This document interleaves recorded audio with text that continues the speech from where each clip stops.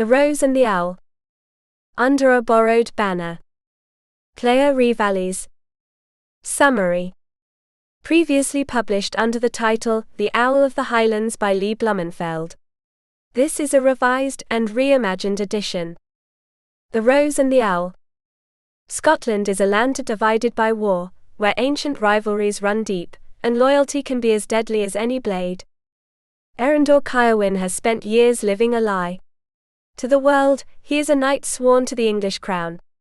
In truth, he serves another cause entirely as one of the most skilled operatives of the White Raven Guard, a secret brotherhood of Highland warriors trained to gather intelligence, cross enemy lines, and shape the fate of kingdoms from the shadows. He has survived by following a simple rule: trust no one, need no one, love no one. Until the night he meets Seren Morvane. Known by some as the Rose of Draegarth, Seren is the daughter of a powerful clan leader whose ambitions threaten everything Eryndor has fought to protect. Raised on opposite sides of Scotland's conflict, they should have been enemies from the moment they met. Instead, they become something far more dangerous. As hidden plots unfold across the Highlands and rival factions struggle for control of Scotland's future, Eryndor and Seren find themselves bound together by secrets neither can escape. With every stolen meeting and every hard-won trust, the line between duty and desire grows harder to see. But Eryndor carries a deception that could destroy everything they have built. And when war finally reaches their doorstep, both must choose between loyalty and love, between the oaths they have sworn and the future they long for. Because in a country torn apart by betrayal, falling in love with the wrong person may be the most perilous choice of all. Prologue. Caerwyn Knight, Scotland, 1308. The Highlands whispered tales of a man they called the Owl, because he appeared before every ambush and vanished into the mist. Eryndor Caerwyn should not have been there. He had completed his mission, and informed King Aidan that the money intended for the English garrison at Braemar Castle would change hands that night at the church. His work was finished. Aidan's men remained hidden among the trees less than 50 yards away, waiting for the escort to arrive. They no longer needed him. Staying there was a mistake. For more than 2 years he had posed as a knight loyal to King Edward. He had worked too hard to risk everything over a mere bad feeling. If the English discovered him, he would have to explain what he was doing there. Worse still, the rebels would take him for exactly what he appeared to be, an enemy. Only a handful of men knew where his true loyalty lay. His life depended on it. And yet he could not move. Hidden among the shadows of the wooded hill behind the church, he stood perfectly still, trapped by the feeling that something terrible was about to happen. He had trusted his instincts for years, he could not ignore them now. Suddenly, the church bell tore through the deathly silence of the night. Compline had begun, the final service of the day. It was time. Eryndor remained motionless, every sense alert, listening for the rider's arrival. Aidan's men, positioned in the trees, had a clear view of the road and enough distance to retreat if necessary. St. Aidan's Church was hardly the ideal place for an ambush. It had been turned into a field hospital. And although the wounded soldiers resting inside posed little threat, they could still alert the English garrison stationed less than a mile away at Caerwyn Castle. Still, the Highlanders had to work with the information available. Eryndor knew the money would be brought to the church, where another escort would transport it to its final destination. What he did not know was which route they would take afterward. 4 different roads led to Braemar. The prize was worth the risk. 25 kilos of silver intended to pay the English garrison could feed Aidan's 400 warriors, hiding in the forests of Galloway for months. And the theft would destabilize the English, which was precisely the purpose of those lightning raids: swift, brutal attacks that confused the enemy, disrupted communications, neutralized numerical superiority, and above all spread terror through their ranks. That was how the Highlanders fought. And it was working. Those cowardly Englishmen no longer dared travel without military escort. Aidan and his men caused them so many problems that they had begun using furtive methods, even relying on priests and messengers to transport funds. Then Eryndor stiffened. He heard nothing, and yet someone was approaching. He could feel it. He fixed his gaze on the road swallowed by darkness. Nothing. No riders. But the hairs on the back of his neck rose, his senses warned him of a presence. Then he heard it. The muted yet unmistakable sound of footsteps on dry leaves. Behind him. He cursed under his breath. The messengers were coming along the beach, rather than through the village road. Aidan's men would likely spot them, but the attack would happen too close to the church. They were trained to expect the unexpected, though this would be dangerously tight. He prayed the priest would not come out to investigate the noise. He already carried too many deaths on his conscience to add a man of God to them. He listened again. 2 people, one heavy tread, one lighter. Branches cracked softly. They were getting closer. Soon he made out 2 figures advancing along the path. The first was a tall, broad man, parting branches for whoever followed behind him. As he passed, Eryndor caught a flash of steel, and a glimpse of a tabard beneath the cloak. A knight. It was them. The second figure was smaller and slimmer, moving with far more grace. Eryndor assumed the person posed no danger, and was about to look away when something caught his attention. He studied more carefully. In the darkness, details were difficult to distinguish, but something felt wrong. The figure seemed almost to glide along the path, and carried something tucked beneath one arm. A basket? Damn it. Not a messenger. A woman. And she had chosen the worst possible moment to appear. Eryndor immediately understood the disaster about to unfold. If the intruder did not leave at once, Aidan's men would make the same mistake he had, except they would have no time to correct it. They would attack the moment she and the knight entered their line of sight. The woman passed beside him, leaving behind a delicate scent of roses. Turn around, he pleaded silently. She paused for a heartbeat, tilting her head ever so slightly as though she had heard his thoughts. Then she continued straight toward the deadly trap. This was going to become a nightmare. Aidan's men would lose the element of surprise, and kill a woman besides. Eryndor knew he should not interfere. He could not risk his cover. Aidan depended on him. His exceptional skill as a scout, the very thing that had earned him a place within the Highlanders' secret guard, was essential to the rebellion. Thanks to his ability to infiltrate enemy lines and gather information about English movements, supplies and positions, those surprise attacks were possible. He could not risk everything for a stranger. Stay out of it. He felt his pulse quicken as she walked toward the ambush. He remained hidden among the shadows. It was none of his concern. But sweat began to bead across his forehead. He had only a second left to decide. Then he stepped out from the trees. He had spent so long pretending to be a knight, that he had begun to believe it himself. Perhaps he was making a monumental mistake, but he could not stand by while a woman walked toward her death. He moved soundlessly through the darkness and approached from behind. Swiftly he covered her mouth with one hand before she could scream, and pulled her back against him, gripping her waist. Too hard. He felt her body crush against his own. The scent of roses enveloped him again, far stronger this time. He caught another smell too, warm butter and apples. Pies in the basket. The woman struggled, dragging him back to reality. I don't want to hurt you, he whispered. But the reactions she awakened in his body seemed to deny it. The more she moved, the more fiercely heat burned through him. Her waist was slender, and her breasts were full and heavy where they brushed his arm. How long has it been since I touched a woman? This was not the time to think about that. The knight heard the noise and spun around. My lady. The moment he saw Eryndor, he drew his sword. Do not make a sound, Eryndor murmured, disguising his voice. I only want to help you. You must leave this place. Now. He loosened his hand slightly over the young woman's mouth. I'm going to let you go, he warned. But do not scream. If you do, they'll be upon us in an instant. Understood? She nodded, and Eryndor slowly removed his hand. The young woman turned to look at him. Beneath the faint moonlight filtering through the trees, he could make out only large eyes watching him from beneath the hood's shadow. "Who will be upon us?" she asked softly. "And who are you?" Her voice was gentle and delicate, and thank God barely rose above the silence of the night. She studied him slowly from head to toe.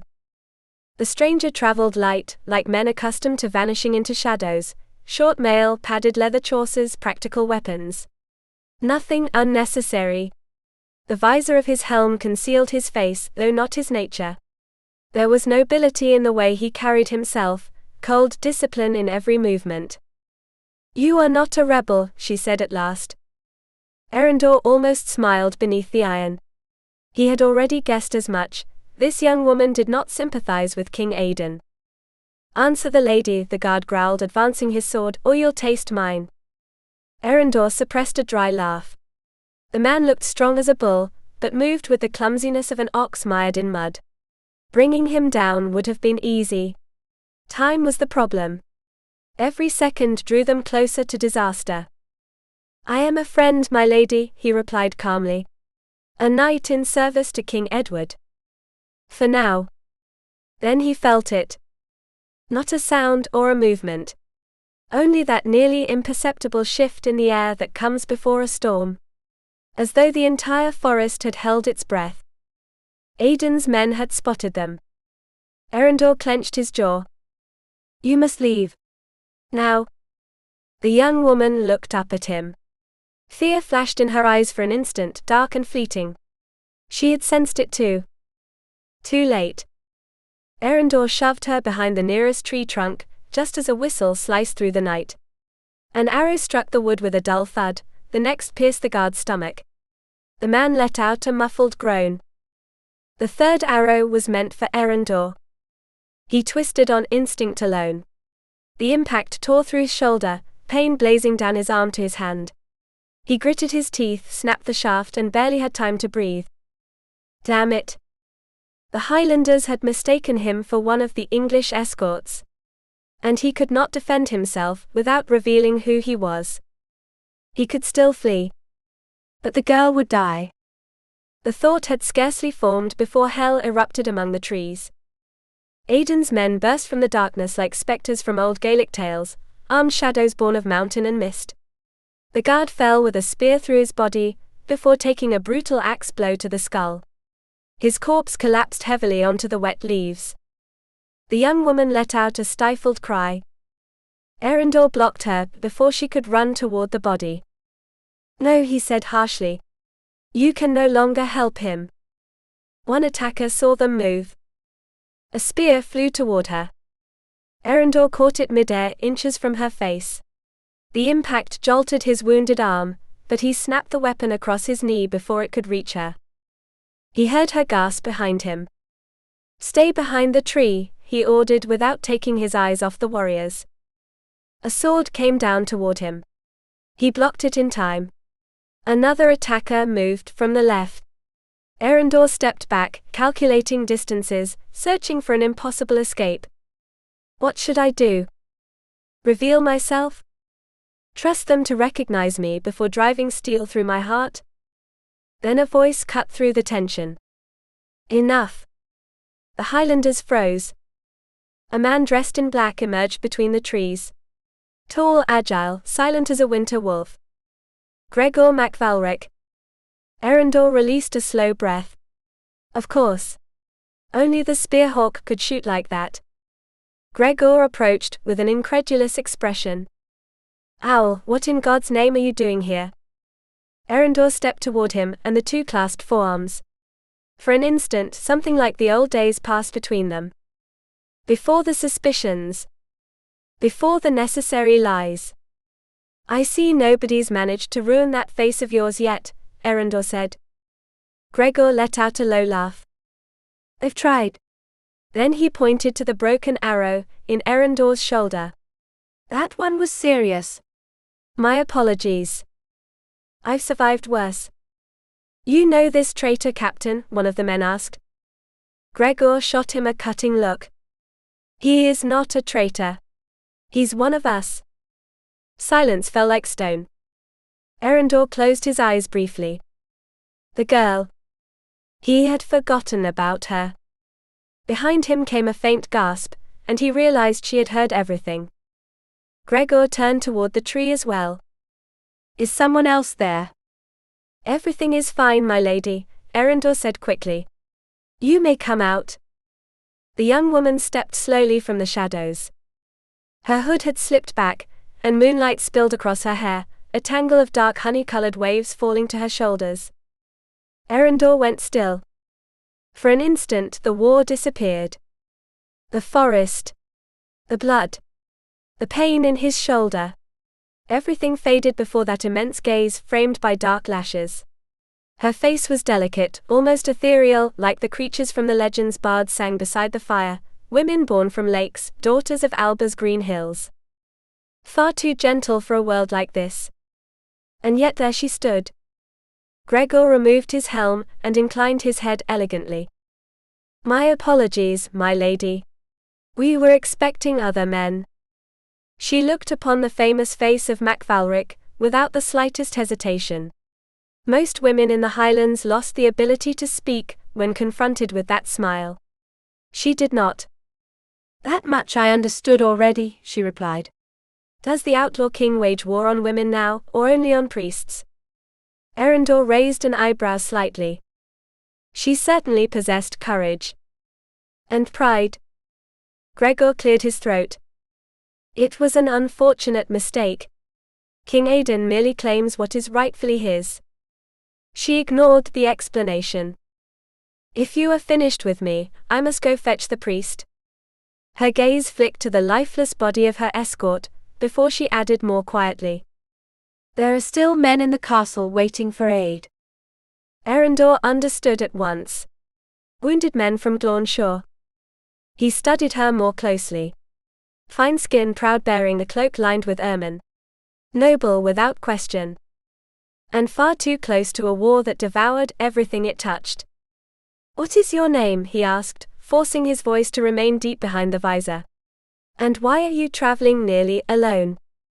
She lifted her chin.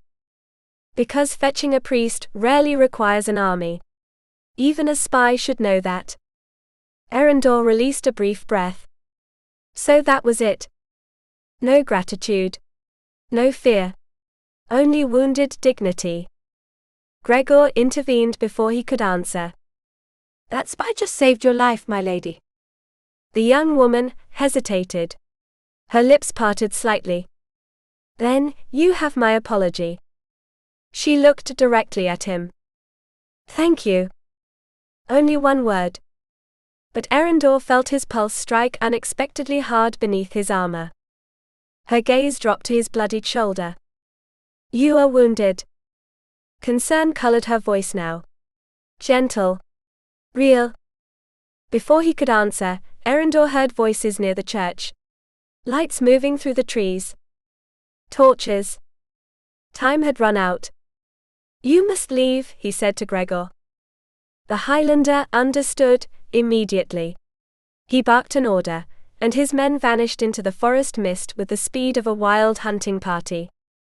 Before departing, Gregor held Eryndor's gaze. There would be no spoils that night. Aidan would lose the money. All because of a woman. When they were alone again, she spoke once more. You should leave too. Eryndor hesitated. Her expression softened slightly. Nothing will happen to me. Go, and thank you again. Their eyes met. And something strange happened. He could see only fragments of her face, through the narrow slit of his helm. She could barely make out eyes hidden behind steel and shadow. And yet Eryndor felt that sudden, impossible connection, like an invisible thread tightening between them. He did not like it. Because men like him survived precisely by avoiding such things. Attachment was dangerous. Trust fatal. The voices drew nearer. A priest emerged from the trees accompanied by wounded soldiers. Eryndor stepped backward into the darkness. May God keep you safe, my lady. And he disappeared into the shadows like a spirit from the old Gaelic tales. But as he vanished deeper into the forest, he could still hear the girl's relieved sob as she collapsed into the priest's arms. He should have regretted it. He had sacrificed the spoils. He had risked his cover. Perhaps even his life. And yet he did not. There would be other chances to seize gold. Instead, he was determined never to cross paths with that woman again. Because his secret remained safe. And because something in her eyes told him that if he ever saw her again, it would not remain so. Chapter 1. Caerwyn Castle, June 1309. The enemy, beneath the rain. Please let him die. Let this nightmare end at last. Seren Morvane set the basket down upon the stone floor, and knelt beside her father's chair. As he broke the seal on the newly arrived message, she held her breath. For weeks she had prayed for the same thing. For Aidan's death. The thought still filled her with guilt. The nuns at the abbey would have been horrified even to hear her say it aloud. Wishing for a man's death was a sin. Wishing for the death of a king, even more so. But the war had taken too much already. Her brother. Her betrothed. Her grandfather's health. And now it was consuming her father too, slowly, like a fever that never truly broke. Seren had been born the year Scotland's disaster began. Her mother used to say she entered the world beneath a storm-dark sky, the very night King Alexander III plunged to his death from the cliffs of Coenbry while riding through darkness toward the arms of his young wife. After that, the kingdom fractured. Aidan. Valdren. Draegarth. Names turned into wounds. 22 years of wars, broken alliances, and ancient vendettas. In the Highlands they said the old hills remembered every drop of spilled blood, and that when the wind blew from the north the echoes of dead clans could still be heard. Seren was beginning to believe it. She watched her father's face as he read the letter. And she knew at once the news was bad. Mael Morvane, Lord of Draegarth, rarely showed weakness. But anger always betrayed him first, the rigid jaw, the color rising in his face, that dark stare capable of silencing a hall full of warriors. Seren tightened her fingers around the carved armrest. What is it, father? He crushed the parchment violently. Brecmore has fled. The Draegarth have been defeated. It took her several seconds to understand. How? They said Aidan was dying.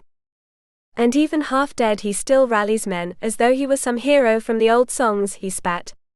Those fools acclaim him like the return of King Arthur. He slammed his fist against the table. Wine splashed across the wood. Brecmore had that bastard cornered near Invercale. But the moment Aidan appeared at the head of his army, they fled. They fled from a dying man. Seren felt a knot tighten in her stomach. Not because of his words. Because of him. The veins standing out at his temples, the heavy breathing, the barely visible tremor in his hand. Only months earlier he had spent entire weeks bedridden, unable to rise. The healers spoke of imbalanced humors, the priest called it divine punishment. Seren believed something else. The war was killing him. She forced herself to smile and took his hand in both of hers. Mother would not approve of you speaking that way in front of me again, she said softly. She'll say once more that I learned to curse because of you. For a moment she thought he would not react. Then slowly the tension in his face eased. A rough laugh escaped his chest. Your mother will force another one of her infernal potions down my throat, if you call for her. Then perhaps I should. He shook his head, amused despite himself. Little schemer. His eyes softened as he looked at her. You have always been the cleverest of all my children. Warmth rose to Seren's cheeks, just as it had when she was little. You always say that. Because it is true. You could barely walk, and you were already rearranging my war pieces across the table. She laughed softly. I thought they were toys. Perhaps. But your moves would have won the battle. For several moments the weight of war seemed to drift from the chamber. The fire crackled in the hearth. Outside, the sea battered the cliffs beneath Caerwyn Fortress, and gulls wheeled above the towers like white spirits. Then her father sighed. I wish matters were still that simple. Seren tensed again. What do you mean? Aiden will come for us. The words fell between them like cold iron. She blinked. But there is a truce. Until August. And the moment it ends, that traitor will cross our lands. Seren looked away briefly. Months earlier, when Aiden marched north, Ardmurra had been trapped between sword and sea. Her father, ill and short of men, had accepted a truce to buy time. Time. It was all they had left. The McDowells have already fallen, he continued. The Draegarth have fled to England. We are the last thing standing between Aiden and the crown. Seren searched for something to say. Something to keep him away from that dark fury consuming him. You defeated him once already, she murmured. At Dunwraith. Aiden has not forgotten it. Mael of Draegarth absently brushed the silver brooch fastening his cloak. The oval crystal reflected the firelight. The trophy taken from Aiden himself during that battle. For a second a hard smile crossed the Lord of Draegarth's face. No. He has not forgotten. Then he looked up. And this time I will finish what I started. There was something savage in his expression. Something that made Seren shiver. Before summer ends, he said slowly, Aiden's head will hang before these gates for the crows to feed upon. Seren lowered her gaze. She hated hearing that voice in him. Sometimes the war turned her father into a stranger. And yet he was still the man who had taught her to read maps, ride through the rain, and never bow her head before anyone. The man who still smiled at her and called her my little heart. She could not lose him. Not after everything else. Because beneath the pride and alliances, beneath the banners and oaths, that was what she truly feared, being left alone while the world collapsed around her. What can I do? She asked quietly. Her father's expression softened. He pinched her cheek affectionately. Go see my cousin, the bishop. I need messages sent before Aiden isolates us completely. Seren nodded, and rose to her feet. She picked up the basket again, but before she left he added. And do not forget the pies. You know the bishop would sell his soul for them. This time she smiled for real. That would be an even greater sin than wishing for a king's death. Her father let out a hoarse laugh. And for one fleeting instant, while firelight danced across the castle walls and the Atlantic wind roared beyond the battlements, Seren wanted to believe they still might be saved. Chapter 2. Near Inver Cael, Abercaith. The man with the scar. The full moon hung above the hills wrapped in smoke. Farmhouses burned in the distance. The flames stained the night red while Aiden's men pillaged Breckvor's lands, leaving behind a blackened, empty wasteland. It was William Wallace's old lesson, leave the enemy nothing but ashes. Eryndor Caerwyn watched the horizon from the shadows of the trees. Victory should have tasted sweet. It did not. The great stone monolith rising in the middle of the clearing looked like a relic from another world, ancient even before Scotland had kings. The Druids had vanished centuries ago, yet in the Highlands people still told stories of stones that listened to oaths and hills where the fair folk stole careless men away. Eryndor had never believed much in those tales. He trusted his senses more. And at that moment they told him he was not alone. First he caught the faint crackle of brush. Then the scrape of boots over damp earth. A faint smile touched his lips. He moved silently through the trees, circling the clearing until he stood behind the approaching shadows. Then he let out the low call of an owl. 3 men spun instantly, drawing steel. Evander was the first to recognize him. God above, it still unnerves me how you do that. Eryndor stepped out of the darkness. Evander barked out a laugh. I told Maelor you'd detect us before we reached the clearing. I just won a shilling. Torrin Maelor grunted something unintelligible. Eryndor almost smiled. The captain of the White Raven Guard looked carved from stone, enormous, silent, with that savage presence that called northern storms to mind. Evander clapped him on the shoulder. You've improved. Eryndor held his older brother's gaze for a moment. It always happened when he saw him, that uncomfortable feeling of belonging. Evander had been more father than brother to him. The only one who had never made him feel strange, for the way he perceived the world. Someone had to save your pride, Eryndor replied. Maelor stepped forward then and clasped his forearm. I never thanked you for what you did for my wife. Eryndor inclined his head slightly. 2 years earlier he had saved her by chance. Or perhaps not by chance. Sometimes life turned upon decisions so small, they did not even seem important in the moment. Maelor smiled faintly. We have a daughter now. Isolde. Evander burst out laughing. The first week he refused to touch her for fear of breaking her. Maelor shot him a glare. Something strange stirred in Eryndor as he watched them. That? Family. Home. Peace. Things that seemed to belong to other men. Then the third man stepped forward. And the air itself seemed to change. King Aidan. Even ill, he radiated authority. He wore the golden tabard of the rampant lion, and moved with the stubborn strength of a man who refused to fall. Eryndor dropped to one knee. Your Majesty. Aidan extended a hand to pull him up. You have served Scotland well, Sir Eryndor. Without your information, Breckmore would never have been defeated so quickly. Eryndor studied the king's exhausted face. The greyish cast of his skin. The strain beneath his eyes. He was still sick. Maelor remained discreetly behind him, prepared to catch him if he faltered.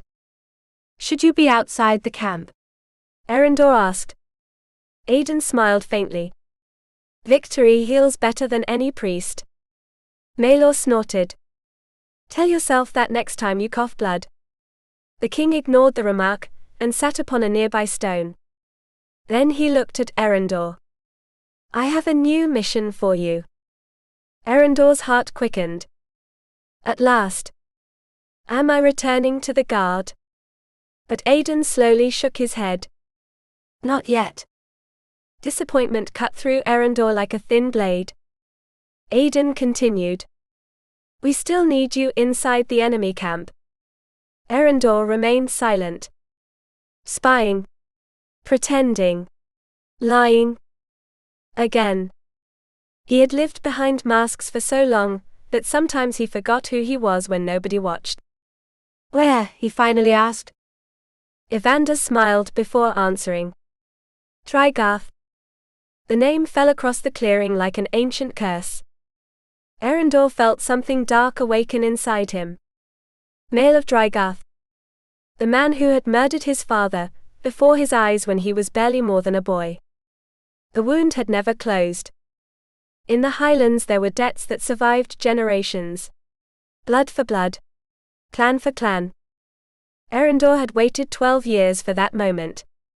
Maelor spoke then, unaware of the silent fire he had just lit within him. Draegarth has summoned his knights. Your brothers will answer the call. Go with them.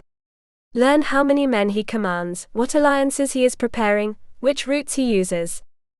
But Eryndor barely listened. He could already see Caerwyn Castle, above the grey sea. Already imagine the moment. Male of Draegarth finally falling. Evander watched him closely. Keep a cool head, he warned.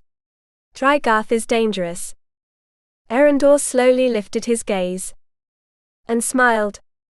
A slow sharp smile. When do I leave? Because for the first time in years, the mission no longer felt like a sacrifice. It felt like destiny. Chapter 3. Caerwyn Castle, Draegarth, July 1309. Oaths beneath shadows. Less than 3 weeks after meeting with the king, Eryndor Caerwyn had finally entered the enemy's lair. Caerwyn Castle rose above the sea like some ancient beast, unmoving and watchful. From the road, its walls seemed to emerge from the black stone, just like the cliffs along the coast of Ardmara. The wind carried the scent of salt peat smoke and wet seaweed. Beyond, the Draegarth estuary stretched beneath a pearl-grey sky, where gulls wheeled like wandering spirits from an old Gaelic song. Eryndor had imagined that place many times. Dreamed of it. Of those towers. Of that hall. Of the man waiting inside. He stood among the knights and men-at-arms summoned by Mael of Draegarth, waiting for his turn to swear loyalty. On the surface he appeared calm. Only someone who knew him very well would have noticed the invisible tension hardening his shoulders. He surveyed the hall discreetly. Entrances. Windows. Guards. Distances. He always did the same. The habit was as natural as breathing. If they discovered him, he would be dead before nightfall. The great hall was imposing. Dark beams rose overhead like the inverted hull of a ship. Tapestries stirred faintly in the draughts creeping through the arched windows, while flames from the enormous hearth painted the stone in reddish light. Upon the dais at the far end beneath the Morvane banners, rested a throne carved from oak. Alistair Morvane, the elderly lord of Ardmurra, sat there. But the true power was not the old man. It was the man seated at his right hand. Mael of Draegarth. Eryndor felt blood pound against his temples. He had waited 12 years for that moment. His father's killer. The man looked older than Eryndor remembered. Grey strands threaded through his dark hair, and illness had begun to mark his face. Yet his eyes remained unchanged, cold, sharp, merciless. Hawk's eyes. Executioner's eyes. Eryndor looked away before hatred betrayed him. He could not feel. He could not remember. Not yet. A few steps away, Eryndor Caerwyn let out a booming laugh, and struck his squire across the jaw with the back of his hand. The boy lowered his head, while blood trickled from his lip. Eryndor grimaced. Eryndor had not changed. "Did you truly think some girl would look at a tadpole like you with me nearby?" he roared with laughter. The boy flushed scarlet. Eryndor almost felt sorry for him. Almost. "I only asked whether Draegarth's daughters are really as beautiful as people say," the squire muttered. "Which daughters?" Eryndor asked distractedly. Eryndor let out another laugh. "Good God, brother, have you been living buried in a cave? The Morvane girls. Especially Lady Brienna. They say that when she smiles even monks forget their vows." "And the younger one," one of the men by the fire added. "They call her the Rose of Draegarth." "The Rose?" Eryndor repeated indifferently. "Because she's beautiful, they say. And because anyone who tries to pluck her usually ends up bleeding." Eryndor barely listened. Stories about noble beauties were usually exaggerated beyond reason. "I'm sure they must have some flaw," he said without interest. Eryndor glanced sideways at him and understood at once. "Yes," he admitted quietly. "They are Draegarth's daughters." The squire frowned in confusion. "And what is wrong with that?" Eryndor cuffed him on the head again. "That you'll need them blind before they pay you any attention." Nearly an hour passed before the Caerwyns' turn arrived. Eryndor stepped forward beside his brothers toward the dais. He felt Mael of Draegarth's gaze upon them even before he lifted his eyes. "Sir Eryndor of Torcia," Draegarth murmured. "Son of Cléa Vor. Though not the firstborn." Eryndor inclined his head with surprising calm. "My 3 elder brothers fight beside Eryndor, my lord." "I know." A brief silence followed. "As does your uncle," Eryndor added with soft venom. Draegarth's eyes flashed for an instant. Eryndor held his breath. But the Lord of Draegarth only smiled faintly. "I remember your brother Evander well. He fought bravely at Vardrojo." The mention of that battle pierced Eryndor's chest like cold steel. Vardrojo. Blood upon mud. Screams.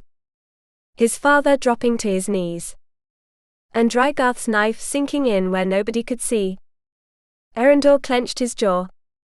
"You were very young then," Draegarth continued.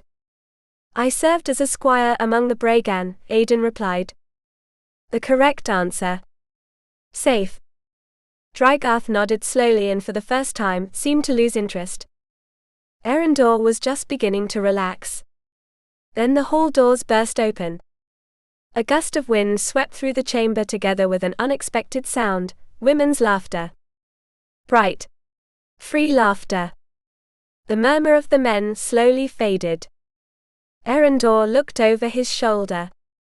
Two young women hurried through the hall. The first was dazzling. Nearly white blonde hair flowed beneath a pale blue veil, and her beauty possessed something unreal, like the fairy women from Highland legends who lured men into dark lakes. Even Aidan fell silent.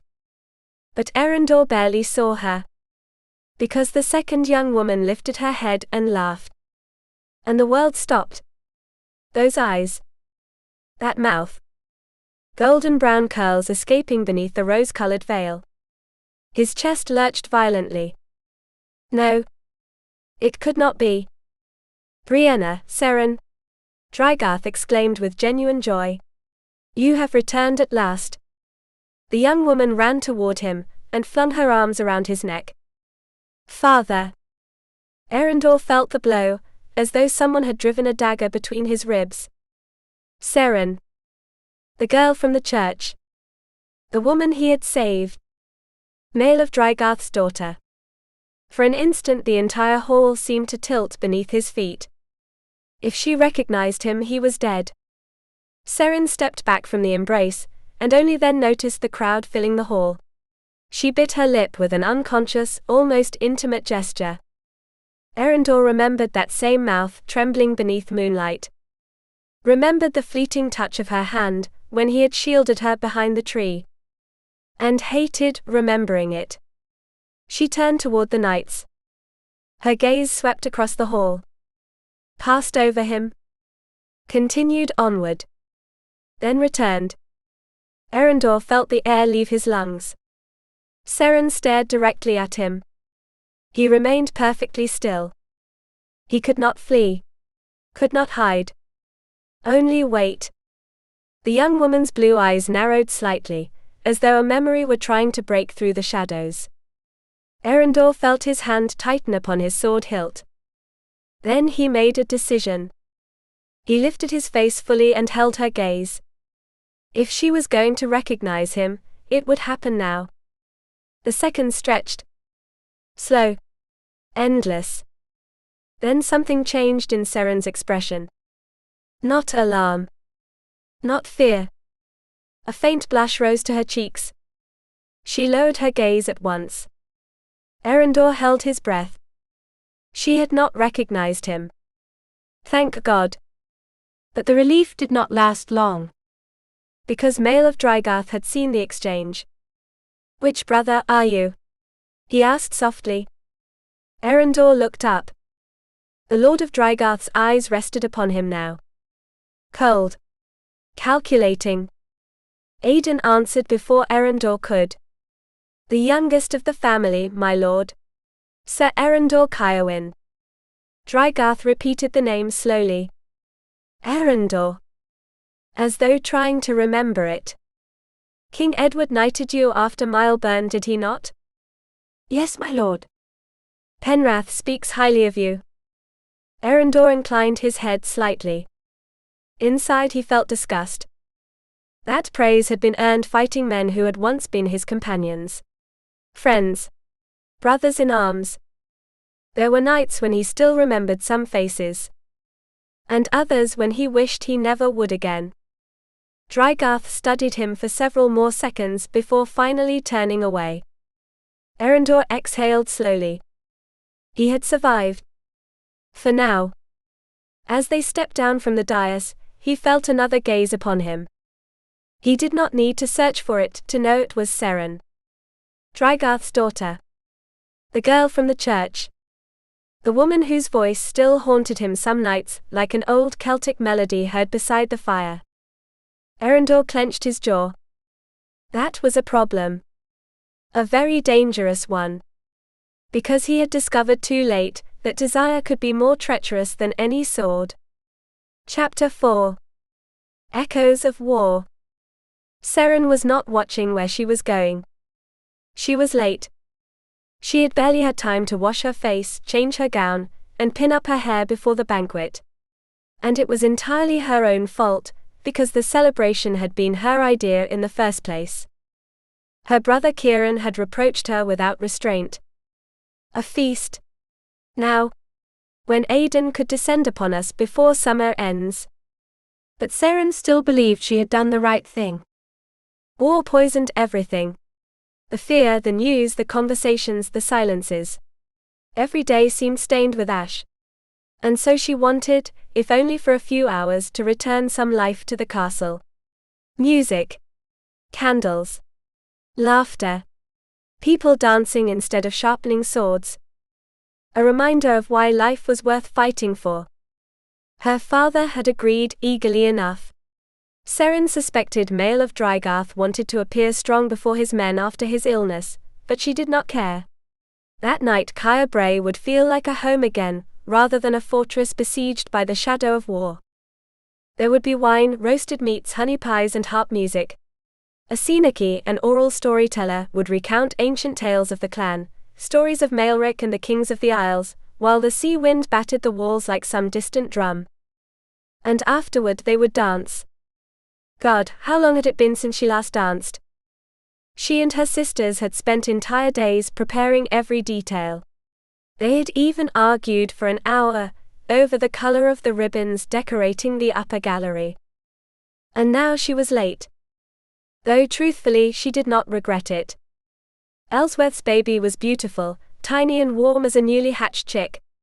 Her friend had been widowed only months ago, and tried to smile for the child Sake, yet Seren could see the exhaustion hidden behind her eyes. Another child who would grow up without a father. Another gift from that cursed war. She quickened her pace when the first notes of the harp drifted through the corridor. Damn it, she muttered, using one of her father's favorite curses. She hurried into the great hall, without paying attention to anything.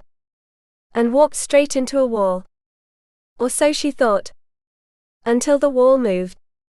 A firm arm caught her before she could fall backward, and suddenly she found herself trapped against a solid, warm body. Have you hurt yourself?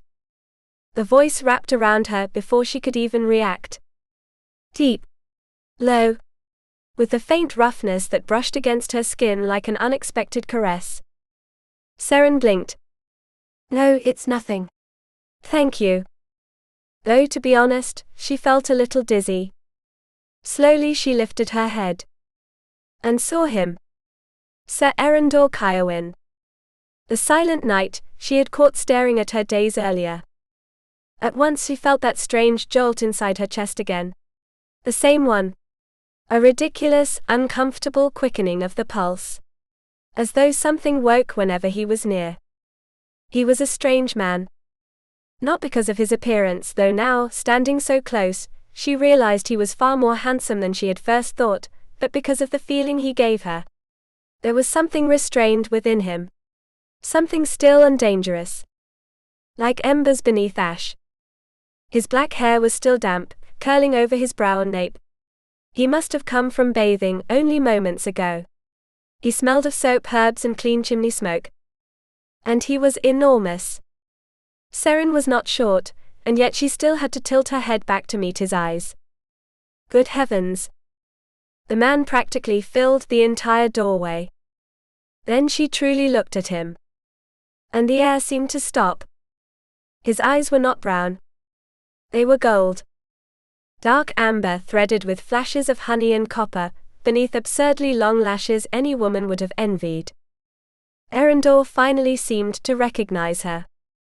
And released her. Not roughly exactly, but almost. Seren lost her balance and nearly fell. She managed to steady herself with a desperate flailing movement of her arms that was neither graceful nor dignified. She felt ridiculous. He watched her with an unreadable expression. Neither amused nor flustered. Indifferent. That irritated her far more than it should have. I'm sorry, she said, trying to recover her composure. I did not see you. That much I had noticed. The tone was polite, Too polite. And cold. Seren frowned slightly. What an unpleasant man. I was late, she explained, though she had no idea why she suddenly felt the need to justify herself. Eryndor stepped aside to let her pass. Then I should not keep you any longer. She looked at him for a moment. There was distance in his voice. Deliberate distance. As though he wanted to keep her far away. And inexplicably, that only awakened her curiosity further. She walked past him trying to preserve at least some dignity. Why should she care whether a taciturn warrior liked her or not? Warriors were precisely the kind of men that interested her least. Her entire life had been surrounded by steel, blood, and widows dressed in black. She dreamed of something else. A peaceful home. Children. A husband capable of speaking about books, music, or the sea, rather than only swords and military campaigns. Before disappearing into the crowd within the hall, she turned her head without thinking. Eryndor was watching her. She looked away so quickly she nearly stumbled again. Eryndor had spent the last half hour wishing he could leave. He hated banquets even in ordinary times. The noise. The wine. Men shouting as though drunkenness could frighten war away. But that night was especially unbearable. Because Seren Morvane would not stop looking at him. He felt her presence even when he was not watching her. He was supposed to observe others, not the reverse. He had deliberately positioned himself far from the main dais, in a discreet corner of the hall. Yet Seren's presence reached him anyway. Every time she laughed, every time she spoke, every time the fire drew golden sparks from her curls. Damn the woman. He tried to ignore her. He failed. Because she glowed. Not the way her sister Brienna glowed, whose beauty was obvious and flawless, like a figure sculpted from pale marble. Seren was different. Warmer. More alive. She had dimples when she smiled. And she smiled often. Naturally, without pretense, like someone who had not yet learned to hide joy in order to protect herself from the world. Men followed her with their eyes. Women too. And Eryndor understood why. It was impossible not to watch her. When the music began and couples stepped out to dance, she seemed to transform. The entire hall grew brighter around her. Her cheeks were flushed, her blue eyes laughed even before her mouth did. A strange pressure tightened in Eryndor's chest. He had lived among blood and shadows since childhood. He had spent years hiding, lying, surviving. Seren's happiness was almost painful to witness. Like staring directly into the sun, after too long in darkness. He tried to focus on her flaws. She had to have some. Perhaps she was spoiled. Or cruel. Or as manipulative as her father. He was nearly convincing himself, when he saw her stumble during a dance. Eryndor rose instinctively. Seren landed, sitting squarely in the middle of the hall. The music stopped. A young man behind her looked horrified. Eryndor expected tears. Or elegant humiliation, directed at the clumsy fool who had caused the fall. Instead, Seren burst out laughing. A bright, infectious laugh. The young man helped her up, and she immediately began mocking herself until he laughed too. Eryndor closed his eyes briefly, and drank a long swallow of ale. Perfect. Neither arrogant nor cruel. That complicated matters greatly.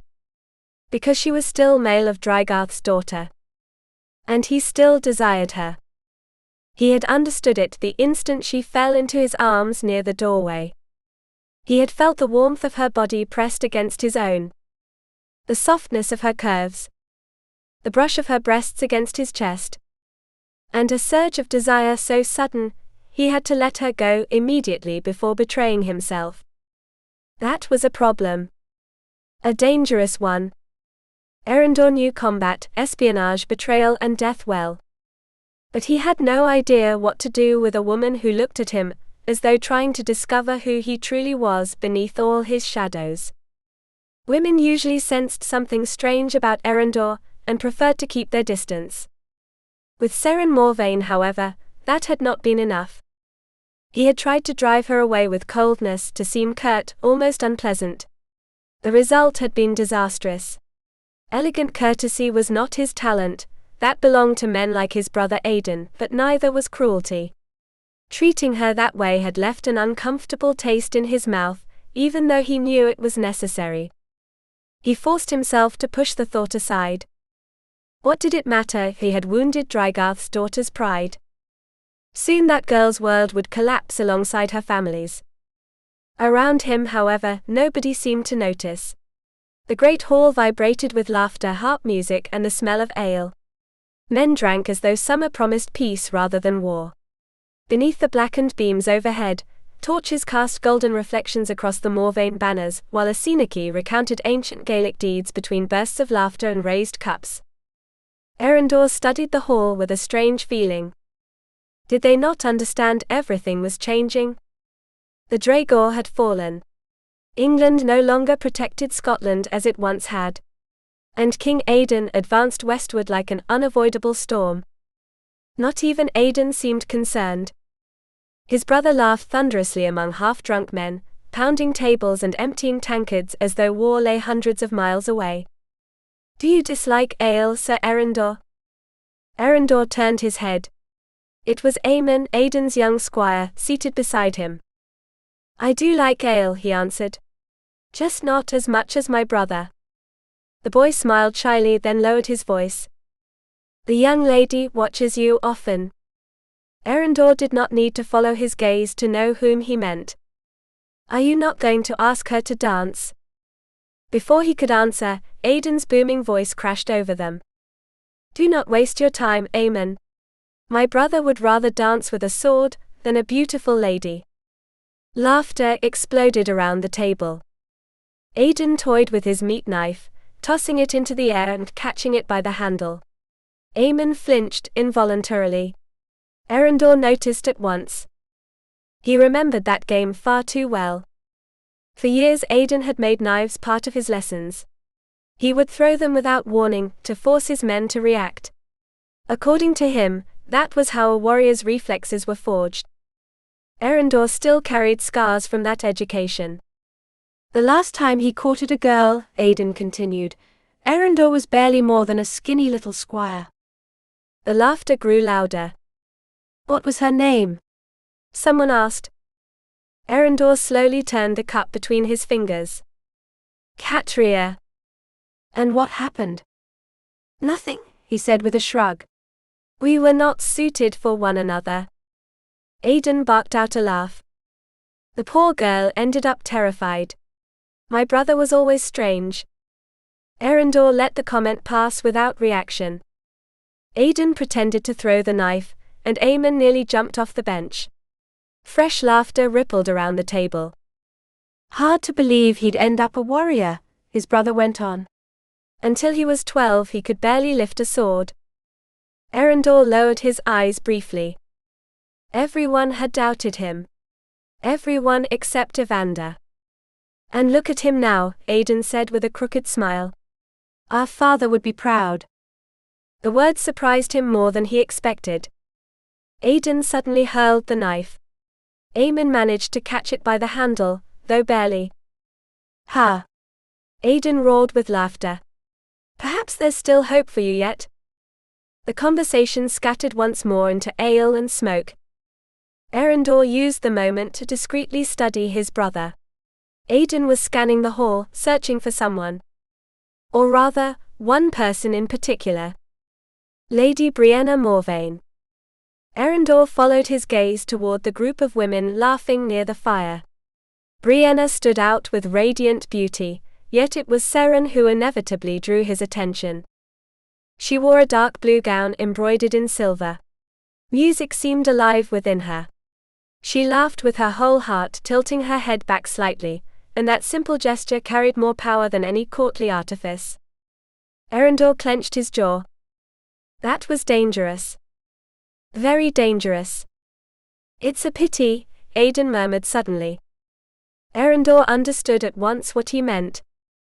Male of Draegarth's daughters were beyond their reach. The Rose of Draegarth. Beyond the reach of any Caerwyn.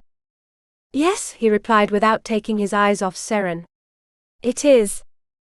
Chapter 5. The Rose of Draegarth.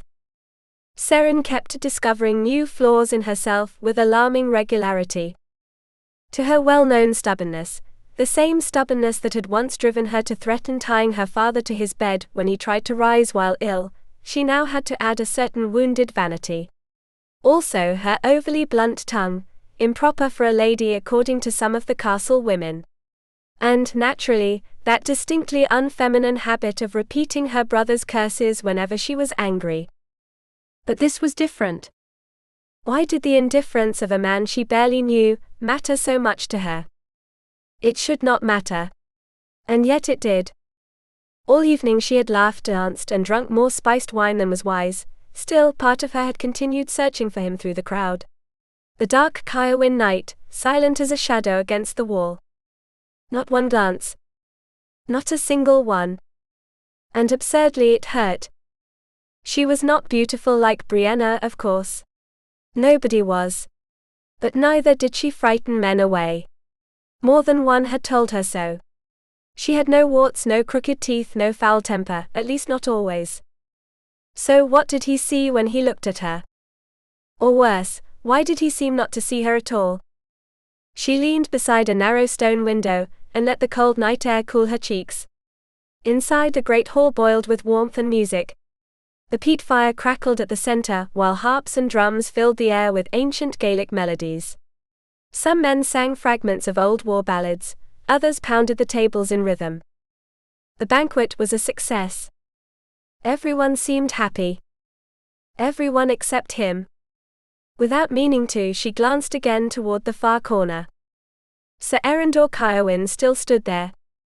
Leaning against the wall motionless, he watched the hall with strange attentiveness. He barely drank. He did not laugh like the others. Even among warriors he seemed apart, as though part of him remained somewhere else entirely, somewhere cold and dangerous. A faint shiver ran through Seren. Some men entered a room wanting to be seen. Eryndor Caerwyn did precisely the opposite. And yet he was impossible to ignore. No one wishes to dance with you, little temptress. Before she could react, someone lifted her off the ground. Seren burst out laughing. Kieran. Put me down this instant. Her brother held her up a moment longer, amused, before setting her back onto the stone floor. A little respect for your elder brother. Brother? I thought you were a trained bear. Kieran feigned outrage, though his blue eyes gleamed with delight. It had been a very long time since Seren had seen him laugh like that. Since his wife's death, a quiet sadness had settled upon him like mist over a lake. That smile tightened her chest painfully. You were right about the banquet, he admitted. We needed a night like this. Seren smiled sincerely. That meant a great deal coming from Kieran. And where are all those suitors of yours? He asked, looking around. Earlier they were fluttering around you like bees over honey. They fled when they saw you coming. Wise men. She laughed softly. Thomas Brêgan went to fetch me more wine. Kieran frowned. That overly polite boy does not convince me.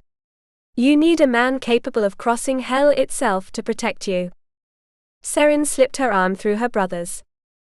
I already have you, father, and my brothers for that. Kieran's expression softened. Always, little one. Then he studied her carefully. Though I suspect you were not thinking about Thomas Brêgan tonight. She looked away too quickly. And naturally, Kieran noticed. He followed her gaze toward the back of the hall. Caerwyn.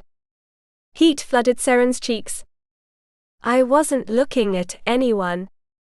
Of course not. Kieran narrowed his eyes. Aidan Caerwyn. A good warrior, though far too aware women find him attractive. She did not correct him.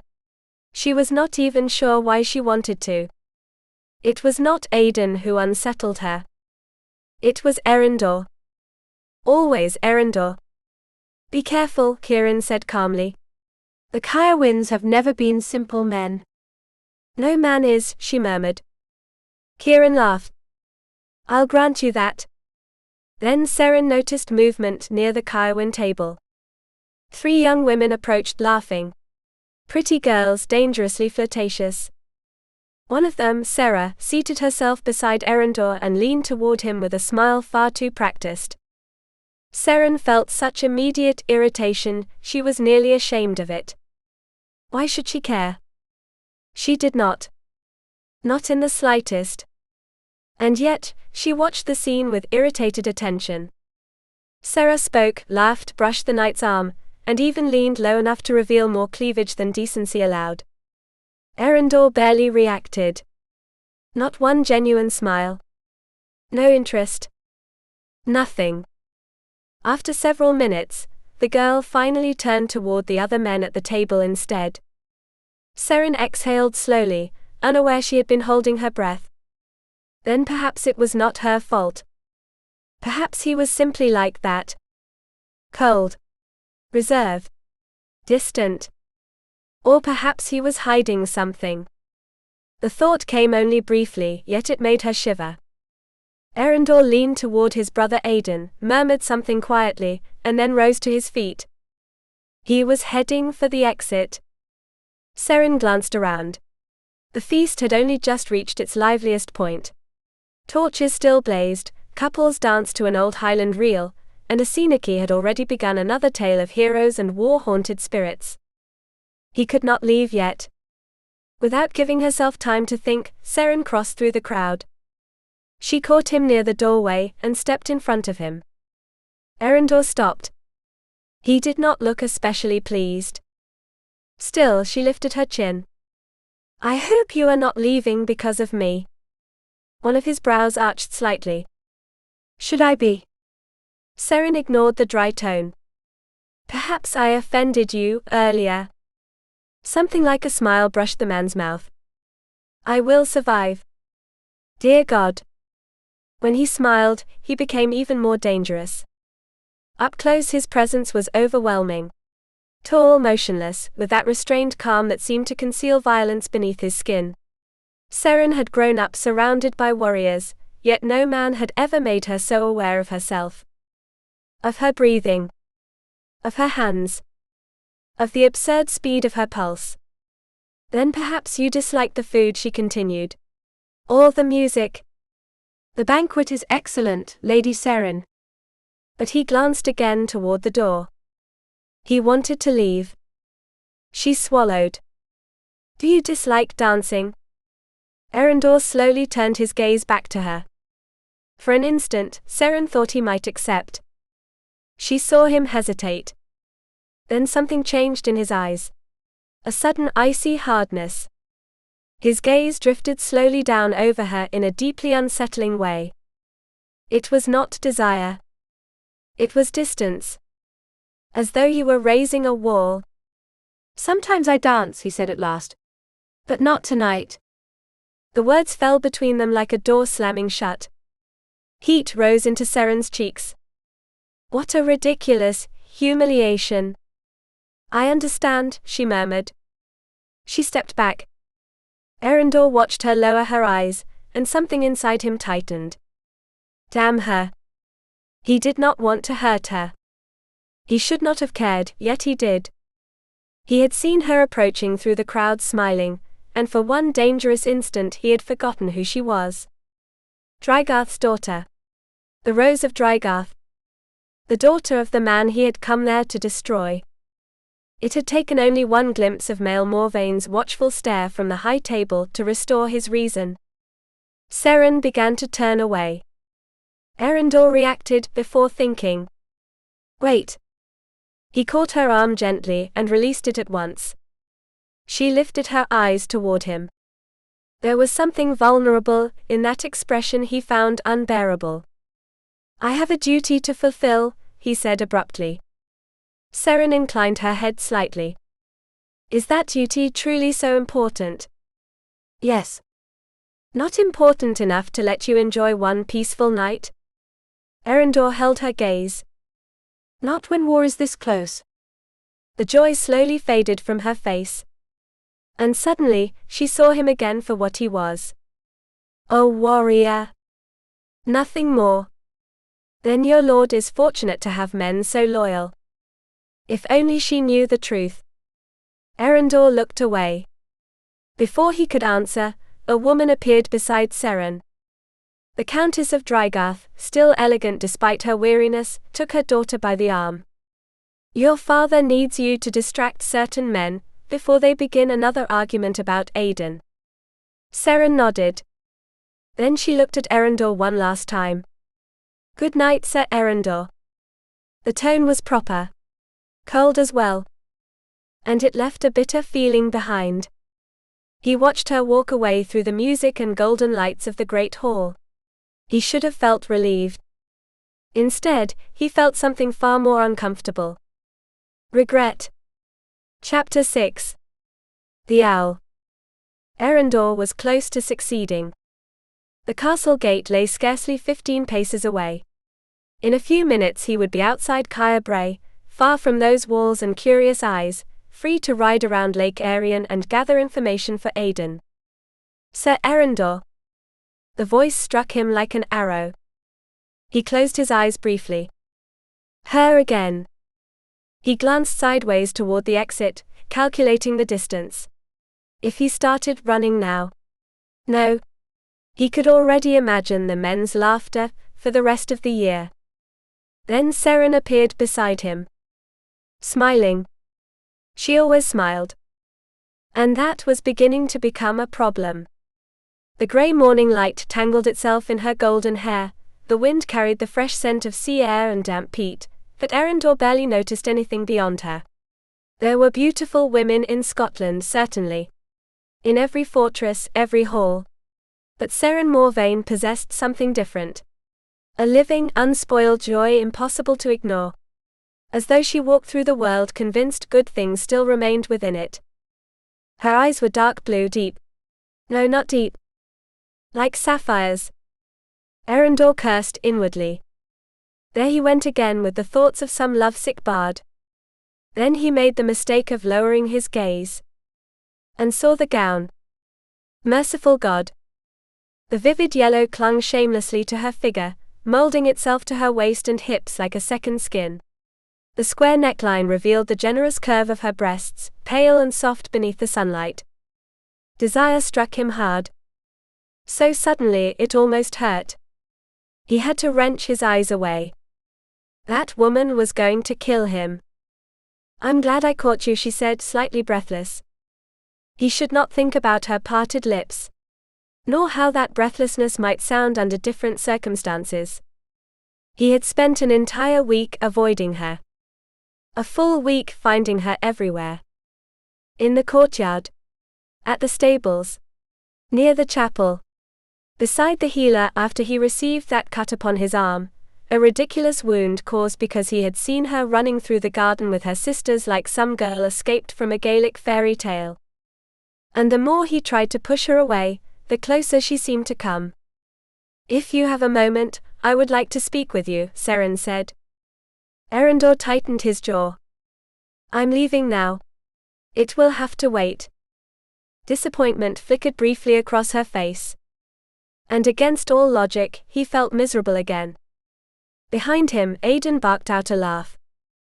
Go on, Eryndor. The lady appears to need you more than we do. Eryndor nearly murdered his brother on the spot.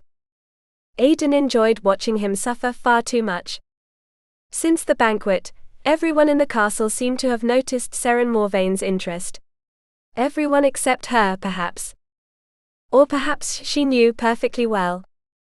Can you truly stay? Seren asked, brightening. He barely had time to invent another excuse. Wonderful. Where were you going? It doesn't matter, he answered roughly. It mattered very much. He was losing the chance to inspect the terrain north of the lake. And it was not the first time Seren had interfered in his mission without realizing it. He had come to that castle as a spy. And he was beginning to behave like a fool. Eryndor dismounted before the stables, and handed his horse's reins to a stable boy. Seren walked beside him with light steps. Too close. Every time her arm brushed his while she spoke, he tensed as though anticipating an enemy attack. It was ridiculous. He had been trained to infiltrate enemy lines, kill silently, survive frozen forests and battlefields strewn with corpses. But no one had ever taught him how to defend himself against a persistent, charming girl. Most women avoided him. They sensed a danger in him. Seren, however, looked at him as though he were a normal man. And that disarmed him more effectively than any sword. Eryndor kept his gaze fixed ahead, to avoid watching sunlight pull golden glints from her hair. To avoid breathing in her soft scent of roses and wild herbs. To avoid imagining her naked. Because then he inevitably thought about her breasts. And afterward her hands.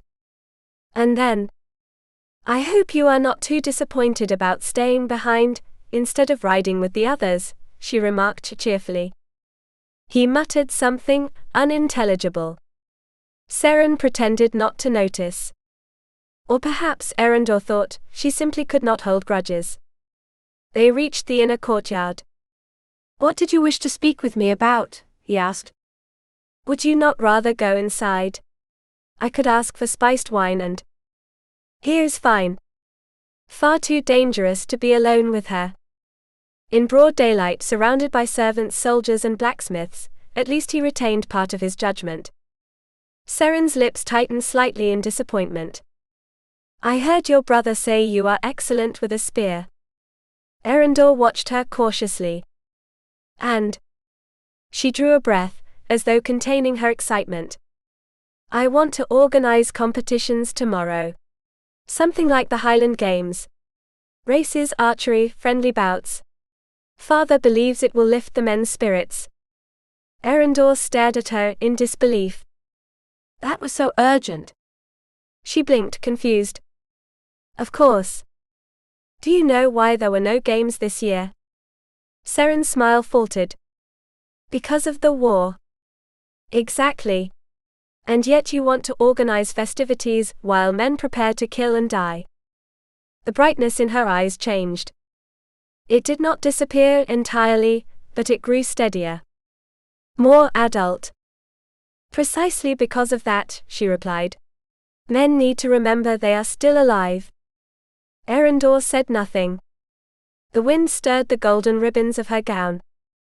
Somewhere in the distance, someone played a slow melody on a bone flute. The sound drifted across the courtyard like an ancient Highland echo. Seren stepped closer. "I do not intend to ignore the war," she said more softly. "Believe me, I know perfectly well what is coming. But if tomorrow everything may burn, then today deserves to be lived." The words struck him with unexpected force.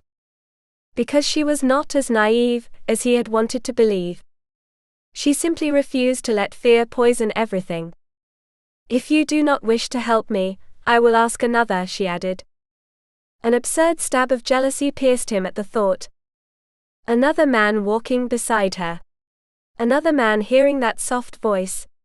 Another man seeing the way she looked at him. Damn it. "What do you need?" he growled at last.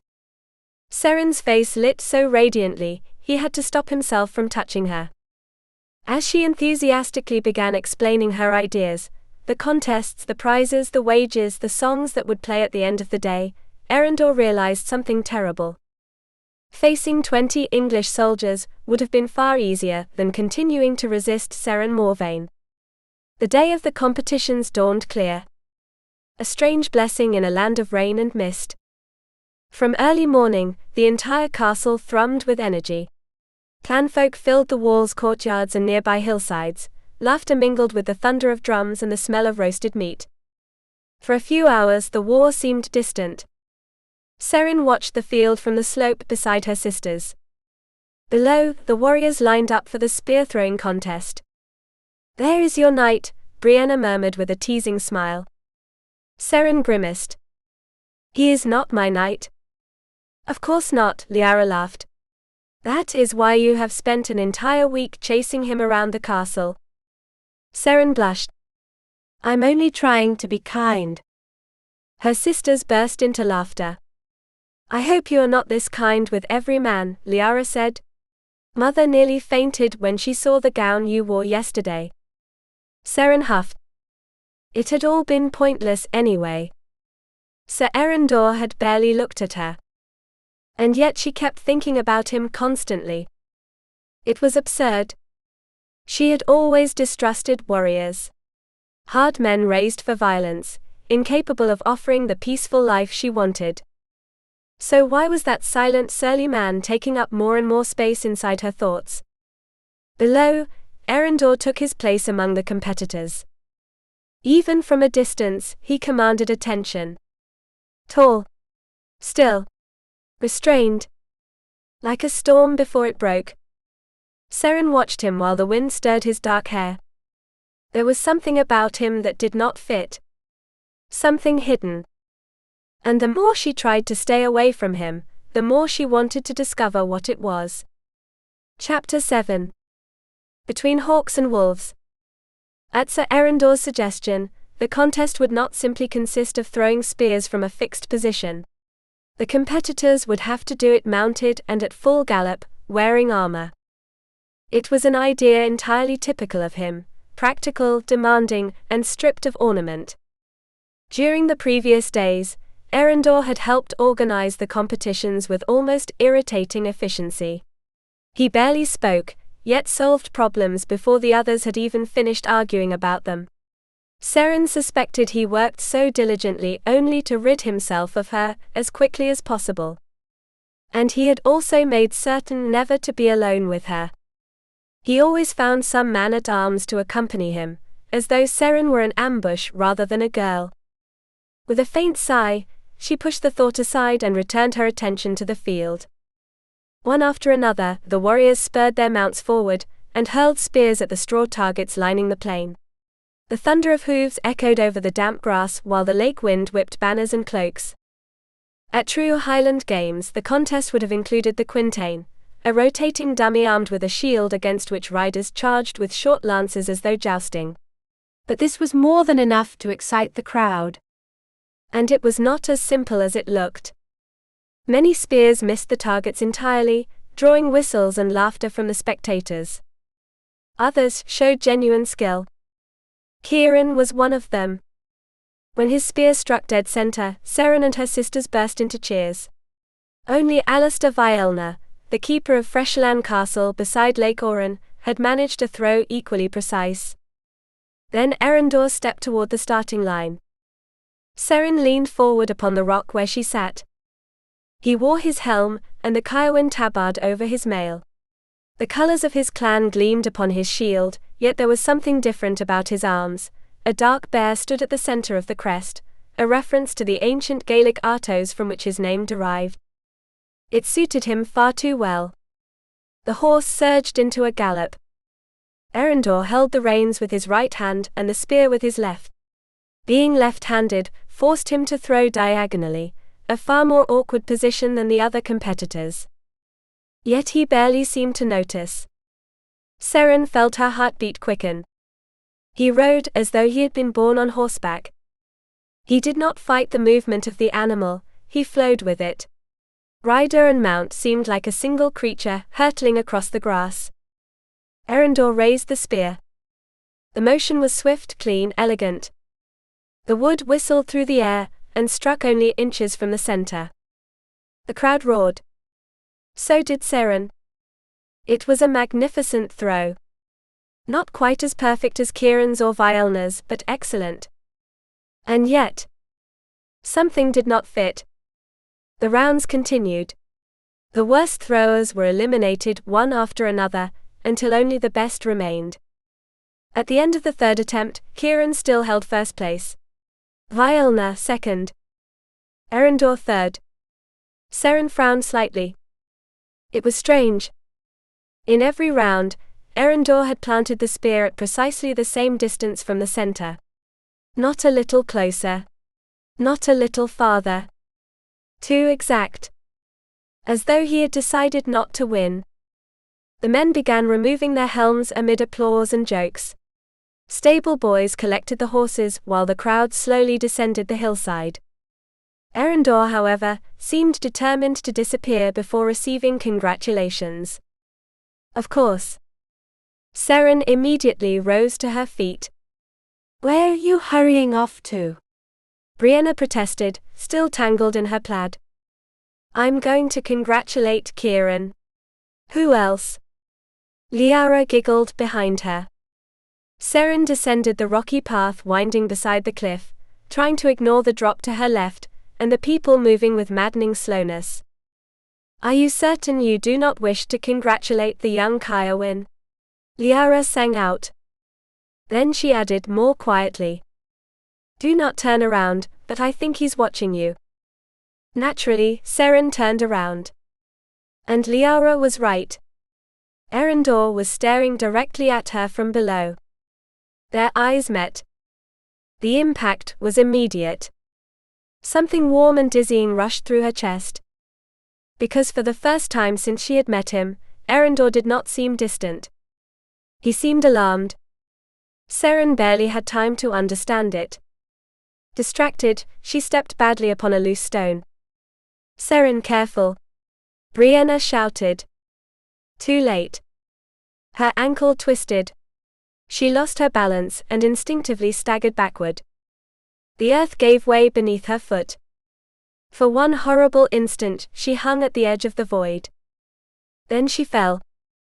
The world became silence.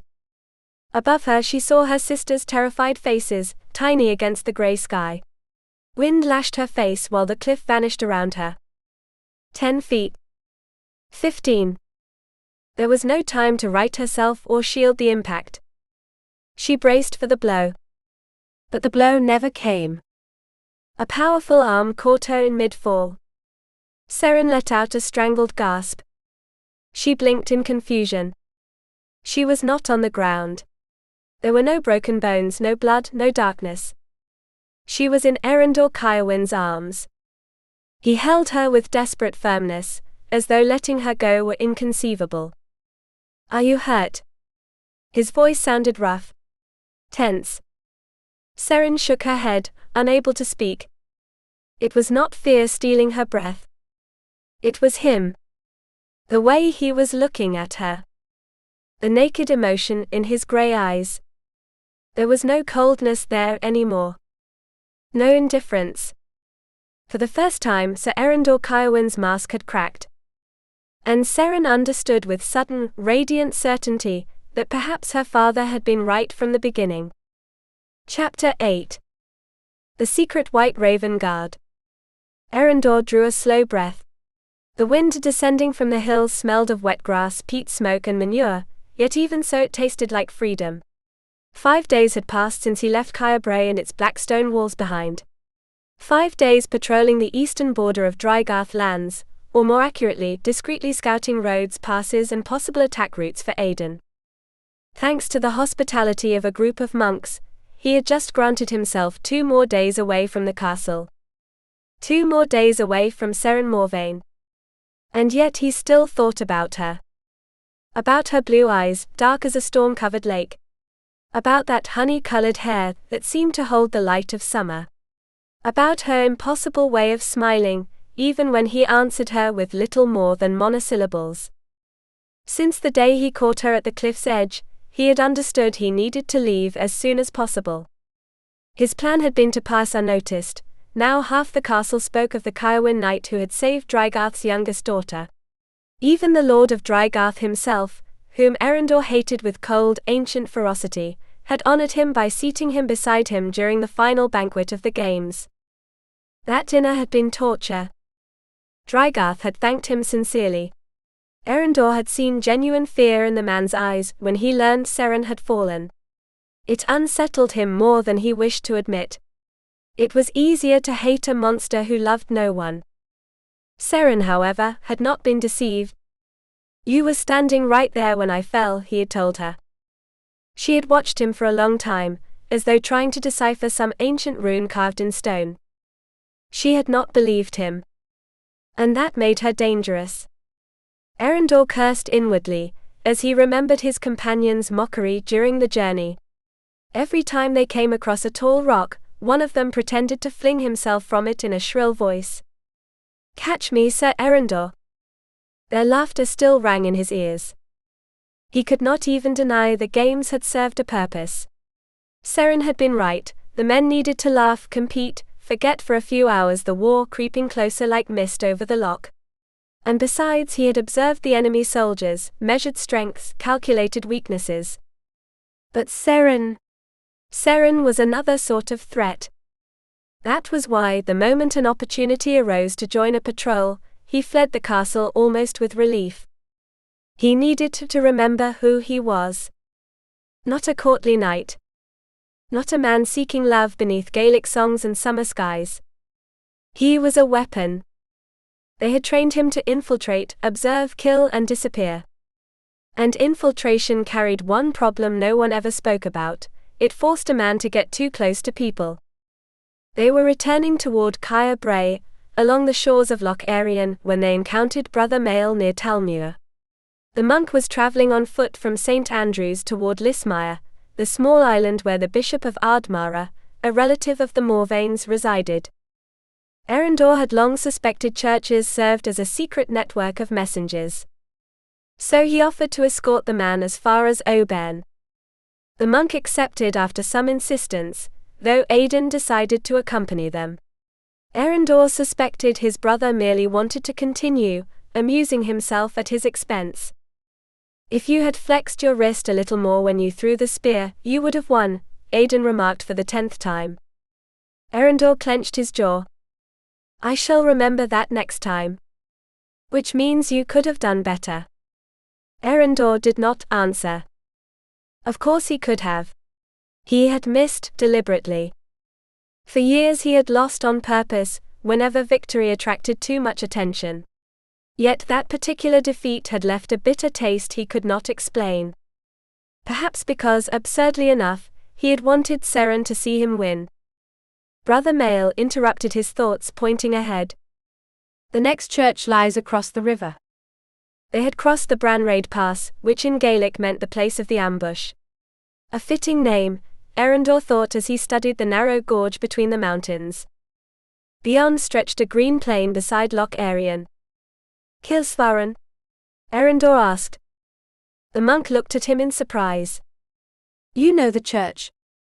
Eryndor and Aidan exchanged a brief glance. Of course they knew it. Those lands had belonged to the Caerwyns before the Morvanes took them. Eryndor corrected himself mentally, before they stole them. They continued following the river Oran, until they caught sight of the small village. Several women stood conversing near the church. Children ran among ancient gravestones, and singing drifted through the air. Eryndor tensed immediately.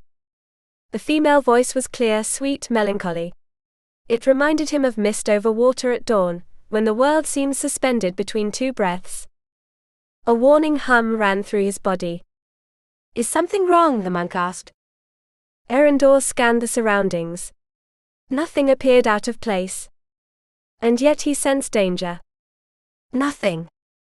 But the song continued. Closer. Clearer. They entered the priest's house, and while sharing a thick porridge of oats and herbs, Eryndor heard that voice again. This time it lodged directly in his chest. "Who is singing?" he asked without thinking. Brother Rory smiled. "Lady Seren. Today she is visiting Duncan. Since he returned wounded, nothing cheers him more than hearing her sing." Eryndor went still. Of course. It had to be her. "The entire village waits for her visits," the priest continued proudly. "She brings songs, books, food, hope. God bless her." Aidan barked out a laugh. "It seems your admirer has followed you all the way here, little brother." Eryndor ignored the comment, though sudden exhaustion swept through him. No. Seren had not followed him. It was only coincidence. A cruel coincidence. He stepped out of the house determined to leave as quickly as possible. And then he saw her. Seren emerged along a path between the cottages, bidding farewell to a woman and two small children.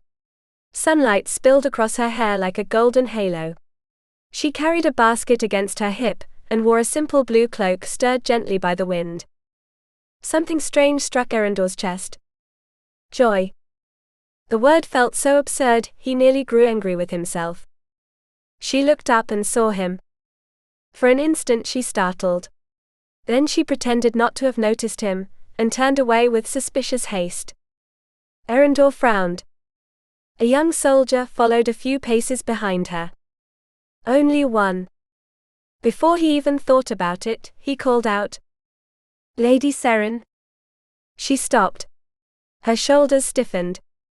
Eryndor handed off his horse's reins and walked toward her. Seren turned slowly, clutching the basket as though it were a shield. "Sir Eryndor," she said softly. "And Sir Aidan. What a surprise." She did not sound especially pleased. That irritated him more than it should have. "Where is the rest of your escort?" he asked. She arched her brows. "Escort?" Eryndor pointed toward the boy. "Only him accompanies you." Seren smiled. "Rowan was born in this village. He knows every path better than anyone." Eryndor studied the youth, tall yes but still little more than a boy. War stood at the gates, and she traveled those roads alone as though the world were safe. "I shall escort you back to the castle," he said. Aidan intervened at once. "I'll take the monk to Aubaine." Eryndor shot his brother a hard look. It had been an order, not a suggestion. But it was already too late. Seren sensed the tension immediately. "That won't be necessary," she said. "I am perfectly safe." "Probably." That was the problem. Eryndor closed his hand around the reins. "Even so, it would be an honor to accompany you, my lady." Seren was not sure whether to feel pleased or irritated. For weeks he had fled from her as though she carried plague, and now he appeared eager to escort her along the roads. She watched him as they walked. He remained just as unreadable. Just as dangerous. And yet she could not forget the instant he held her in his arms at the foot of the cliff. The strength of his hands. The anguish in his gaze. The way his voice had trembled when he asked if she was hurt. Afterward he had disappeared almost immediately, as though regretting revealing too much. That memory had haunted her ever since. They continued visiting several homes throughout the village. In one lived Soren, a warrior mutilated at Glaunshaw. In another, an elderly healer now too old to wander the hills in search of herbs. Eryndor observed in silence. And Seren realized he had never truly looked at the consequences of war. Men saw the battles. She saw what remained afterward. Widows. Children. Silences. At the final house, Ellsworth handed her baby to Seren while she prepared pies for the road. Seren seized the opportunity with almost mischievous speed. She deposited little Cléa directly into Eryndor's arms. The night froze. The child began squirming and whimpering. The man capable of facing 10 soldiers lifted a completely helpless gaze toward her. Seren had to suppress laughter. But the sight struck her with unexpected tenderness. Eryndor held the baby with infinite awkwardness, as though cradling something sacred and fragile. His hands made for swords trembled faintly. And for one absurd instant, Seren imagined the child might be theirs. The thought startled her so much, she immediately lowered her gaze. "You only need to rock her a little," she murmured. "Like this." Eryndor obeyed cautiously. By the time the infant's crying turned into full shrieking, the poor man looked as though he had passed through the gates of hell. Once outside, Seren could not resist. "You see, it was not so terrible." Eryndor shot her a dark look. She smiled, satisfied at finally managing to crack his impenetrable armor a little. They mounted again, and followed the path between heather and violet hills. For a long while only the sound of hooves upon damp earth, and wind descending from the mountains could be heard. Then Eryndor spoke. "Why do you do all this?" Seren turned her head. All this. The visits. The sick. The orphans. She remained silent for several seconds. Because someone must. Eryndor did not answer. I hate war, she continued calmly. But while it exists, I refuse to close my eyes to what it leaves behind. He studied her in profile. There was strength in that radiant girl. A different kind of strength from men who wielded swords. You have a good heart, he said at last. She smiled faintly. And you do not know whether that is a virtue or a weakness. Eryndor could not deny it. After a moment, Seren looked directly at him. Why don't you like me? The question left him defenseless. Because Seren hid nothing. She spoke, with the disarming honesty of someone raised surrounded by affection. Eryndor took a long time to answer. I never said I disliked you. She held his gaze. Then what is it? He looked away toward the mountains. Because he desired her. Because admiring her was dangerous. Because he was there to destroy everything she loved. But none of that could be spoken aloud. I'm here for work, he said finally. I have no time for anything else. Is it because of our families? Eryndor tensed.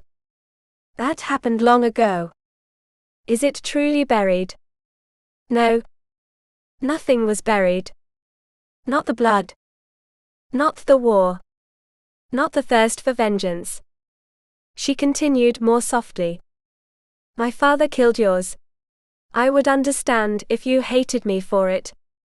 Eryndor felt something slowly breaking inside him. I do not hate you. And it was true. That was precisely the problem. Seren lowered her gaze for a moment before asking. Then tell me the truth, Sir Eryndor, what is it you truly seek? Eryndor looked out over the grey waters of the loch. Justice. Vengeance. The end of a war that had consumed his entire life. The same thing all men like me seek, he said at last. Land. A future. The end of this war. Seren nodded slowly. Then we want the same thing. Eryndor looked at her. No. She dreamed of peace. He walked toward destruction.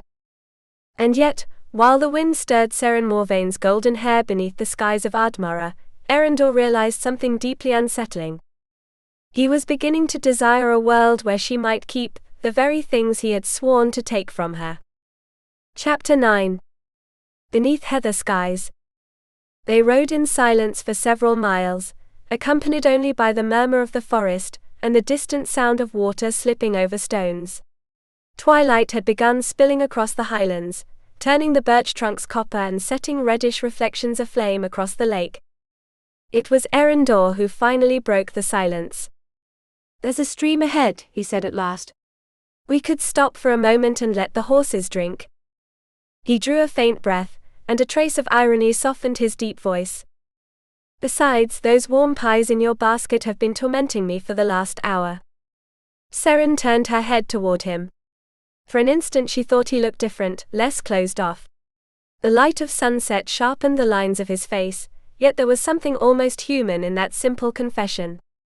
There's no need to stop for me, she replied. The horses can wait until we reach the castle. Then she looked toward the water between the trees. And froze. What are those boys doing? Eryndor heard the muffled barking first. It came from a sack, writhing against one of the boys' backs. He understood, immediately. Come, he said calmly. We'll step away and… Stop. Seren spurred her mare forward before he could finish. The boys between 10 and 15 years old froze in terror when she appeared among the trees, her golden hair blazing in the last light of day. She looked like something out of an old Gaelic ballad, an enraged banshee descending from the woods to demand answers. What do you have there? She asked. The eldest swallowed hard. It's only a puppy, my lady. The weakest of the litter. Seren's heart tightened. I want to see him. He won't survive, another boy interrupted. Even the mother doesn't want him anymore. Better to end it quickly. Eryndor saw pain cross Seren's face like a wound. Show her, he ordered. The boys obeyed. They opened the sack and revealed a tiny grey and black creature, so thin it was almost pitiful. Eryndor had seen men die on battlefields in better condition. Seren, however, let out a soft emotional sigh. He's beautiful. She dismounted without waiting for help, and gathered the puppy into her arms. Poor little thing, he's terrified. The animal trembled violently, searching for warmth against her. Eryndor dismounted slowly.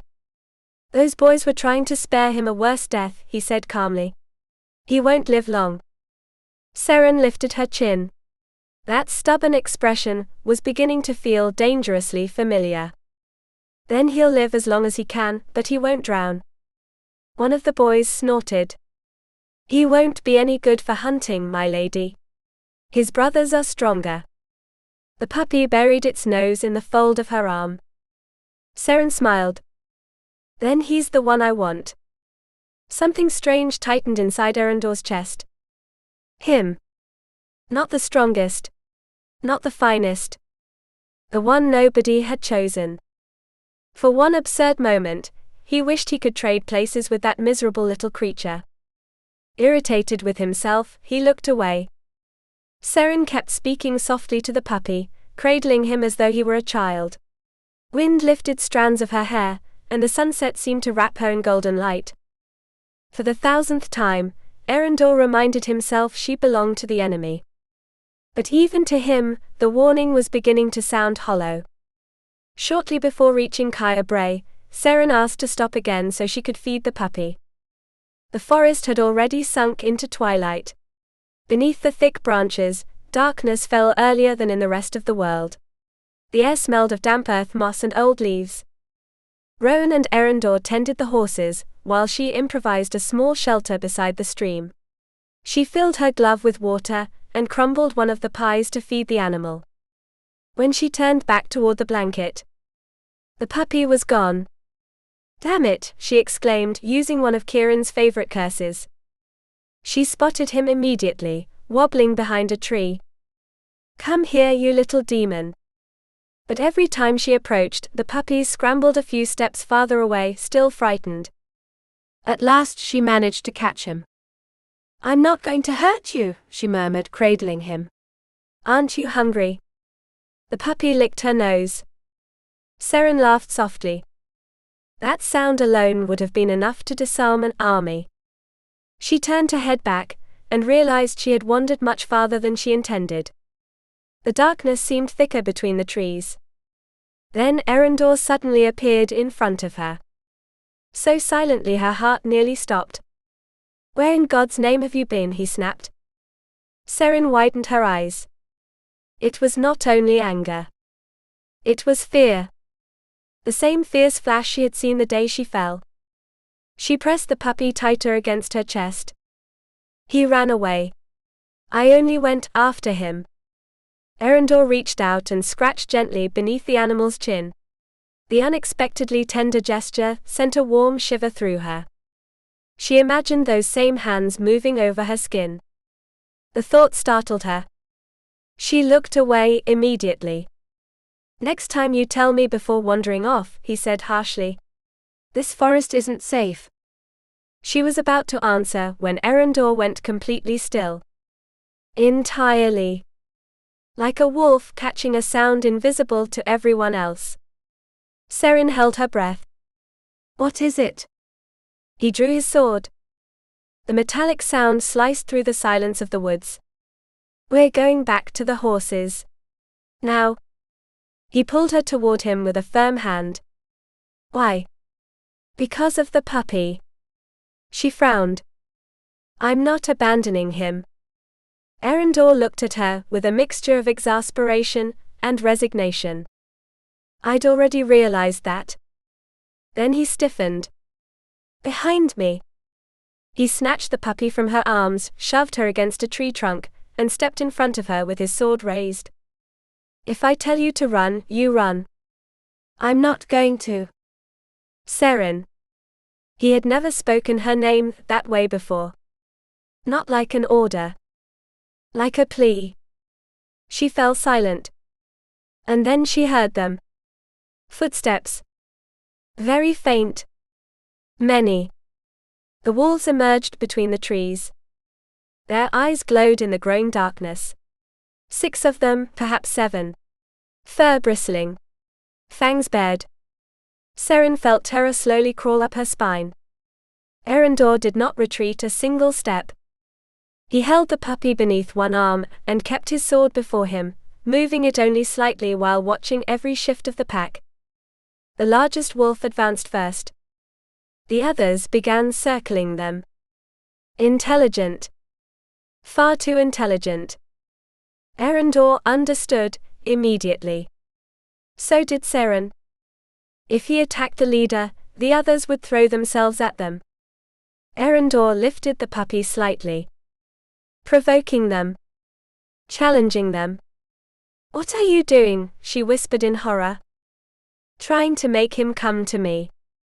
The wolf leapt. Everything happened too fast. Eryndor moved the puppy aside and in the same motion swung the sword. A flash of steel. A dark spray. The animal crashed heavily onto the leaves. The others recoiled. Eryndor advanced toward them like a shadow born from war. Another wolf fainted forward. A brutal strike sent it yelping backward. Then the pack fled. They vanished into the trees as quickly as they had appeared. The silence afterward felt almost unreal. Eryndor lowered the sword and turned toward her. Seren never knew who moved first. Only that a moment later she was in his arms.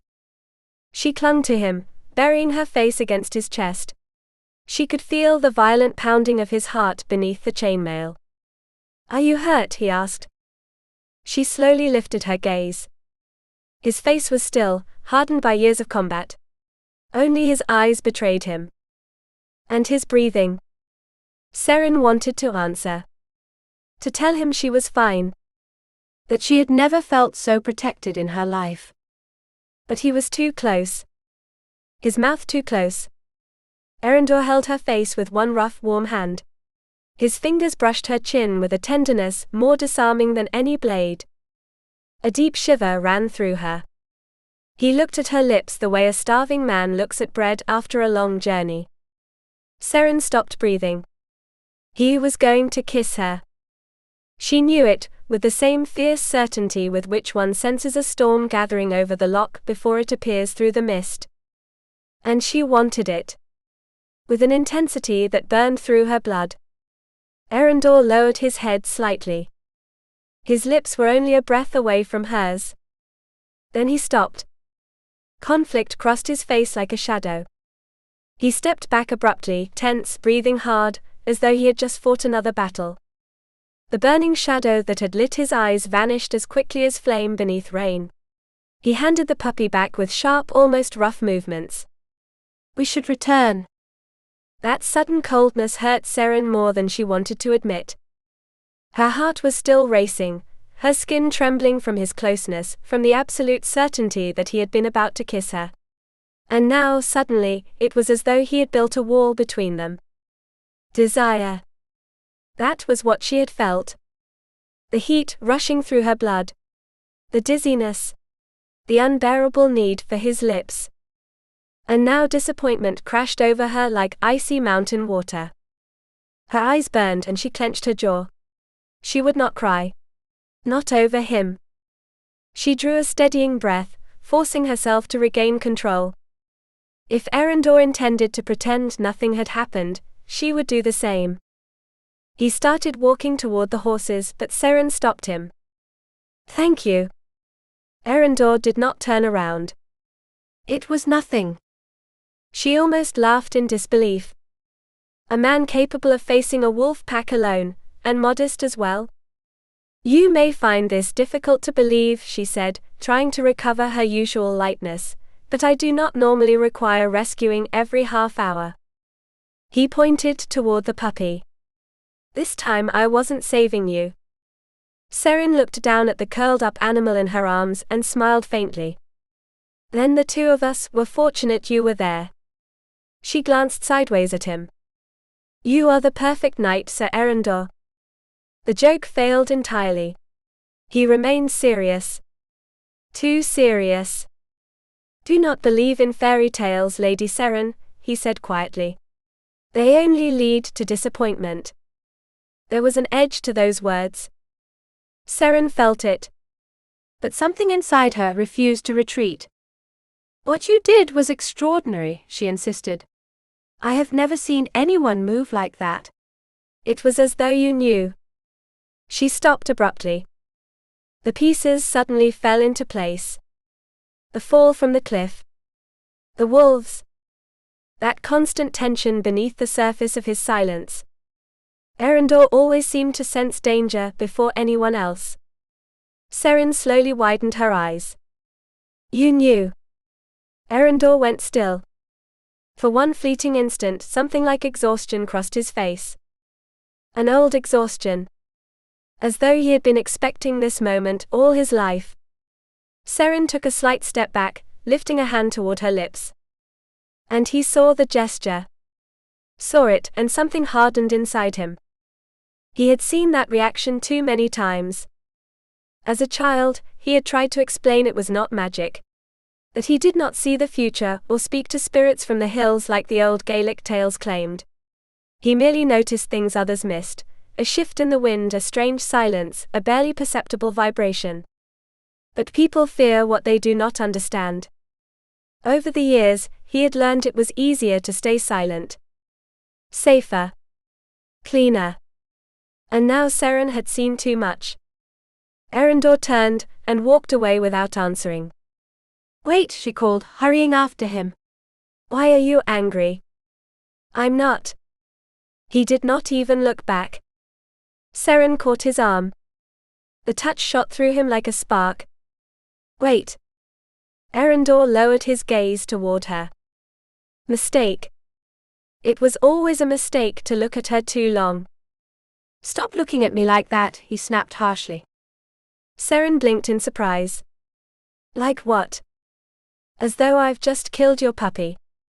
She lifted her chin, wounded. Forgive me. I didn't realize touching you was so unpleasant. Eryndor nearly laughed. Unpleasant? If only she knew. If she understood the brutal effort it took not to reach for her. Because Seren Morvane did not awaken revulsion in him. She awakened hunger. A dangerous, constant, blazing hunger. She still looked at him with a mixture of confusion and wounded pride. I didn't mean to make you uncomfortable, she said more quietly. It's only, what you did seemed extraordinary to me. Eryndor shook his head. I chased off a few wolves. Any trained man could have done the same. No, she replied at once. You heard them long before they came close. You sensed them. No ordinary man would have. Eryndor reacted instantly. He grabbed her arm and pulled her toward him. Too close. So close he could feel the warmth of her breath. Listen to me carefully, he said harshly. Do not imagine fantasies where none exist. I heard the wolves. I caught their scent on the wind. You are not trained for such things. But Seren was barely listening. He could see it in her clear eyes. The curiosity. The intuition. That sweet, dangerous stubbornness that always pushed her one step farther. What are you trying to hide? She asked. Nothing. He released her abruptly. Seren held his gaze without retreating. The entire forest seemed to hold its breath around them. I think you're lying, she said softly.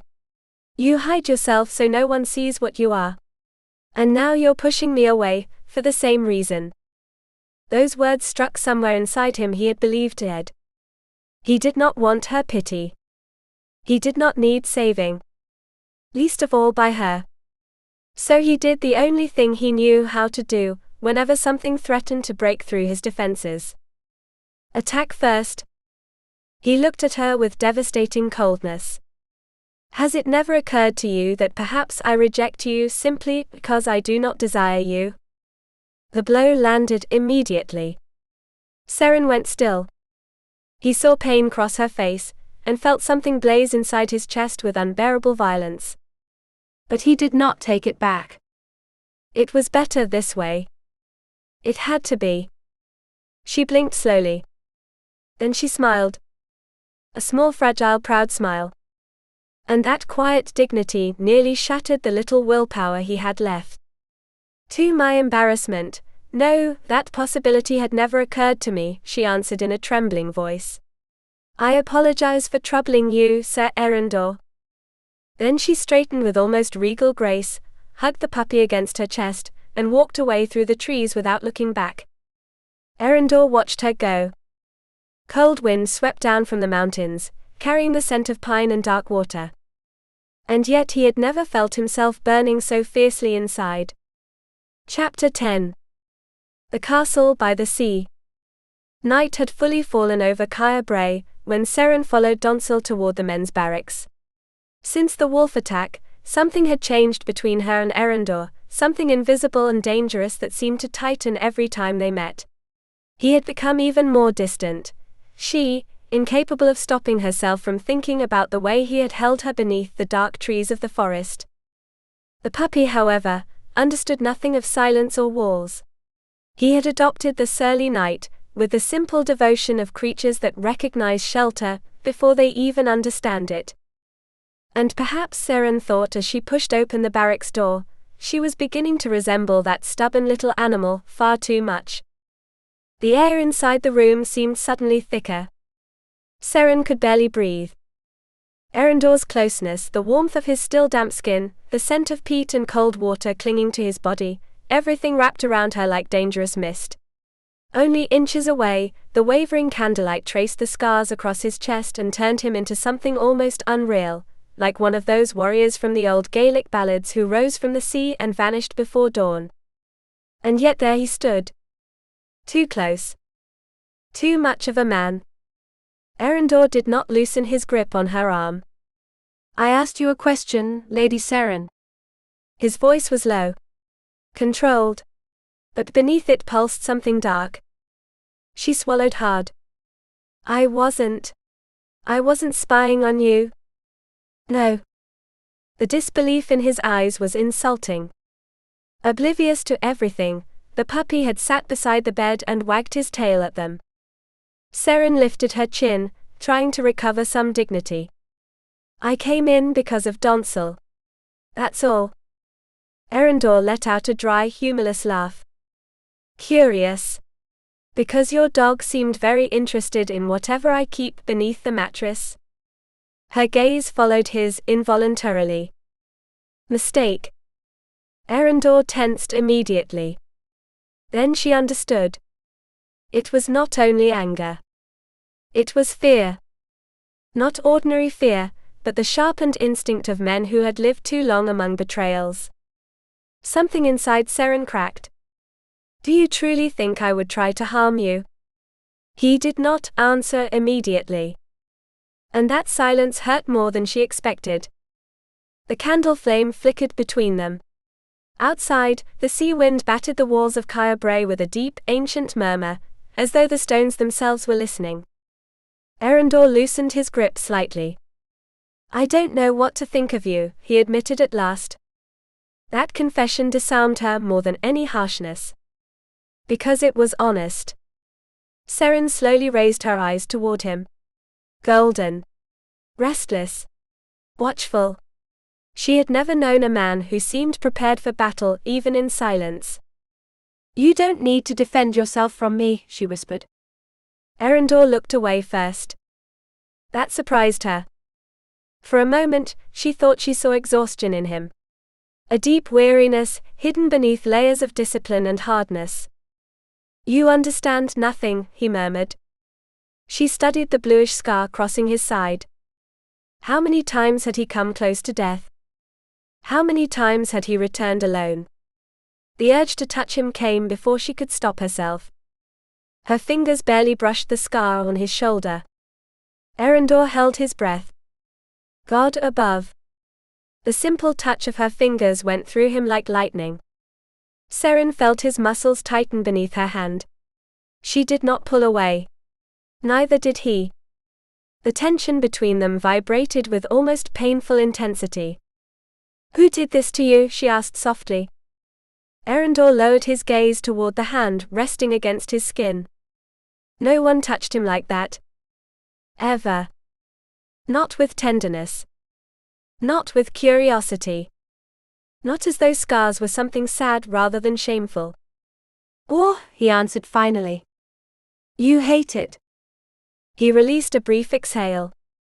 "Awe is the only thing I know. More than anything else that broke her heart."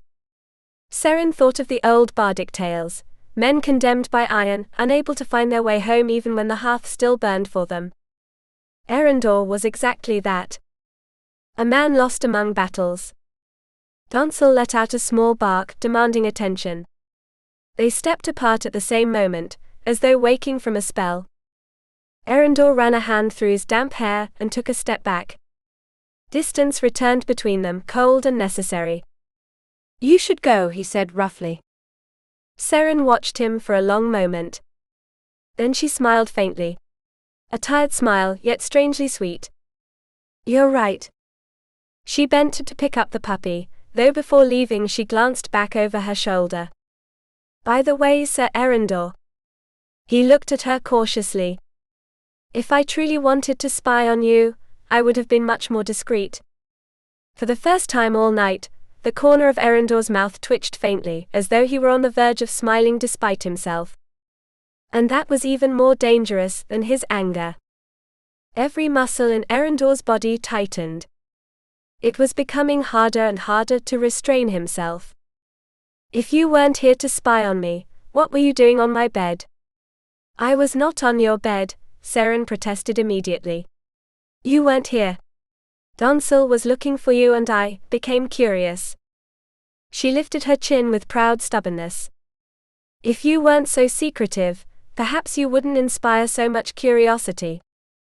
Eryndor stared at her in disbelief. It was astonishing how easily she managed to turn her own recklessness into someone else's fault. "And has your curiosity been satisfied?" She ignored the sarcasm. "Not entirely," she admitted simply. "Is that a tattoo?" Eryndor barely swallowed a curse. The rampant lion marked upon his arm was more than ink on skin. It was a symbol. An oath. The silent bond between men who had fought and bled together in the Highlands. He never showed it. Least of all to her. "Yes," he answered curtly. "A reminder of my years as a squire." Seren's eyes brightened with genuine interest. "I've never seen one so closely before." He knew instantly what she intended to do. Before her fingers could touch his arm, he snatched up a clean shirt and pulled it on quickly. The gesture did nothing to ease the tension between them. Quite the opposite. Seren did not even fully hide her disappointment, and that ignited his blood all over again. "You shouldn't be here," Eryndor growled. She arched one brow slightly. "Are you afraid I might compromise you, Sir Eryndor?" She was provoking him. And the worst part was that she was beginning to enjoy it far too much. Eryndor stepped toward her.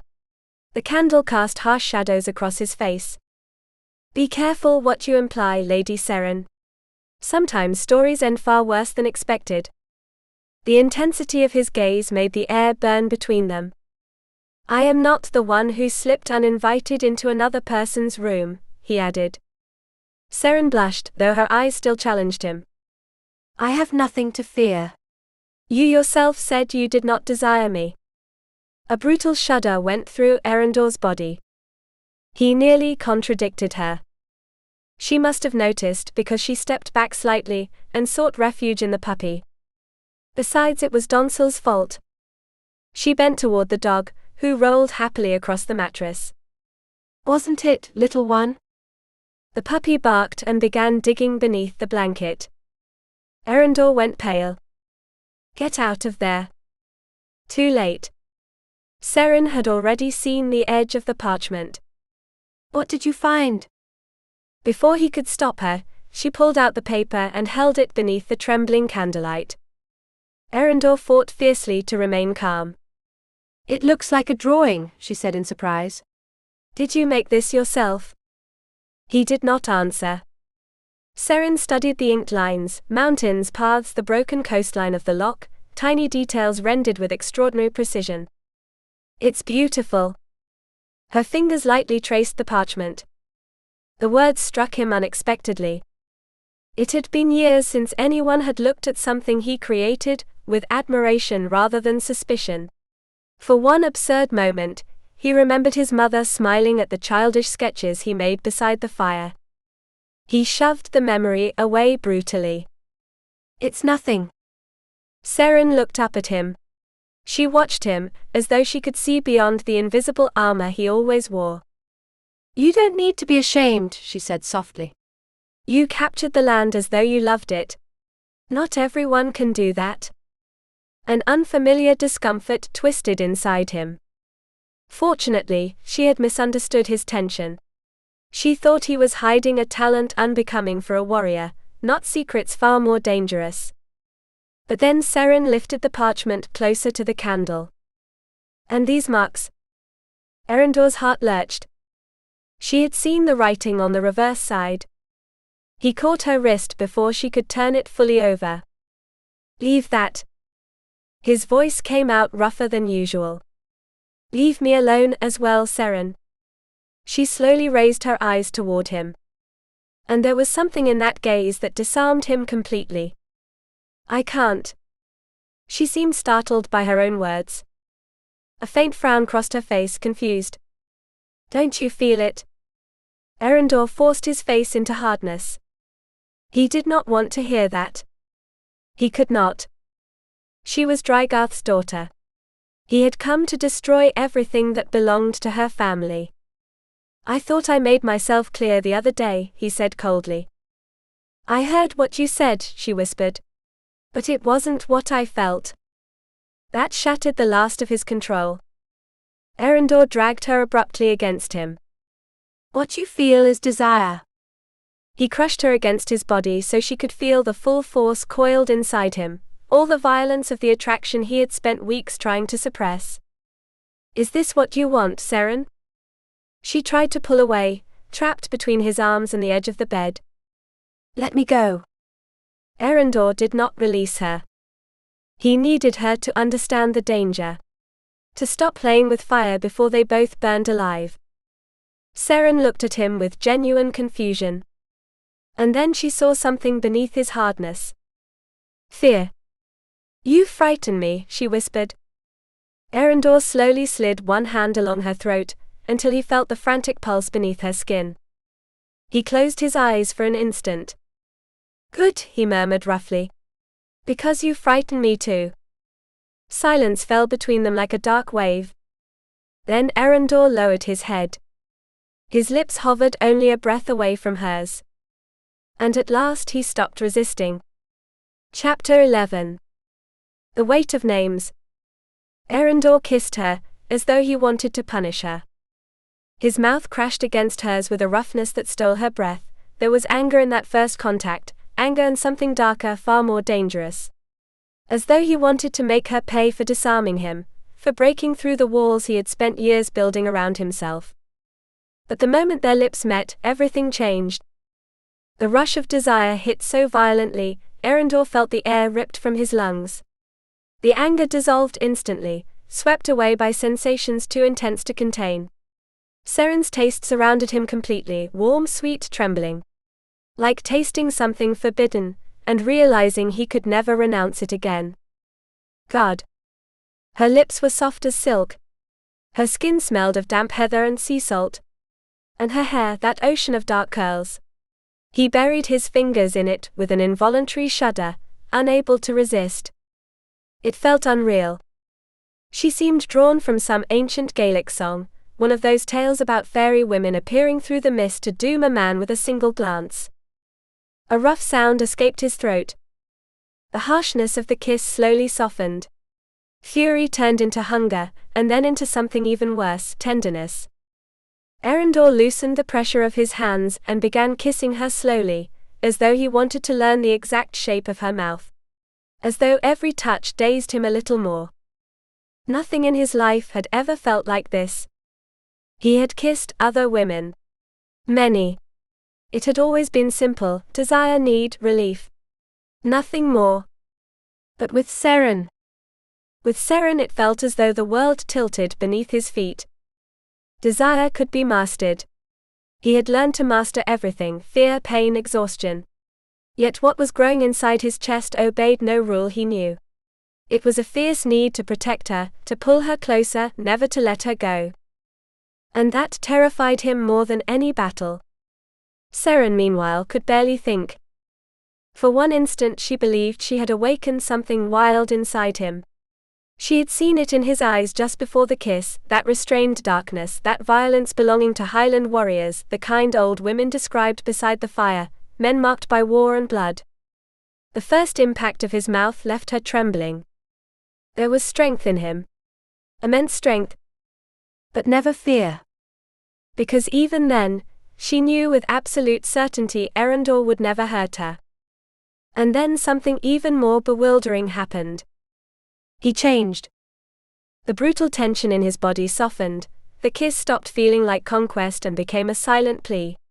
His hands, which looked capable of breaking swords, began touching her with impossible gentleness.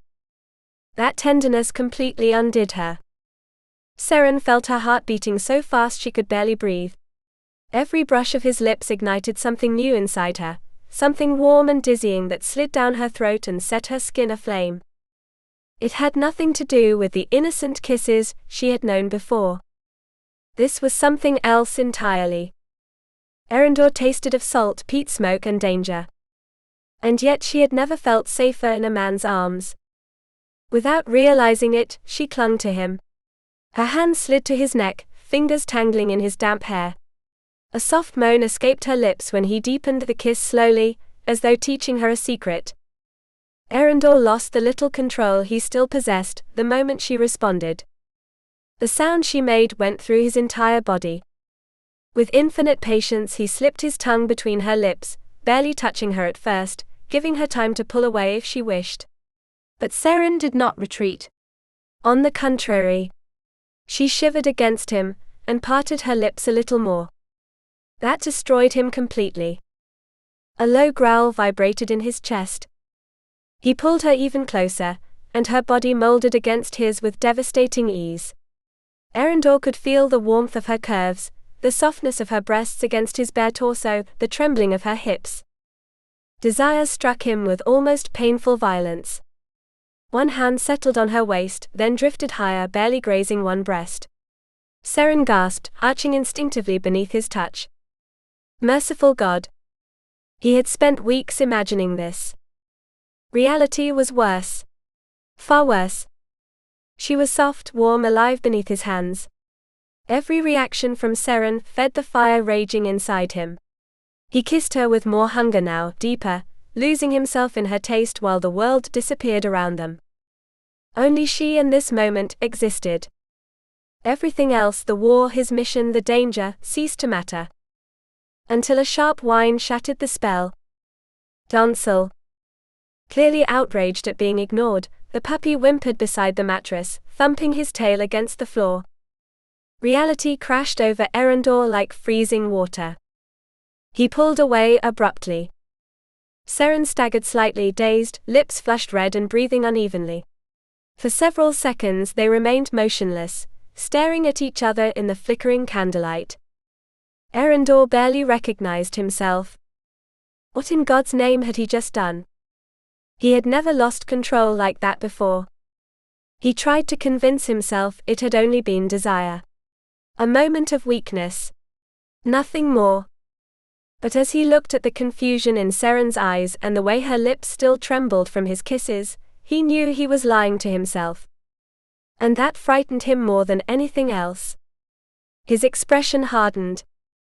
Has your curiosity finally been satisfied, my lady? Seren blinked, disoriented. What do you mean? Eryndor looked away briefly before answering in a cold voice. You may thank your dog for interrupting this. Otherwise, you might have regretted being here. She went still, as though he had slapped her. How can you say that? She whispered. How can you kiss me like that and pretend it means nothing? The question pierced him. Precisely because it did mean something. Far too much. Which was why he had to destroy it, before it grew any stronger. Do not mistake desire for feelings, Seren, he said harshly. What happened here was nothing more than that. She stepped back. Her eyes filled instantly. And even so, Eryndor forced himself not to move. Why are you so determined to be cruel? She asked in a broken voice.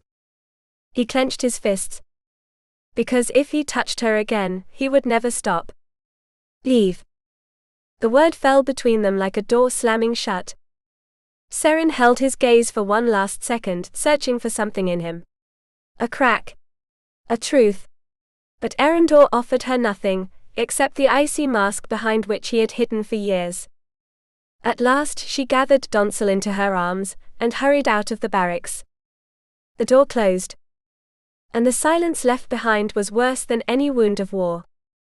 Chapter 12. The Dance of Lies. The following morning, Seren awoke convinced everything would be different. The humiliation of the previous night still remained, like a fresh wound, but it no longer held the same power. Beneath the pain lingered another certainty, stubborn and bright. Eryndor had kissed her like a man incapable of pretending. And she needed to see him again. Needed to confirm it. That was why she took her place beside her brother Caerwyn upon the dais in the great hall, before breakfast had even finished being served. Murmured conversations filled the chamber, the scent of warm bread, oats and peat smoke drifted through the air. Outside, fine rain battered the narrow castle windows, while the sea roared somewhere beyond the mist. Seren barely touched her food. Every time someone crossed through the hall doors, her heart quickened. It was absurd. Childish, perhaps. But she was certain of one thing: when Eryndor entered and their eyes met, she would know the truth. Time passed. Soldiers entered, servants, several men of Clan Caerwyn, but not him.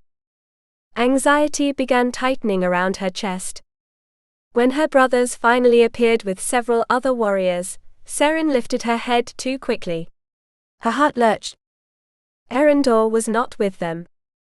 He's not here, Caerwyn murmured beside her. She startled and looked away from the entrance. Who are you talking about? The feigned innocence fooled no one. The heat rising to her cheeks betrayed her instantly. Caerwyn covered her hand with his. Caerwyn. Nothing more needed to be said. Seren tried holding his gaze calmly, but her brother knew her far too well. For weeks he had watched her follow Eryndor with her eyes across courtyards, battlements, and the great hall. I only wanted to ask him a favor, she lied, forcing a smile. Donsel has been whining since dawn. I thought perhaps Sir Eryndor could take him along the next time he rode out. Caerwyn gave a brief laugh edged with irony. You'll have to find someone else to tire out your dog.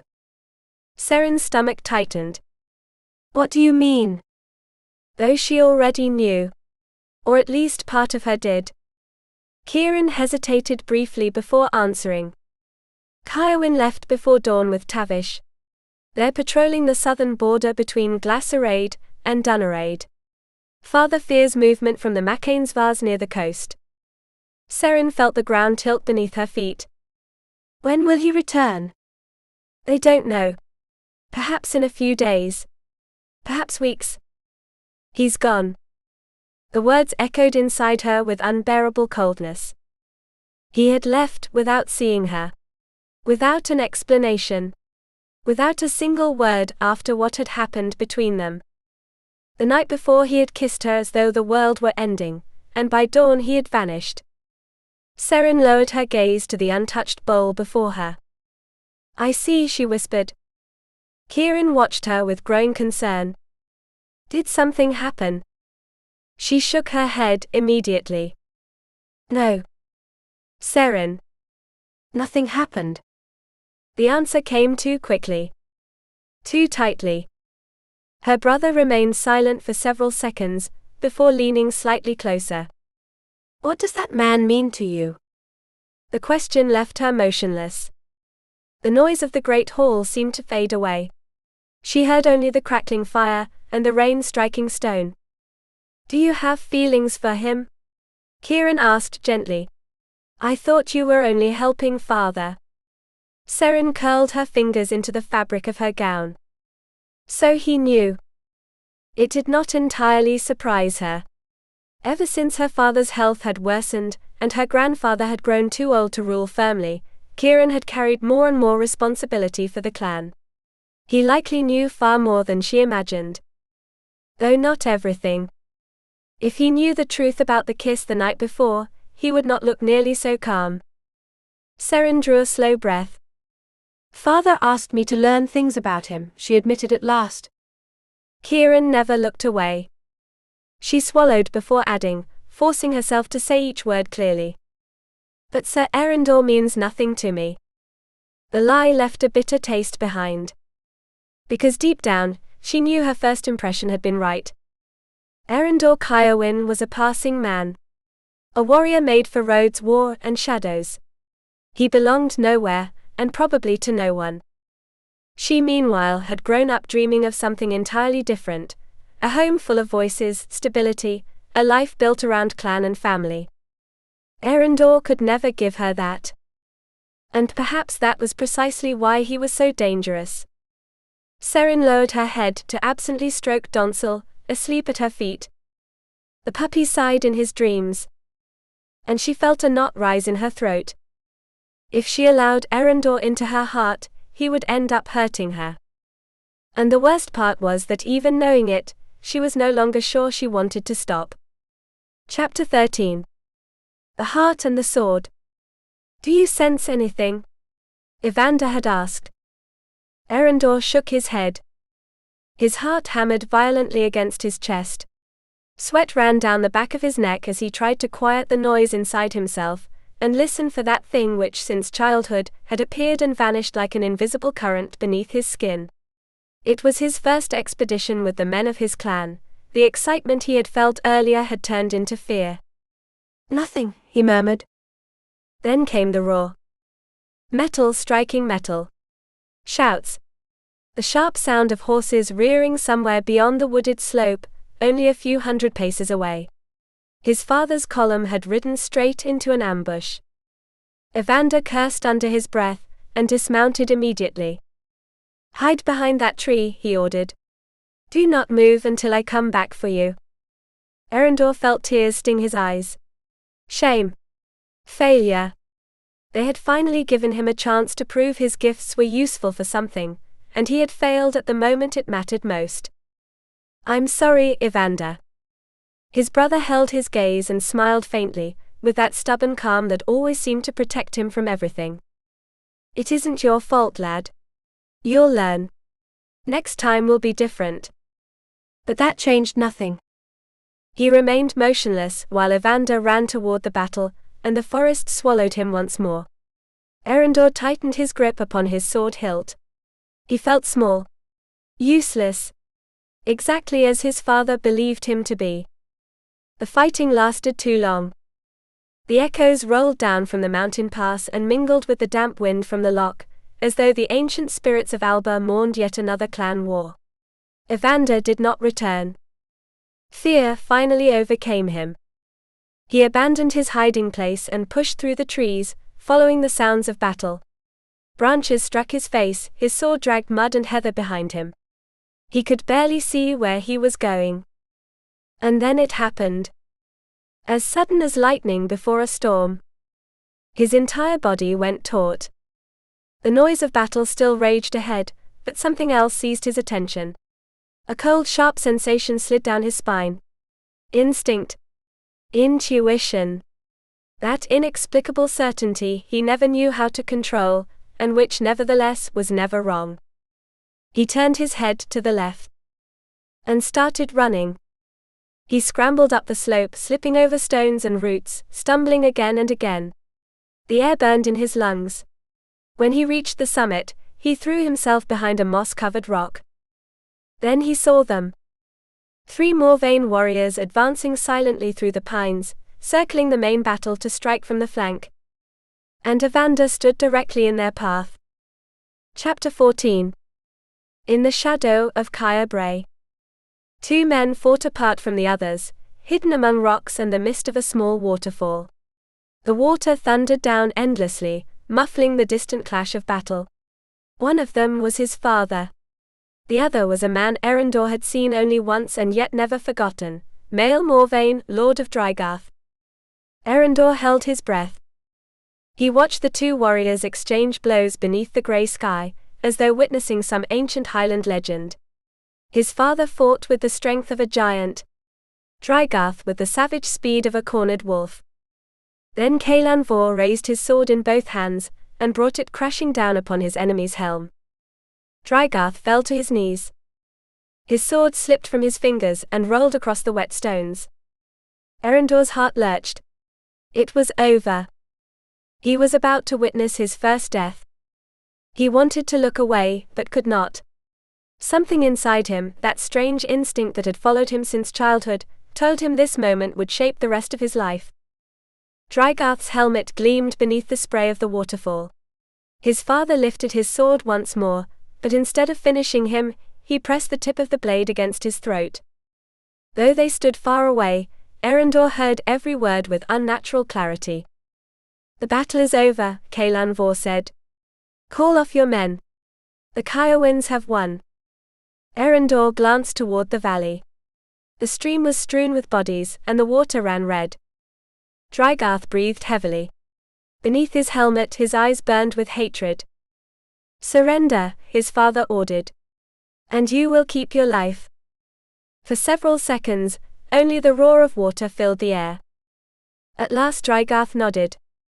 Pride swelled inside Eryndor's chest. His father was invincible. The great Corwin Caerwyn lowered his sword and turned away. And then Eryndor felt it. A freezing shudder ripped through him. "Father," he shouted. Too late. Draegarth lunged forward and buried a dagger in Cléa's stomach. Eryndor froze. His father staggered. He looked down at the blood soaking through his tunic, then lifted his eyes toward him. Eryndor watched him sink slowly to his knees. Watched him die looking straight at him. And in that gaze there was something stronger than words. "Avenge me."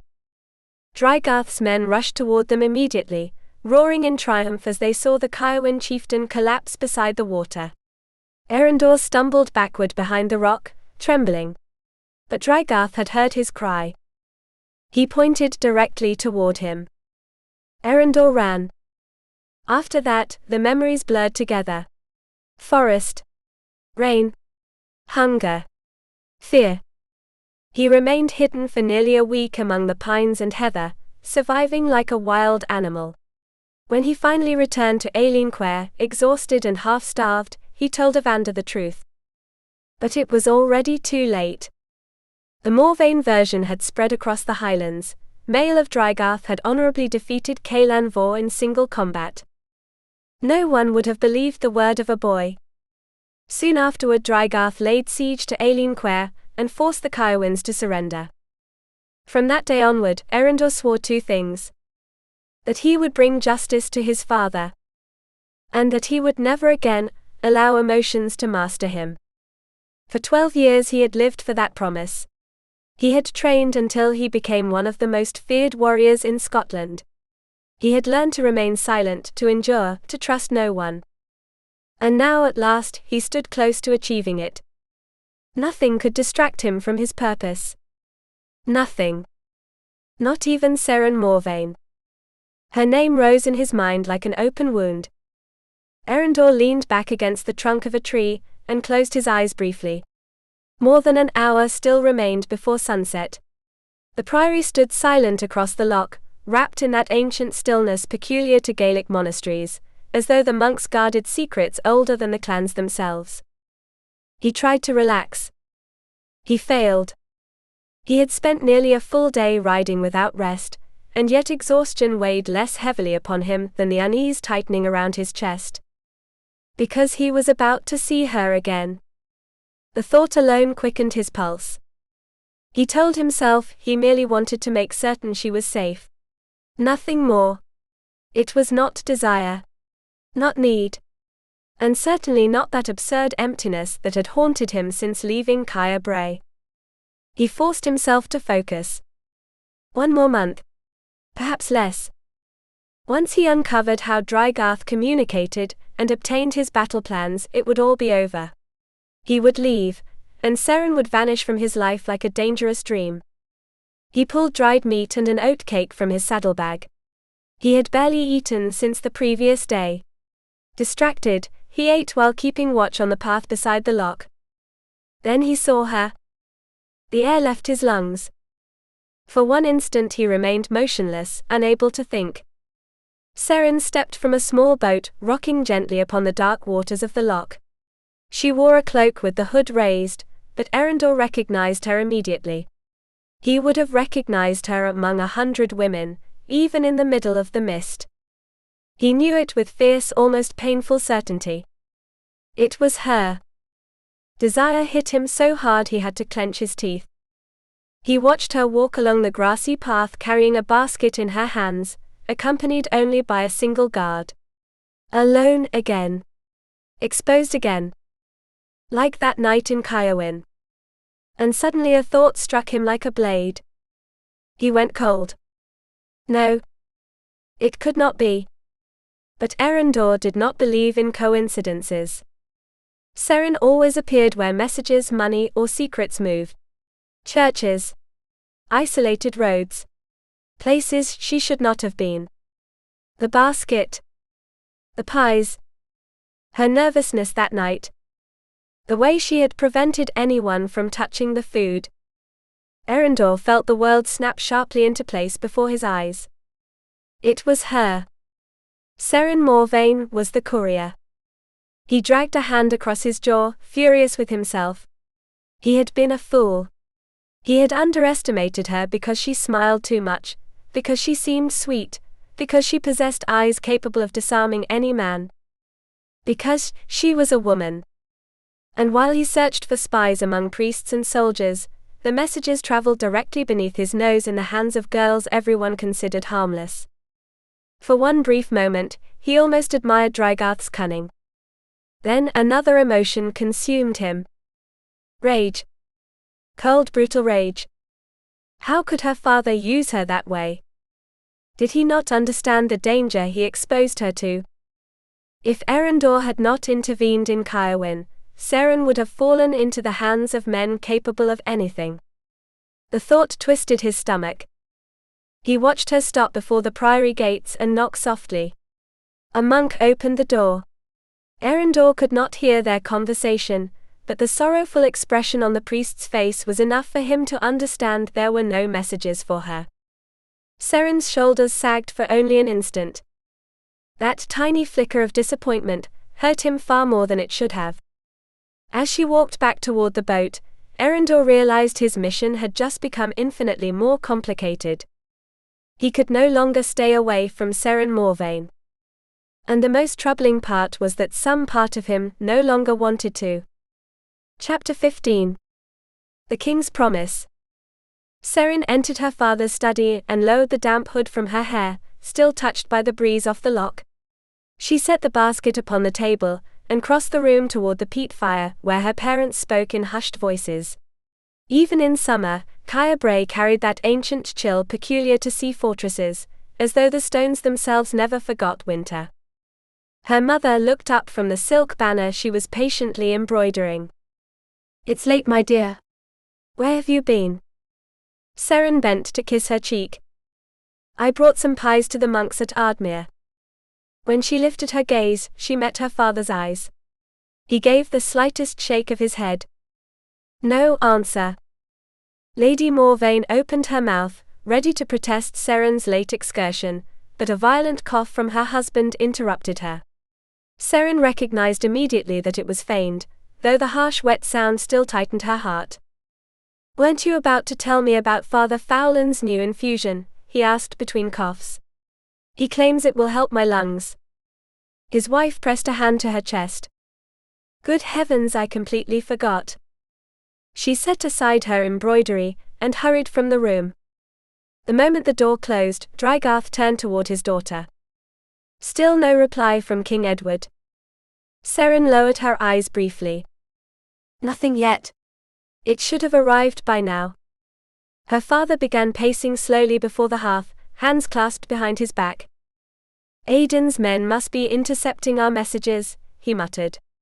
Lately half our couriers disappear before reaching their destination. Even when we use women. Seren heard the exhaustion hidden beneath his irritation. For months now the war had advanced toward them like a storm over the sea. Draegarth stopped beside the fire. And if there is no news of an English army marching toward us, it is because none is coming. Edward is too busy saving himself to concern himself with us. A stab of indignation pierced Seren. After everything her father had done for the English crown, such abandonment felt unbearable. Yet she also knew alliances in the Highlands shifted like wind over the loch. No one survived long clinging only to honor. We could send another message, she suggested cautiously. Draegarth made a sharp, impatient sound. Too late for that. The English travel with wagons, chests and servants. It would take them weeks to arrive. Aiden will stand before our gates before they finish packing their cursed silverware. Seren remained silent. She knew the situation was grave. Each day made it clearer that the Morvanes would have to face Aiden's army alone. 800 men against 3,000. The number tightened around her chest. Of course the Morvanes were fearsome warriors. Her father had defeated larger enemies before. Since childhood she had listened to stories of Draegarth's victories beside clan fires, tales the bards embroidered until they resembled Gaelic legends. But even legends could break. And that possibility, small, unbearable, filled her with terror. Lose. The very word felt like blasphemy within those castle walls. Seren wrapped her arms around herself beneath her cloak. Suddenly everything she loved, her family, her home, her dreams, seemed balanced upon the edge of a sword. She drew a deep breath. For months, she had avoided thinking about it, but she could no longer ignore it. And the Earl of Rêvalys, she asked softly. He could still join us. Draegarth studied her carefully. I already told you he will not come. There was something strange in his gaze. Something expectant. As though he already knew what she was about to say. Seren felt her stomach tighten. What if he had a reason to change his mind? Her father turned slowly toward her. Silence thickened between them.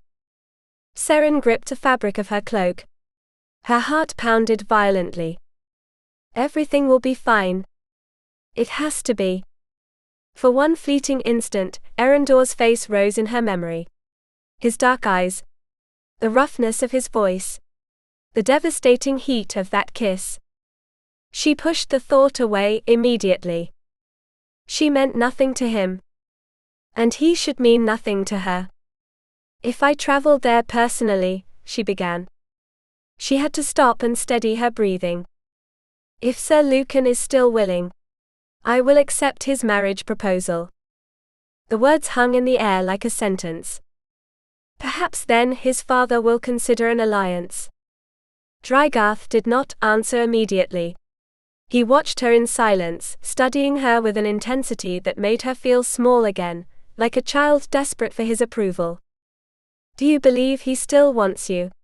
He finally asked. He did not take your rejection well the last time. Heat rushed to Seren's cheeks. I don't know, she admitted. But we must try. Her pride had already suffered too many wounds lately. One more humiliation hardly mattered. Draegarth glanced toward the door. Your mother will oppose this. The roads are dangerous with Aiden so near. Kieran can accompany me, she answered immediately. We will travel with an escort. Her father nodded slowly. Yes. Your brother will protect you. Then he smiled and kissed her forehead. You are a good daughter, my little one. Those words usually filled her with happiness. This time they made her want to cry. Draegarth lifted her chin, forcing her to meet his gaze. I would not ask this of you if there were another way. A tear slipped down Seren's cheek, though she managed a faint smile. I know. And she truly did know. That was why it hurt so much. When she left the study, the tears she had held back through the entire conversation finally overflowed.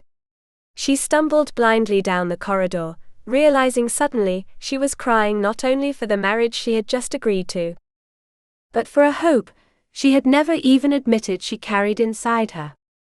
Chapter 16. The Traitor's Kiss. No one seemed surprised when Eryndor returned alone to Dunedain. Draegarth was too impatient to hear news from the west, and learn what the Macanesvars were preparing along the coast. Eryndor delivered his report with his usual calm. He confirmed troop movements, naval activity, and rumors of alliances between clans. Draegarth listened in silence, though tension hardened his jaw. He seemed worried, but not worried enough. And that unsettled Eryndor more than it should have. Now, thanks to what he had discovered in Ardmere, he knew where to look for answers. By the time he left the hall, it was already late. Seeing Lady Seren would have to wait until morning. The thought should have reassured him. It did not. He told himself his unease was only because of the mission. He needed to get close to her without raising suspicion. Gain her trust. Discover what messages she carried and for whom. That was all. Nothing more. Even though some part of him knew perfectly well he was lying to himself. The next morning, he saw her enter the great hall and every reasonable thought vanished. It felt like taking a blow straight to the chest.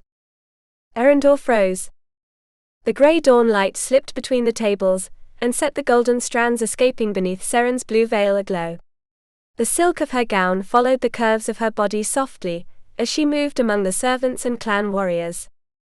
And he looked at her too long. Like a starving man. His gaze dropped involuntarily to her breasts, and a brutal memory struck him. The warmth of her skin beneath his hand, the softness of her body trembling against his, the broken sound of her breathing. His blood burned. God. Barely a week had passed, and he could still taste her mouth. He remembered the way she had answered his kiss, hesitant at first and then with a sweetness so desperately sincere, it had shattered every defense he possessed. Eryndor clenched his jaw. He should not think about that. He should not want her this way. But merely seeing her brought everything back. The brush of her lips. Her fingers gripping his neck. The feeling of losing control. And worse still, that absurd need to protect her.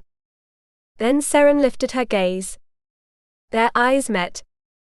And for one instant, the noise of the great hall disappeared entirely. For the love of all the saints, stop thinking about her. Eryndor tightened his jaw, and emptied the bowl of usage beether in a single swallow, as though the liquor might tear the obsession from his blood. He had never struggled to master his impulses before.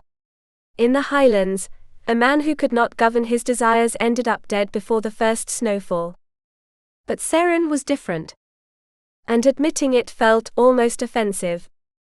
He noticed Aidan watching him from the far end of the bench, though he kept his attention fixed upon the entrance to the hall. Every step she took toward the dais made his heart pound harder beneath his ribs. Then he realized something was wrong. Seren was not smiling. There was no trace of that mischievous light that always seemed to accompany her, like harp music drifting through a Gaelic feast. Her eyes no longer shone with curiosity or joy. The calm expression on her face seemed to drain all warmth from the room. An uncomfortable ache twisted in Eryndor's chest. Had he truly hurt her that badly? Remorse struck him with unexpected violence. For a moment he thought she might pass without even noticing him. But sensing the weight of his gaze, Seren turned her head slightly. Time stopped. Eryndor waited for the blush in her cheeks, the hitch in her breathing, any sign of the kiss that still haunted him night after night. Nothing came. Seren stiffened. And looked at him with a coldness that left him motionless. She had always worn her heart openly upon her face, innocence, enthusiasm, wonder. That was precisely what had disarmed him from the beginning. But now her expression was a closed door. Her eyes slid over him for only a moment. As though he meant nothing. As though she had never trembled in his arms. As though that kiss, the only thought that had accompanied him for days, had never happened at all. Her indifference hit him like freezing water. And worse, it awakened something dark inside him. A savage impulse. The absurd need to cross the hall, pin her against the stone wall, and kiss her until she forgot that icy distance. He had to tighten his grip around the cup to restrain himself. He had achieved exactly what he wanted, he had driven her away. And now he discovered, far too late, that he could no longer bear the thought of losing her. Unless she had never felt anything at all. Unless everything had merely been part of that game of espionage her father had forced upon her. The idea irritated him more than he cared to admit. Aidan let out a low laugh, watching him sidelong. Well now. I'd say hell itself just froze over. Eryndor did not answer. The girl no longer sighs over you, his brother continued. After the way you treated her, you ought to be satisfied. He nudged him with amused force. Though I'm beginning to suspect something far worse. Could it be you finally care about a woman? Eryndor leaned back against the stone wall, feigning a calm he did not feel. She's a good girl. Nothing more. Of course, Aidan mocked. And that is exactly why you want her. Because you cannot have her. Eryndor shrugged. A noble lady does not possess what I seek in a woman. Aidan barked out a loud laugh. I understand perfectly, brother. I have the same problem. I know a girl who could restore your senses. Sweet mouth, flexible waist, and no interest whatsoever in marriage. I can send her to you tonight. Eryndor glanced back toward the dais. Seren had just seated herself beside her brothers. She did not look toward him even once. I appreciate the offer, he replied with a crooked smile, but I can manage on my own. And it was true. He knew enough women to extinguish desire. The problem was that he no longer wanted any of them. Aidan continued talking about taverns, girls, and indecent exploits learned in the islands, but Eryndor stopped listening. He saw only Seren. And the more she ignored him, the more unbearable the distance between them became. He's back. Seren kept her gaze fixed upon her plate and breathed slowly, refusing to look toward the far end of the hall where she knew Eryndor Caerwyn sat. She should not think about him. Not after that night. Not after the cruel words with which he had reduced everything between them to mere desire. She had promised herself she would forget him. Then why had one single glance been enough to make the entire world tilt toward him? She hated him a little for that. Because among all the men in the hall, he was still the only one she saw. Tall. Silent. Dangerously beautiful beneath the reddish torchlight. And because her memory betrayed her. It took only the thought of him shirtless to steal the air from her lungs again. She saw once more the breadth of his shoulders, the restrained strength of his torso, the pale scars across his bronze skin. She could feel his gaze upon her even without looking directly at him. She tried to eat, but her mouth had gone dry and her stomach felt tight. At the first opportunity, she escaped. She crossed the great hall with all the dignity she could gather, and hurried up the tower stairs. Once inside her chamber, she threw open her travel chest with trembling hands. She needed to leave the castle. To breathe. To get away from him, if only for a few hours. The next day they would depart for Eldrin, where the Earl of Rêvalys kept the ancient royal fortress. After that, everything would change. She needed to remember why she had made that decision. Her clan needed her. Duty stood above dreams. At last she found her riding cloak, woven in blue and green shades like the deep waters of Loch Erynd, and draped it across her shoulders. Then she lifted Donsel into her arms before heading down toward the courtyard. She crossed the fortress quickly and entered the stables. The smell of damp hay and old leather wrapped around her at once. It was warm inside. Or perhaps it was something else. She asked a stable boy to prepare her horse while she adjusted the saddle straps. Donsel squirmed restlessly in her arms. Then the door opened. The puppy gave a sharp bark and darted away. Seren closed her eyes briefly. She did not need to look to know who had entered. Her body knew before her mind did. The air changed.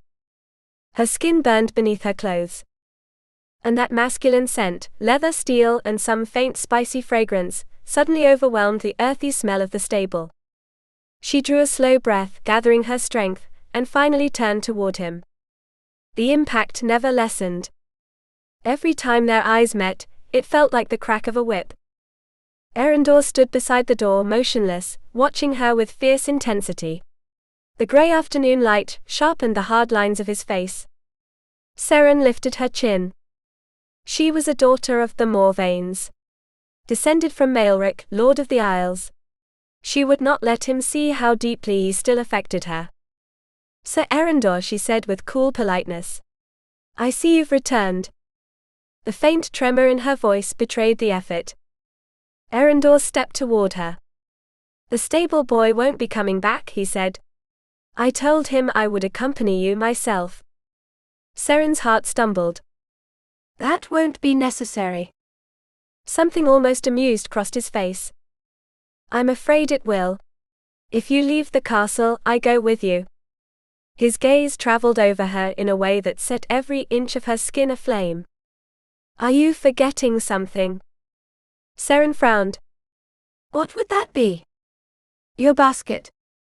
A chill ran down her spine. For one terrible moment, she thought he had discovered everything. But Eryndor added, casually. I've never seen you leave without it.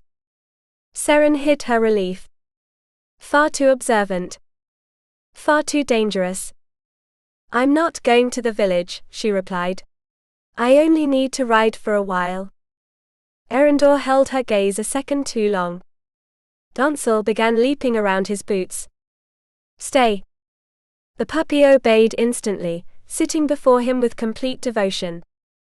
Eryndor arched one brow. That dog needs discipline. Seren could not stop the faint smile. He simply likes you. Animals usually possess good instincts.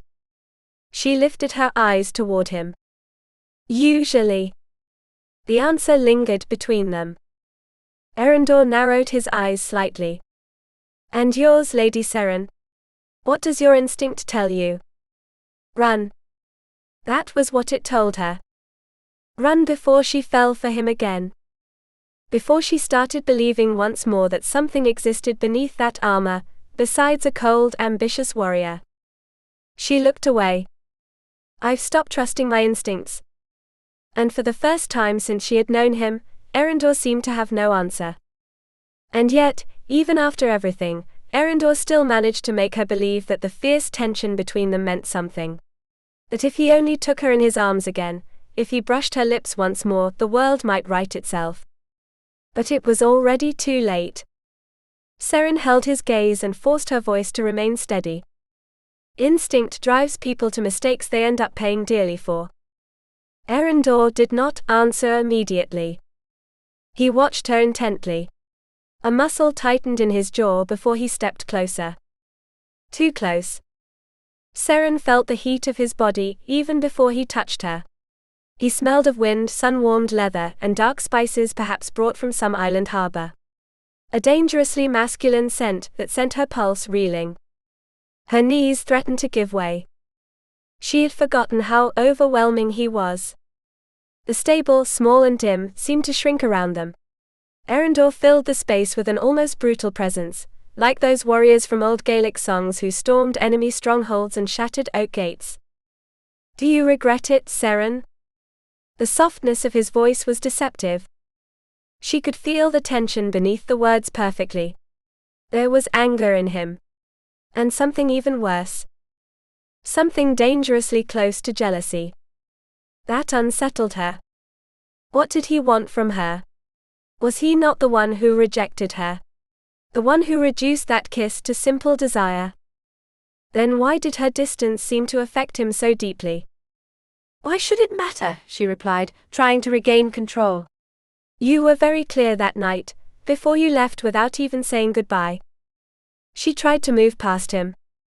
Eryndor shifted just enough to block her path. So you've stopped spying on me? Seren looked at him for a moment. Did he truly still believe that? And even if it were true, what did it matter anymore? She turned toward the exit again. Yes. It's over. Now, if you'll excuse me. She pressed her palm against his chest to push him aside. It was like trying to move a fortress wall. Beneath the dark fabric of his surcoat, Eryndor's torso remained unmoving, solid as wet cliffstone. I told you I'm accompanying you. Your services are no longer necessary. I've changed my mind. I won't be leaving this morning.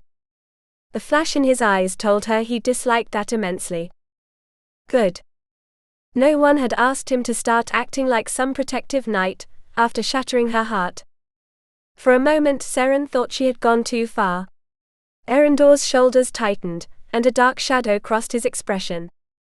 But then that faint, ironic smile appeared again, the one she was beginning to hate because it always concealed something. Eryndor inclined his head slightly. As you wish, my lady. If you change your mind, you know where to find me. Seren passed him with her back straight. I won't change my mind. I have far too much to prepare before my departure. She had barely taken 2 steps when she felt Eryndor's hand close around her shoulder. The touch shot through her entire body. She turned sharply. Are you leaving somewhere, Lady Seren? She tried to pull free. Useless. Eryndor's fingers did not tighten painfully, but there was something irrevocable in the gesture. That is none of your concern. He tugged her gently back toward him. Too close.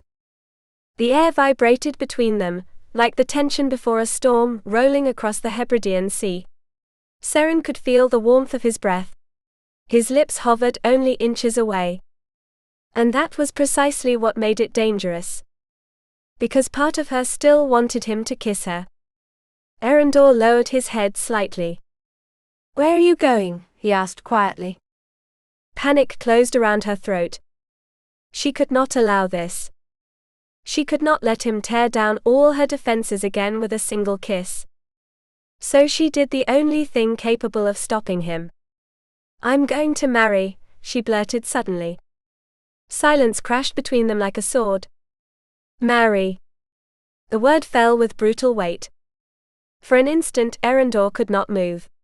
The murmur of the forest, the distant crackle of the campfires, even the song of the river seemed to vanish. Whom? He asked at last. Seren avoided his eyes while nervously smoothing the folds of her skirt. Sir Lucan Rêvalys. The pain hit harder than he would ever admit. Lucan Rêvalys. Heir to the Earl of Rêvalys. A respected man. Brave. Intelligent. Worthy of her. Perhaps that was the worst part. Rage rose through Eryndor's chest like liquid fire. Absurd rage, because Seren had never belonged to him. She never could. And yet only 2 weeks earlier she had trembled in his arms. I see you've used your time well, my lady, he said with dangerous calm. You did not wait long. A blush rose to Seren's cheeks. Nothing has been decided completely yet. Eryndor narrowed his eyes. What does that mean? She swallowed before answering. Sir Lucan asked for my hand last year, after my fiancé died. And you refused him? Yes. But I've changed my mind. Then he understood. The Morvanes were desperate. Without aid from King Edward, they sought to secure the Earl of Rêvalys' support by offering Seren as the bond between the clans. Such an alliance could shift the balance of war in the west. Aiden needed the Morvanes isolated, not strengthened by more swords. That should have been all he thought about. But he could not. All he saw was Seren belonging to another man. And how do you intend to convince Rêvalys to accept now? He asked. She hesitated only briefly. I'll do whatever is necessary. Those words awakened something brutal inside him. For an instant he lost control. He imagined pinning her against the wooden palisade, burying his face in her neck, kissing her, until the name of every other man vanished from her lips. The desire was so violent, he feared touching her. Seren stepped back. Eryndor followed her movement with his eyes, utterly still. So you have everything planned. It's what's best for my family. She said it like a prayer learned by heart. Eryndor let out a dry laugh. Your plan has one problem. Which is? The north is crawling with Aiden's men. The roads aren't safe. Your father should never allow you to travel. He already has. Caerwyn is coming with me, and we'll have an escort. A cold surge of fury swept through Eryndor. Not even 100 men would be enough, if they rode into an ambush. Don't be foolish, he snapped. It's too dangerous. Seren's eyes hardened instantly. Everything has already been decided. Then send someone else in your place. No. That single word irritated him more than it reasonably should have.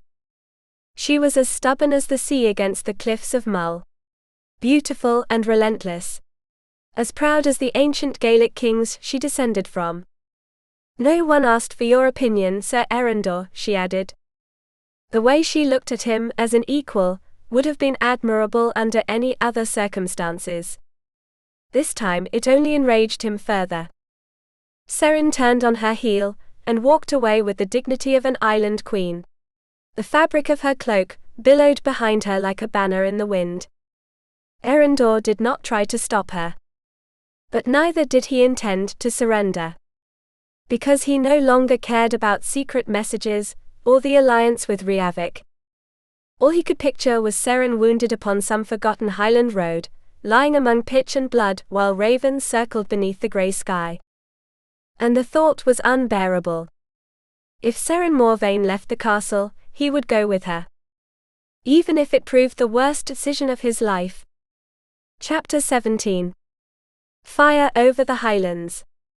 The journey began beneath clear skies and heat unfit for the Highlands. First they sailed in a berlin across Loch Leren. The vessel glided lightly over the dark water, while mountains rose around them like ancient giants cloaked in heather and mist. Seren sat silently wrapped in her cloak, watching the rocky shores where stories claimed the spirits of dead warriors still wandered. Afterward, they continued on horseback. The road north was long and harsh. Dense forests, endless hills, and narrow trails cut through Glanmornan like an open scar between mountains. Eryndor always rode ahead.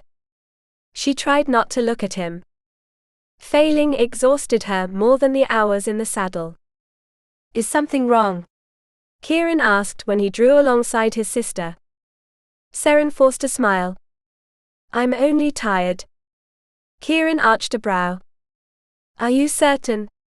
I would swear your foul mood has a name, and the surname Caerwyn. She snorted softly. That man has the irritating habit of involving himself in everything. Her brother laughed. He's an excellent scout. And honestly, I prefer having him with us. Seren tightened her grip on the reins. Father never should have allowed him to come. Because he annoys you, or because he matters too much? She remained silent. Caerwyn watched her for several moments before softening his voice. You are not obligated to sacrifice yourself, Seren. The words tightened painfully around her chest.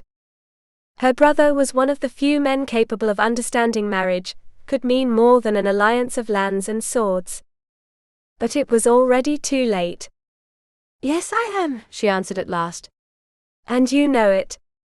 Caerwyn did not press further. Later, as night fell, they made camp beside a river south of Loch Ness. The forest smelled of damp earth and pine. Somewhere far away came the faint sound of an old Gaelic song sung by one of the men near the fire. Seren slipped away for several minutes, to wash in the river. The icy water barely eased the exhaustion weighing upon her body. She lingered longer than she should have, savoring the only moment of peace she had known since their departure. Then a figure emerged from the shadows. Her heart lurched. "For all the saints," she gasped. "You nearly frightened me to death." Eryndor stopped before her, silent as a wolf in the undergrowth. "That means you should not be here alone." "I wasn't alone. You were watching me." His jaw tightened. "Spying seems more your specialty." Seren shivered. Eryndor's nearness was dangerous. The faint glow of the distant fire outlined his hard face, the dark beard along his cheeks, the restrained power of his shoulders. And despite everything, she still wanted him. That filled her with anger. She tried to move past him, but Eryndor caught her arm. "Next time bring an escort." "You are not the one giving orders here." His fingers tightened slightly around her. "Don't challenge me on this, Seren." His voice was low. Deep. Intimate. She lifted her eyes, and once again the world seemed to stop. "Why did you truly come?" she asked. Eryndor looked away toward the forest. "Because your brother might need help." "That's not the whole truth." Silence stretched between them. Finally he spoke. "I couldn't let you travel alone." A knot rose in Seren's throat. "To deliver me safely into Lucan Rêvalys' hands." Eryndor looked at her again. The intensity of his eyes alone made the air seem to burn between them. "Don't provoke me, Seren." "Why not?" she whispered. "You're not supposed to care about me." Eryndor clenched his fists. She did not understand how difficult it was to stay away. How fiercely he wanted to pull her into his arms and forget for one moment wars, vows, and the ancient hatred between their clans. But some men were born marked by duty.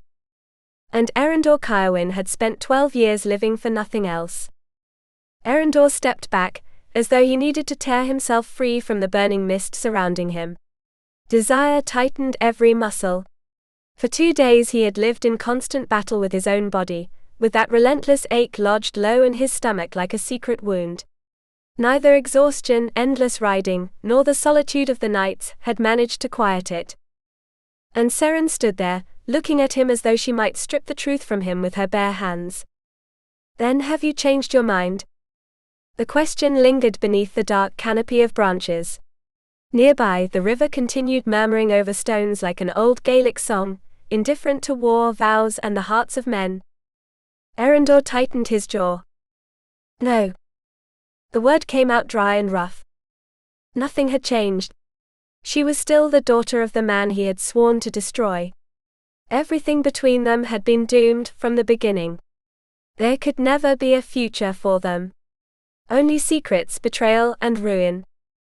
Seren watched him silently. She did not seem surprised. Perhaps deep down, she had already known the answer.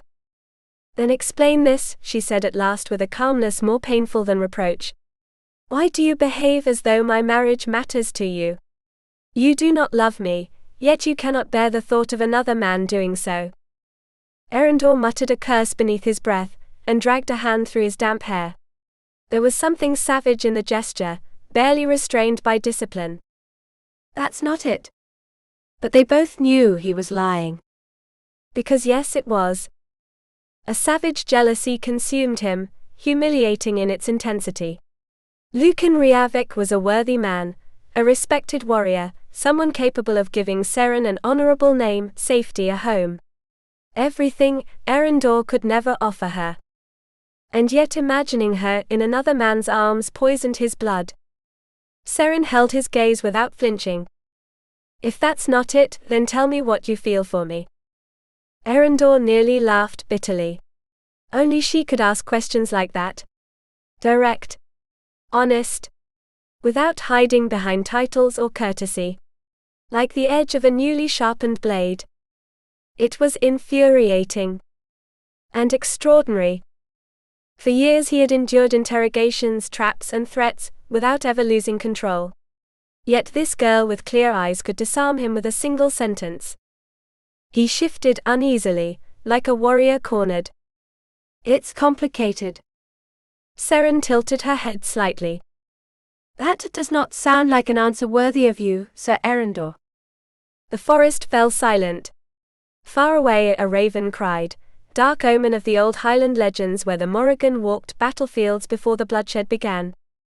She drew a deep breath. I don't want you here. That struck him directly in the chest. Eryndor looked away for a moment. The truth was he did not want to be there either, near her, breathing in her scent among moss and rain, watching the twilight catch golden sparks in her hair. Every minute at her side weakened defenses he had spent years building. But he could not leave. Not while she remained in danger. Please, Seren added, and this time there was a softness in her voice that unraveled something inside him. Leave me alone. That was worse than any insult. She turned away with her back straight, proud even in sorrow, and walked into the trees. Eryndor watched her go, without trying to stop her. Wind stirred the branches overhead. For one brief instant the entire forest seemed to hold its breath. For both their sakes he should have obeyed. He should have stayed away. His mission was the only thing that mattered. It always had been. He had survived ambushes, winters, wounds, and impossible battles through sheer iron will. He only needed to endure a few more weeks. Rebuild the walls. Close his heart like a fortress under siege. And yet, while Seren disappeared into the green twilight of the forest, Eryndor realized something deeply unsettling. Never before had a single woman been capable of endangering everything he had lived for. Chapter 18. The Oath of Eryndor Caerwyn. Something was wrong. Eryndor sensed it, before he fully understood it. An almost imperceptible shift in the air. A cold shiver sliding down the back of his neck. The same dark instinct that had warned him of danger since childhood, long before danger revealed its face. He stopped his horse abruptly. They had traveled several miles along the eastern shore of Loch Ness. The journey had been delayed more than expected, after they discovered the bridge at Inver Maelor collapsed. Had Seren not been with them, they might have swum the river, but with the wagons, pack horses, and the Lady of Caer Bray, they had been forced to detour toward another ford.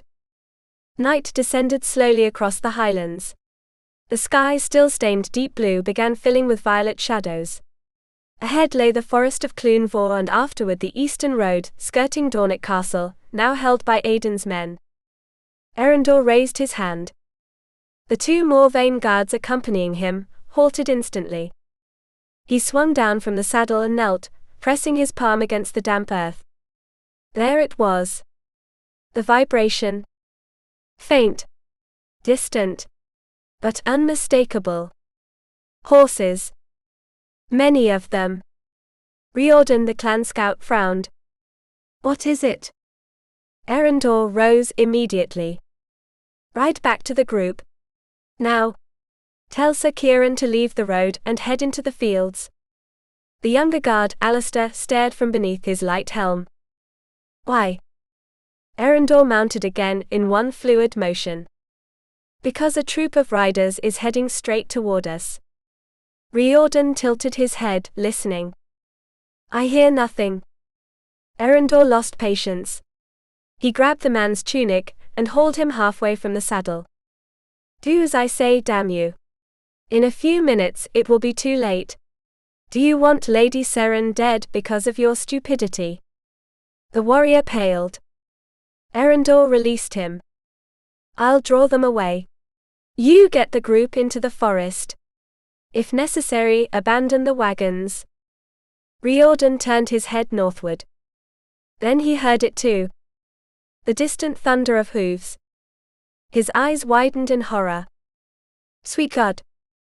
Go, Eryndor ordered. Now. Alistair spurred his horse forward. I'm coming with you. No.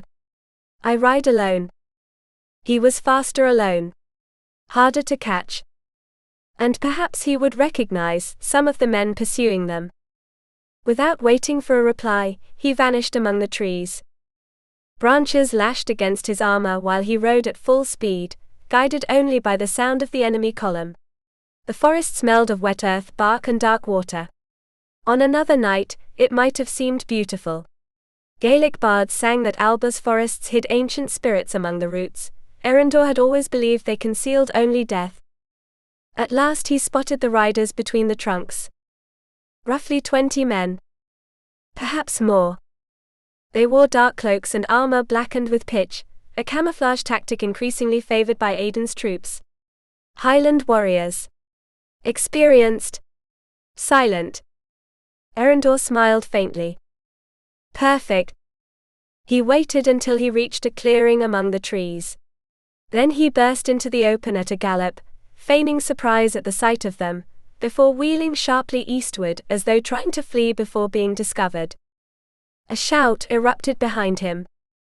Then came the thunder of pursuit. They had taken the bait. Seren tried not to look at the sky. Each time she lifted her eyes and saw the moon climbing higher, the panic tightened harder around her throat. The makeshift camp beside the lock had fallen silent. Too silent. The men spoke quietly around the fire, all aware how close they had come to disaster. And Eryndor still had not returned. Seren wrapped her cloak more tightly around herself, though she was not cold. Fear froze something much deeper. He'll come back. He had to. He was too strong, too skilled to die in an ambush. But he was alone. Brielle held out a spoonful of stew. You must eat something, my lady. Seren shook her head.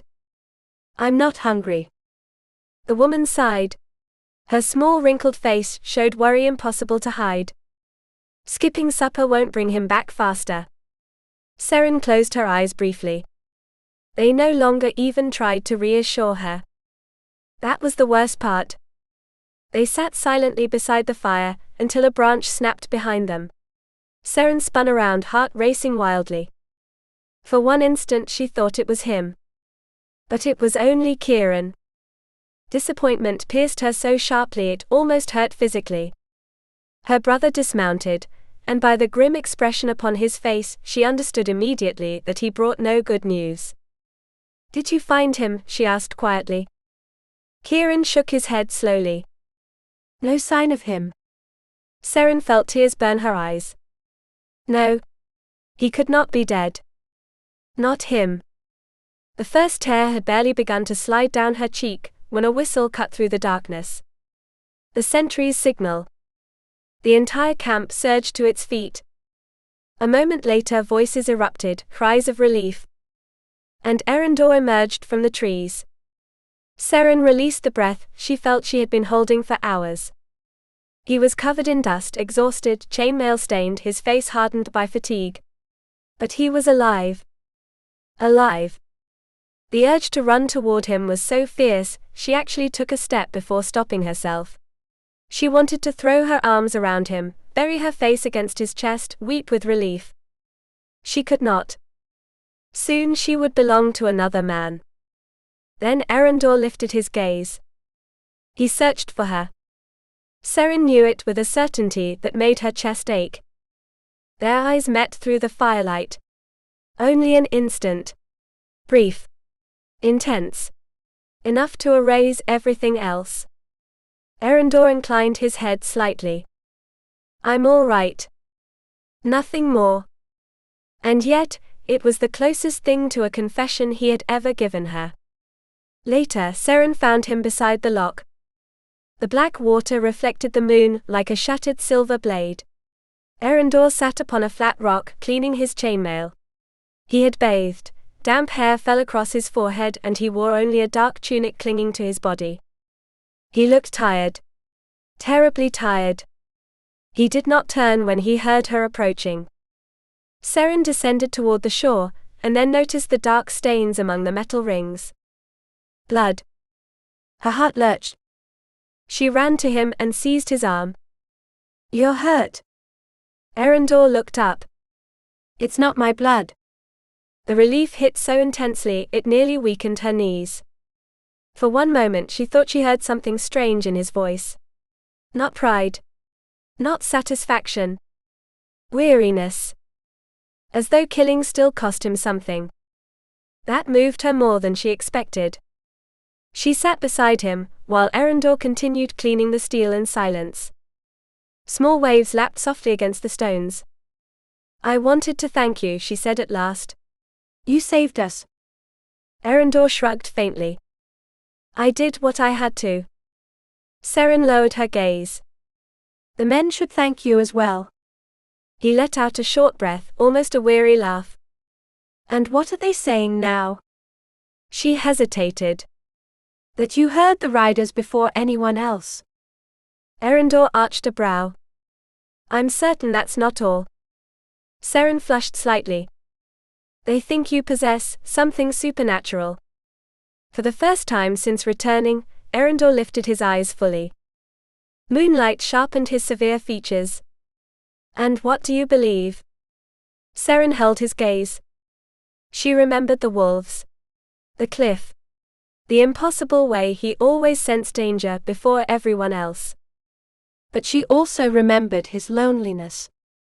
The way others watched him from afar with mingled respect and fear. I believe, she said slowly, that you are different. And that simple men fear what they do not understand. Eryndor looked away immediately, uncomfortable. Let it go, Seren. I don't like the way they treat you. I'm used to it. Those words tightened painfully around her heart. Used to it. As though he had spent his entire life learning how to remain alone. Eryndor finished pulling the chainmail over his head and began fastening his weapons to his belt. Seren watched silently, fascinated by the ease with which this man prepared himself constantly for war, as though he could never fully allow himself rest.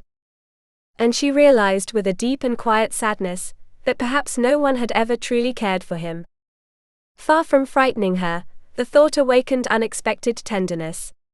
There was something in that silent strength, in the way Eryndor carried the weight of the world without complaint, that moved her profoundly. For the first time, she allowed herself to imagine a different future. A warrior and a peaceful life seemed utterly incompatible. And yet perhaps she had been wrong. What will you do when the war ends? She asked suddenly. Eryndor froze with one of the leather straps still in his hand. He had never truly thought about it. War had devoured everything for far too many years. First beside Evander, his brother. Then with the White Raven Guard. He had learned to live among steel, mud and blood. To obey. To survive. He was a soldier. One of the best. But was that enough? When Aidan took the throne. When the debt to his father had finally been paid. When all this ended, what would remain of him? They had promised him land. Gold. A suitable wife. It should have been enough. And yet, while watching Seren beneath the silver moonlight, the woman who had just defended him without hesitation, who saw gifts where others saw monsters, who possessed a heart far too noble for such a cruel age, he realized perhaps none of it would ever be enough again. The loch murmured softly behind them. Far away among the trees, the wind stirred the branches like an ancient Gaelic lament. Eryndor felt a strange heaviness in his chest. He wanted her. Even knowing it was impossible. He had spoken too much that night. Too close to the truth. The blood he had cleaned from his chainmail belonged to two men dead by his hand. Protect your cover. No matter the cost. God, how deeply he had come to hate his mission. He finished fastening his weapons before answering. I suppose it will depend on how this war ends. Seren paled slightly. It can end only one way, she said firmly. My father will not lose. Eryndor stiffened. That was precisely why he was there. The outlaw king and his men will be defeated, she continued. All this will end.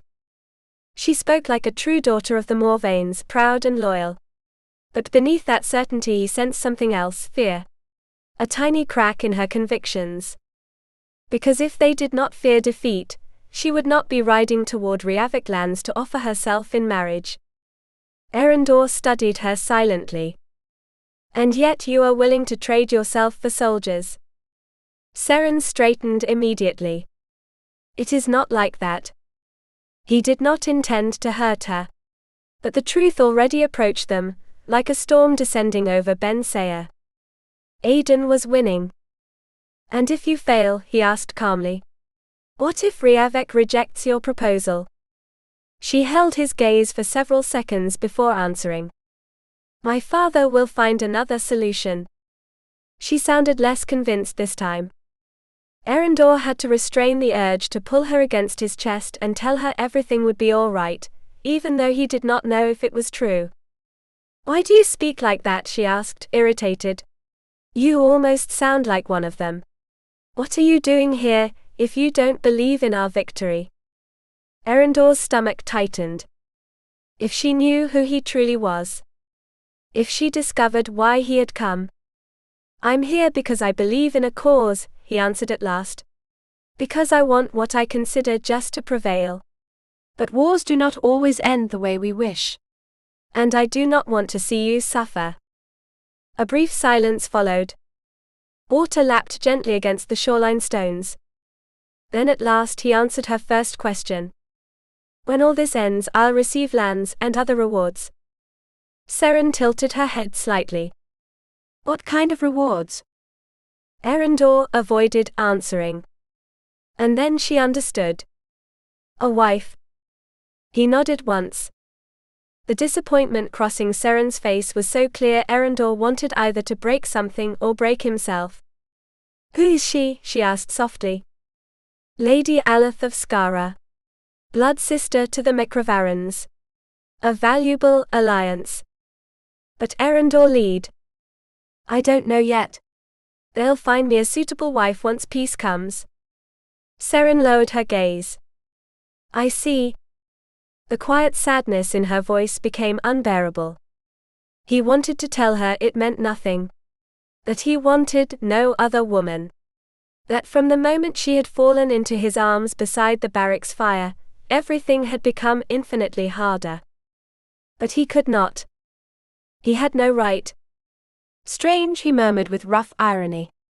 I don't recall you warning me about your marriage before this journey began. Seren looked up, startled, as though she had forgotten where they were heading. Eryndor, meanwhile, remembered it every second. Every mile toward Eldrin tightened something inside him. He needed to stop that union. Even if he did not know how. Perhaps Lucan Rêvalys would reject the proposal. The thought was absurd. The moment that man saw Seren's face, he would accept without hesitation. Eryndor clenched his jaw and held out his hand. Come. We should return to camp. Tomorrow will be a long day. Seren hesitated only a moment before placing her hand in his.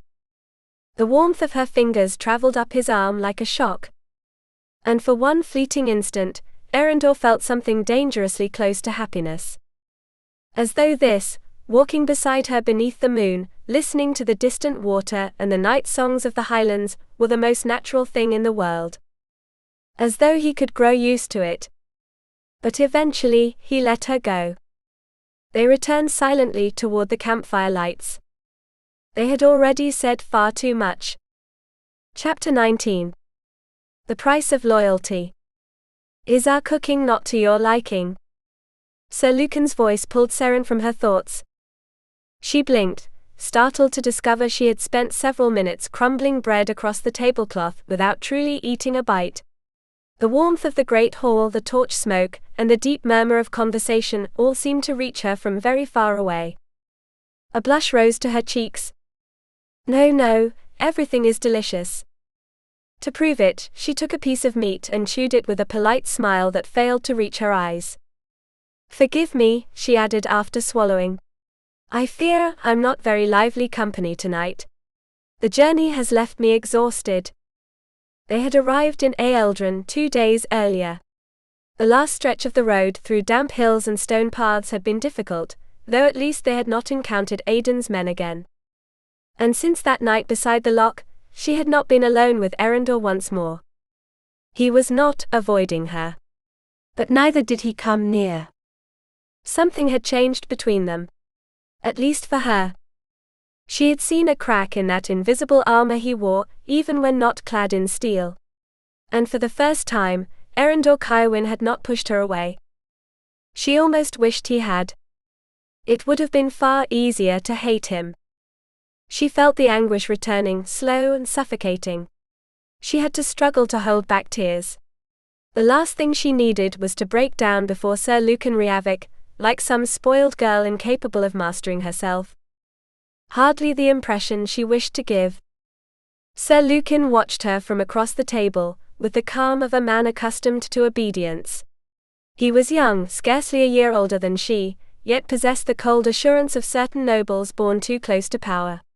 His features were elegant, his beard carefully trimmed, and his pale eyes seemed to measure everything. Even silence. "It is understandable," he said. "You traveled quickly and through dangerous lands.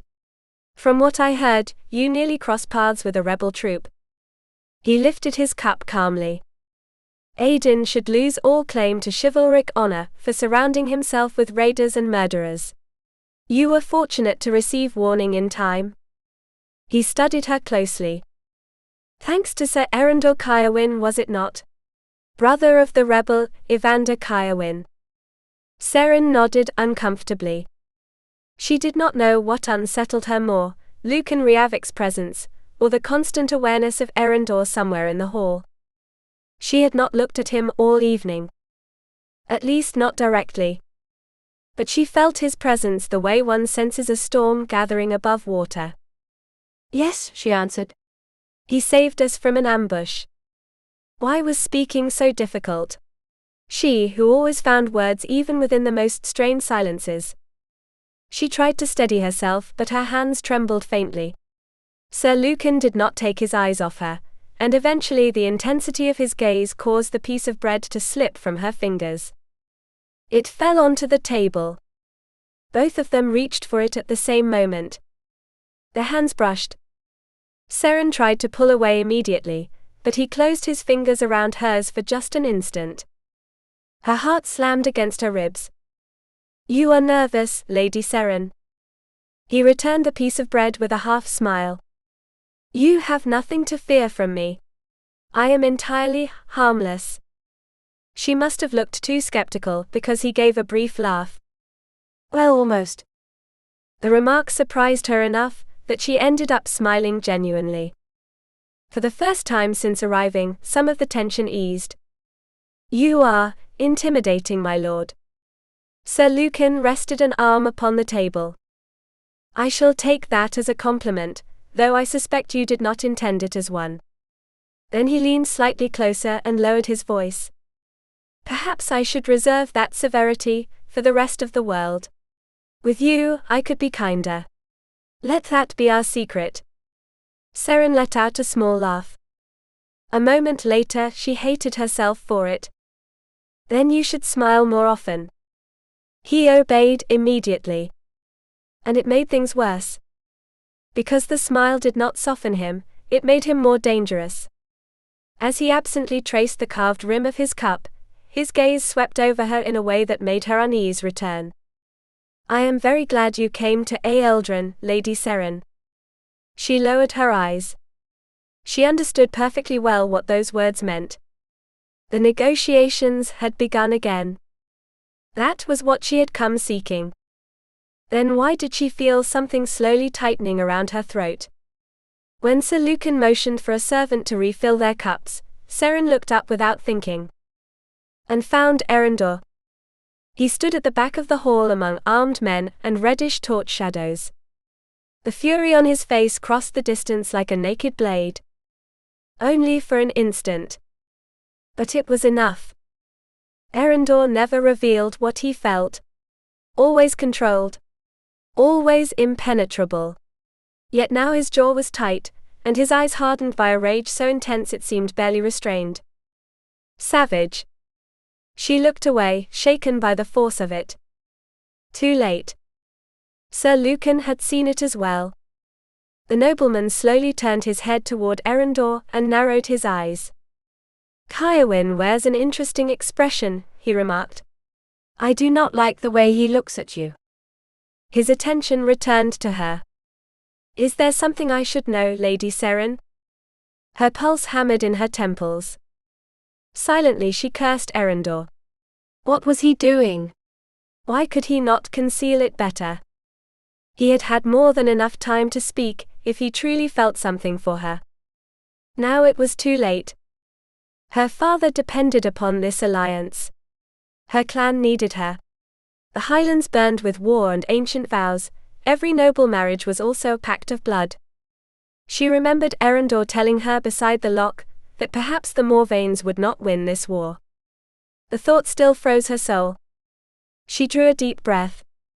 Duty first. Always. No, my lord, she answered firmly. There is nothing. Sir Lucan appeared satisfied. He extended his hand. Come. I wish to show you something. And discuss certain matters in private. Seren forced herself to smile and accepted his hand. As she left the great hall beside him, she felt Eryndor's gaze upon her back like the edge of a dagger. Eryndor understood then what it meant to lose control. Not in battle. Not beneath storms of arrows or among corpses in the mud. This was different. This was wanting to kill a man, simply because he had touched a woman. He wanted to drive a blade straight through Lucan Rêvalys. For looking at her. For leaning toward her. For even imagining he could possess her. If Rêvalys dared lower his gaze toward Seren's neckline once more, Eryndor swore before God and all the saints of Alba, he would put a spear through the man's eyes from across the hall. For 2 days, he had avoided approaching her. 2 days watching another man court her. 2 days slowly descending into madness. When Lucan took Seren's hand, Eryndor had nearly crossed the hall and broken his face before everyone present. And then they laughed together. That finished destroying him. He had wanted to believe Seren would not go through with it. That her discomfort around Rêvalys would eventually prevail. But he had underestimated her determination. And Lucan Rêvalys' calculated charm. Eryndor emptied his cup in a single swallow. The usage beether burned his throat, without easing the fury. What in hell is wrong with you, Caerwyn? Seren Morvane murmured beside him. You look ready to slit someone's throat. Eryndor did not answer. Seren followed his gaze toward the dais and sighed with dry irony. I think our host has already realized my sister is not entirely indifferent to you. Eryndor did not even attempt denial. Seren studied him briefly. Would you like me to order you away from her? Eryndor tightened his jaw. You should. And he meant it. Had he been Seren's brother, he would have thrown himself out of the castle at swordpoint. But Seren only smiled faintly. I'm afraid you're too late for that. Eryndor looked back toward the dais, just in time to see Seren accept Lucan Rêvalys' hand. The nobleman leaned toward his father, murmured something, and led Seren from the hall. Before disappearing through the doorway, Lucan turned his head toward Eryndor. There was challenge in that glance. And then Eryndor's rage became something worse. Fear. What was Seren doing? Did she not understand the danger of being alone with a man like Rêvalys? The memory of the barracks flashed through his mind like lightning. No. He held himself still for half a minute. Then he rose abruptly. Seren stretched out one leg to block his path, stopping him only briefly before slowly moving aside. If you hurt my sister, Caerwyn, I'll have to kill you. He said it with absolute calm. Eryndor held his gaze. Strange as it was, he almost liked Seren Morvane. He nodded once. Though he was no longer certain he could keep that promise. Seren had expected a walk along the battlements, or perhaps through the inner courtyard of the castle. Instead, Sir Lucan led her through a narrow gallery toward the main keep. Torchlight cast wavering shadows over ancient stone. The silence after the noise of the great hall felt unsettling. "Where are we going?" she asked. "We are almost there." They entered a wide, warm chamber first. Then he opened another door. The room beyond lay in darkness. Seren stopped in the doorway while Lucan lit several candles. Then she caught her breath. Books. Dozens.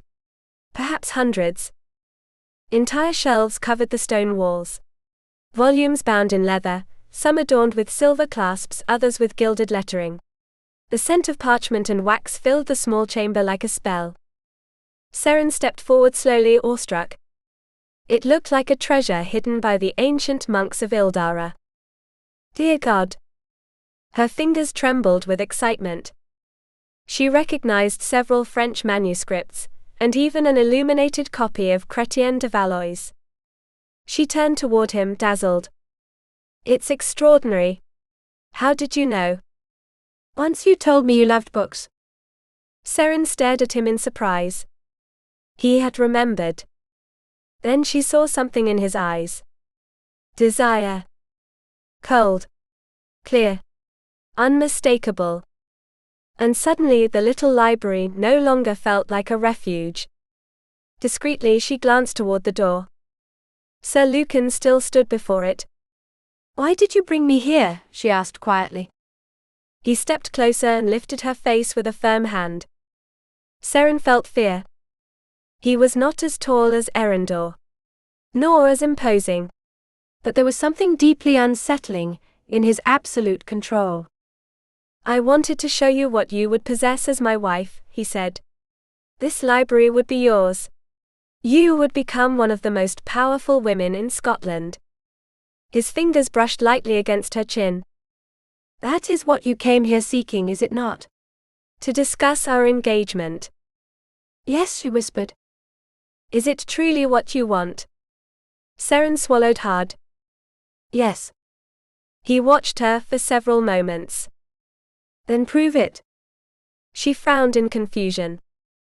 Kiss me. The world seemed to stop. I can't. She could not. And he understood immediately. His expression hardened. Are you playing games with me, Lady Seren? I have no intention of becoming a deceived husband. Lucan's thumb slowly brushed her lower lip. Decide yourself before it is too late. Once we are married, I will not tolerate hesitation or childish games. Humiliation burned across her cheeks. He was right. She had come here. She was encouraging negotiations that might save her family. Then why did the mere thought of kissing Lucan Rêvalys feel impossible? Because another man already occupied that place in her heart. Even if he had never asked for it. Even if perhaps he never could. My lord. Sir Lucan withdrew his hand. Disappointment hardened his features. We should return. Seren barely managed to nod. When he opened the door, an absurd urge to cry rose inside her. Eryndor Caerwyn could burn in hell for sowing such chaos within her. Chapter 20. The Night of Secrets. Sir Lucan turned toward the door. But he changed his mind at the last instant. Seren barely had time to understand what was happening. Suddenly he pulled her toward him, and pressed his mouth against hers. The kiss caught her completely off guard. There was no violence in it, though neither was there tenderness. His lips were cool, dry, faintly flavored with the harsh taste of wine. Everything happened so quickly, she barely had time to react before he stepped away. Sir Lucan smiled at her confusion. They say the night clears away doubt, he murmured. If you truly desire this engagement, tomorrow you will give me your answer, and I hope with a little more enthusiasm. Then he left the room without suspecting how close he had come to death.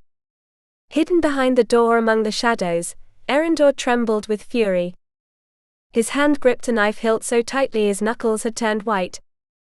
It would take only 3 steps. 3. He could drive the blade into Lucan Rêvalys's stomach, before the other man even realized who had attacked him. He had kissed her, held her in his arms, and something brutal, dark, ancient as war itself roared inside Eryndor, now demanding blood. Kill him. Destroy the man who had dared touch what, deep within himself, he already considered his. But at the last instant, he managed to stop. If he killed Rêvalys, he would lose the mission. Lose the chance to destroy Draegarth, and finally settle accounts with the man who had ruined his family. He drew one deep breath. Then, another. And let Lucan Rêvalys leave alive. Only for that night. Seren, however, would not be so fortunate. That absurd idea of an engagement ended there. Forever. When Rêvalys's footsteps faded down the corridor, Seren slowly emerged from the library. She was still dazed by what had happened when Eryndor suddenly appeared before her, blocking her path. She gasped, then recognized him. And her shock immediately became indignation. How dare you spy on me? She tried to push past him, but Eryndor caught her wrists. Let me go. No. He guided her back into the small room, and shut the door behind them. The candles cast trembling shadows across books and bare stone. Outside, the castle seemed to sink into heavy silence. You have no right to do this, she protested. Eryndor stepped closer. I have every right in the world to stop you from marrying him. Anger flared across Seren's cheeks. Yes, I will marry him. The answer struck Eryndor like oil thrown onto flames. He stared at her silently, eyes hardened. You could not even bring yourself to return his kiss, he said in a low, dangerous voice. And yet you intend to share his bed. Seren's mouth fell open in outrage. For one instant, Eryndor thought she might slap him. But Seren's tongue could be sharper than any dagger. She lifted her chin defiantly. I'll grow accustomed to it. Something inside Eryndor tightened to the breaking point. Perhaps I may even come to enjoy it. Sir Lucan is a handsome man, and quite determined, don't you think? She was provoking him. God help him, she knew exactly where to wound him. Yes, she continued, locking eyes with him. If everything resembles his kiss, I believe I could enjoy being his wife very much. Enough. He seized her arm roughly. His head spun. Years of discipline, silence and control were beginning to fracture beneath the weight of this woman. Why? Seren shot back, breathing hard. Why can I not speak the truth? When Sir Lucan desires something, he does not stop until he has it. Eryndor cursed beneath his breath. Because he too knew exactly what he wanted. And it was her. It had always been her. He had realized it too late. Something finally shattered inside him. He yanked her against his chest and kissed her. Not like Lucan Rêvalys. Not with calculation. Not with courtesy. He kissed her like a man who had spent too long holding himself back. With hunger. With rage. With a fierce passion that seemed to have waited for years beneath his skin. He kissed her to erase another man's memory from her lips. To tear from her mind the idea of a future far from him. To silence her before she spoke another word capable of destroying him. Seren went rigid for only an instant. Then slowly melted into his arms. A small moan escaped her throat when she parted her lips, and Eryndor lost the last fragment of reason he possessed. The world vanished. The war. The clans. Aiden. The alliances. The vengeance. None of it mattered anymore. Only her. The heat of her body against his. The softness of her hands clutching his tunic. The shiver that ran through Seren when he deepened the kiss, as though both of them had been waiting for this moment long before they understood it themselves. Eryndor slid one hand down her back, drawing her even closer, unable to endure the slightest distance between them. And for the first time in years, the warrior stopped thinking like a soldier. He thought only like a man in love. Chapter 21. Before the storm, Seren knew she was being reckless, but she no longer cared. Anger clouded her judgment. She only wanted to hurt him, to return blow for blow the pain he had caused her. And when Eryndor's final barrier gave way, she felt it instantly. Everything disappeared. The library, the castle, the war, the alliances between clans. The entire world narrowed to the warmth of his arms around her, and the restrained violence with which he claimed her mouth. Eryndor kissed her like a man who had resisted far too long. There was no gentleness in that first rush. Only hunger. Desire. A fierce desperation that shook Seren to the bone. He devoured her lips, and she answered with a broken moan, surrendering without reserve. Eryndor's large hands moved across her back, her hips, the curve of her waist, as though he needed to make certain she was real. He pulled her harder against him, and Seren felt the full force of the desire he had restrained for days. Chest against chest. Thigh against thigh. Her heart hammered violently beneath her ribs. No one had ever kissed her like this. No one had ever made her feel so alive. She began touching him as well, timidly at first and then with growing need. Beneath her fingers Eryndor was pure tension, hard shoulders, taut muscles, heat trapped beneath wool and leather. She wanted to memorize him entirely, as though the body of this man were forbidden land she had dreamed of crossing for years. Eryndor made a rough sound when she stroked the back of his neck.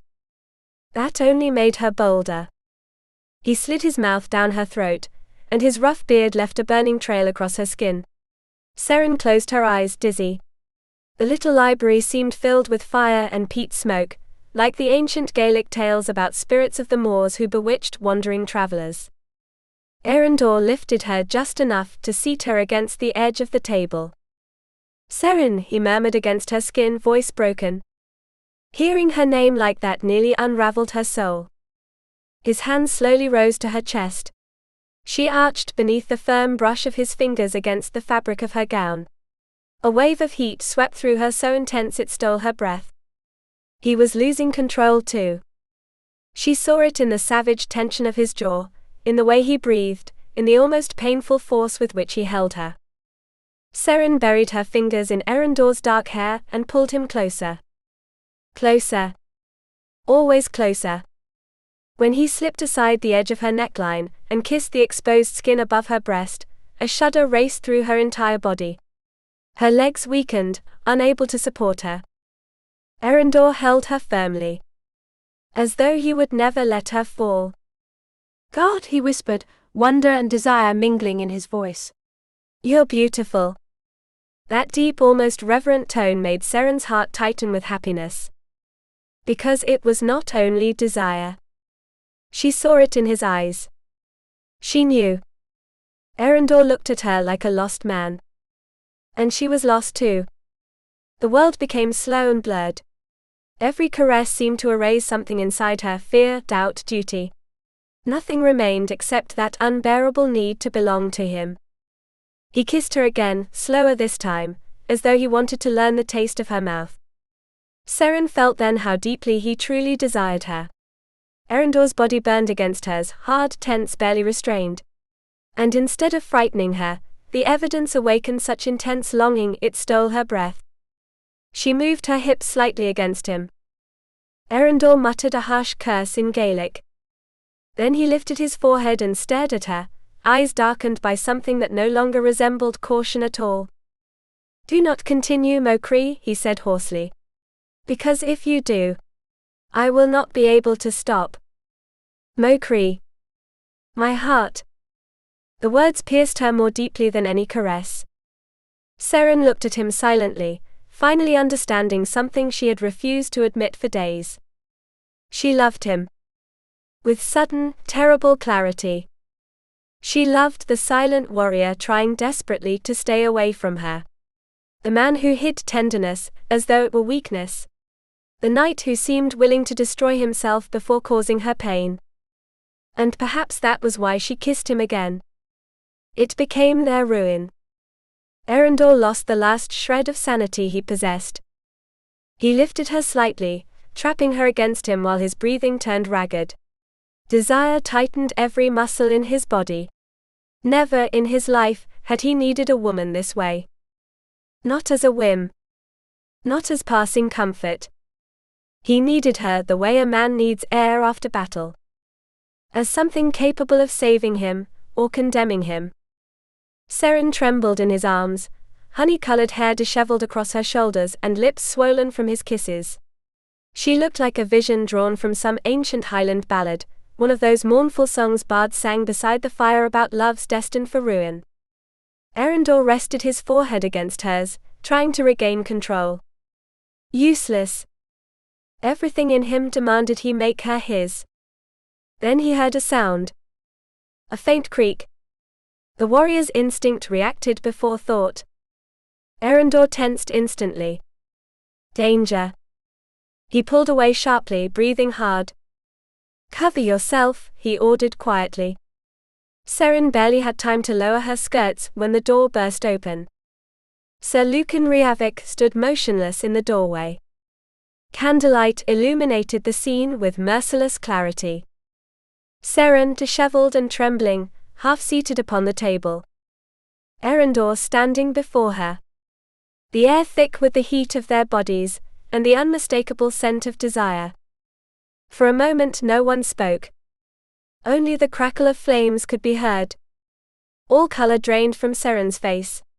Instinctively Eryndor moved in front of her, as though he could shield her from the icy venom appearing in Rêvalys' eyes. Sir Lucan took in every detail with dangerous stillness. I heard a cry, he said at last, voice glacial. I thought Lady Seren might have hurt herself.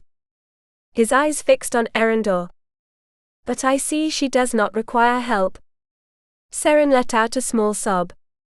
The sound pierced Eryndor like a blade. He turned toward her and gripped her shoulders. Go to your room, he said firmly. She tried to speak, but he gently shook his head. Later. Let me deal with this now. Seren lifted her eyes toward him. She looked lost. Frightened. On the verge of tears. And even so she trusted him. That destroyed him most of all. Because Eryndor knew the truth. He had ruined everything. The alliance. Seren's future. Perhaps even her reputation. Yes, he had wanted to stop the engagement. But never like this. Never by hurting her. He brushed a loose strand of hair from her face with involuntary tenderness. Everything will be all right, he lied. She nodded slowly. Then left the room. When the door closed, the silence between the two men became unbearable. Rêvalys never took his eyes off Eryndor. I should kill you. Eryndor held his gaze without retreating a single step. And what is stopping you? For an instant he thought the other man might draw his sword there and then. But then he understood. Rêvalys could not afford the scandal. Not after Seren had already rejected him once. Not after finding her with another man beneath his own roof. Eryndor smiled coldly. You do not want people knowing Lady Seren has humiliated you twice. Rêvalys went pale with fury. Have you dishonored her? He spat through clenched teeth. That was none of his business. For one moment Eryndor felt tempted to lie. To say yes. To claim Seren before everyone, as though he could protect her from the world that way. But he would not drag her deeper into scandal. No, he answered coldly. Rêvalys' eyes flashed. You would have, had I not entered. Eryndor gave the slightest shrug, feigning indifference though his blood still burned beneath his skin. Rêvalys stepped forward and rested a hand upon his sword hilt. Pig! You are a knight. Have you no honor left? She was promised.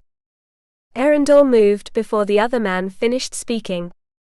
With a swift motion, one of those sharp strikes Boyd had taught him years earlier during training in the Highlands, he knocked Rêvalys' arm aside, forced him to release the weapon, and twisted his arm behind his back. Rêvalys let out a muffled grunt. She was not promised yet, Eryndor said in a low, dangerous voice. The other man struggled to free himself, only increasing the pressure. I'll kill you, Rêvalys hissed through pain. Let me go. First we are going to understand one another. Eryndor twisted the arm slightly harder, forcing another grimace from him. Lady Seren will not bear the consequences of this. None of it is her fault. Rêvalys breathed heavily, but possessed enough sense not to argue. Rage still burned in his grey eyes, cold and sharp as steel. Why did you come back? Eryndor asked. I heard a cry. Lie. Rêvalys glared at him. Sweat beaded across his forehead. I saw the way you looked at her during supper. And she tried too hard not to look at you. I knew you would follow us. Eryndor narrowed his eyes. So it was a test. Rêvalys gave a bitter laugh. I had no intention of becoming a laughingstock. I do not wish to marry a woman in love with another man. Even if she was longing. Eryndor twisted his arm harder before he could finish. Do not even think of speaking about her that way. For 1 second he came dangerously close to breaking the man's shoulder. Then he released him abruptly, and Rêvalys stumbled away with a harsh exhale, rubbing his arm. Eryndor watched him warily. There was something strange in his expression. Something calculating. And then he understood. The provocation had been deliberate. Rêvalys wanted to see him react. Wanted confirmation of what he suspected. The knight stared at him. You have feelings for her, he said at last. This was never only politics for you. Eryndor did not answer. He did not need to. The silence was enough. And to his misfortune, Rêvalys smiled faintly. Not mockingly, but with something resembling bitter resignation. You know why she came here, do you not? Eryndor asked. Rêvalys slowly straightened. Yes. She needs soldiers against Aiden. I had hoped to win her hand without coming to that. A dark feeling settled in Eryndor's stomach. But your father never intended to send men to Draegarth. Not even if the marriage happened. Rêvalys did not answer immediately. He did not need to. The truth was written plainly across his face. A surge of fury swept through Eryndor. Seren had traveled there believing she could save her clan. She had been willing to sacrifice her entire life for her people, while they allowed her to walk toward an empty promise. You let her believe it, he said icily. Rêvalys merely shrugged. Twisted bastard. Eryndor might have admired such coldness in another context. Perhaps even respected it. But Seren stood in the middle of this game. And that made it unforgivable. We will leave as soon as possible, he declared. And before that you will tell Seren and Sir Kieran the truth. Rêvalys barked out a dry laugh. And why should I? Eryndor stepped toward him. The threat alone was enough. Rêvalys did not retreat, though caution hardened his gaze. Because I refuse to let her suffer more humiliation than she already has, Eryndor said. And despite everything, I think you do not want that either. They held each other's gaze for several seconds. Outside, the wind battered Eldrin's walls, and the distant echo of voices drifted upward from the courtyard, mingling with the damp smell of stone and peat smoke. At last Rêvalys gave a single nod. Eryndor turned toward the door. Caerwyn. He stopped. Rêvalys still rubbed his shoulder. Where did you learn that move? Eryndor smiled crookedly. If you keep your side of the bargain, perhaps someday I'll tell you. The next morning, Seren had to wipe her hands repeatedly against her skirts before finding the courage to enter the great hall. They trembled. She had spent the night awake, trapped between shame and the unbearably sweet memory of Eryndor kissing her in the dimness of the library. Do not worry. That was the message he had sent through a young servant. As though such a thing were possible. She drew a breath, lifted her chin and crossed the hall doors. She was a Morvane. Royal blood ran through her veins. She could not hide forever beneath blankets like a frightened child. though that was exactly what she wanted to do. Breakfast passed amid muted conversation, the scent of warm bread and smoked meat filling the air. Warriors, servants and clan men crowded the long tables. Seren searched for Eryndor immediately. He was not there. An odd emptiness opened beneath her ribs. She tried convincing herself it was still early. That he would appear at any moment. That merely seeing him would restore some measure of courage. But the fear remained. She walked toward the high table expecting whispers, contemptuous looks, some sign that everyone knew what had happened. She found nothing. The Earl and his wife greeted her with impeccable courtesy. Sir Lucan also acknowledged her when she took her place beside him. Too proper. Too distant. Seren could barely force herself to eat. Every piece of bread turned to stone in her stomach. Rêvalys sat straight-backed and impassive, offering her only the attention necessary to avoid seeming rude. His sister and the squire filled the uncomfortable silences with trivial conversation. Seren needed to speak to him. To apologize. To explain something even she herself did not entirely understand. But the words would not come. When Sir Lucan finally rose from the table, panic overcame prudence. Wait. Several heads turned toward her. Heat flooded Seren's cheeks. Rêvalys slowly looked back. For the first time since she entered the hall, his full attention settled upon her. She swallowed. It's a beautiful morning. Perhaps, if you are not occupied, you might show me the castle as you once said. He had never promised any such thing. He could have humiliated her there before everyone, by pointing that out. He did not. After a brief silence, he inclined his head with flawless courtesy and offered her his hand. It would be my pleasure, Lady Seren. He led her out of the great hall while murmurs rose behind them. In the inner courtyard, castle life continued as usual. Soldiers training, servants carrying water buckets, men passing through the gates. No one paid them any attention. Is there somewhere particular you wish to see? Rêvalys asked dryly. Seren gathered her courage. I needed to speak with you. He did not answer. They walked up to the battlements. From there the walls could be seen, and beyond them the small village of Naur spread beneath the pale morning light. The wind stirred Seren's veil. I'm sorry, she said at last.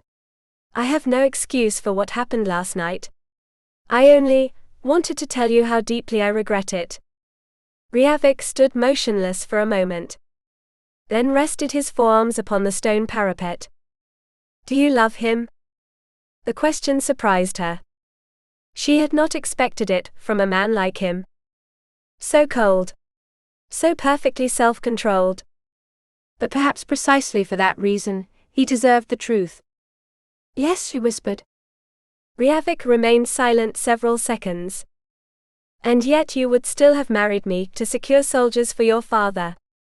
Seren lowered her eyes. Spoken aloud, it sounded cruel. And yet it was true. Yes. She needed him to understand. You do not realize how serious the situation is. If our clans do not unite, Aedan will crush us in the end. Rêvalys studied her for a long while. The wind stirred the dark folds of his surcoat. You may stop feeling guilty, Lady Seren, he said at last. She frowned in confusion. Rêvalys smiled bitterly. My father never intended to send men to Draegarth. Seren felt the ground vanish beneath her feet. But the negotiations, you made me believe. He shrugged. As though none of it mattered. When did you intend to tell me? You would have discovered it sooner or later. After the marriage contract. Perhaps. Seren stared at him in disbelief. Why? Rêvalys turned his gaze toward the horizon. Because we scarcely possess enough men to defend our own lands. Aedan will come for us as well. And when he does. He paused briefly. King Aedan has become too powerful. Our allies have abandoned us. The Draegars. The McDowells. Even the English. My father has too much to lose,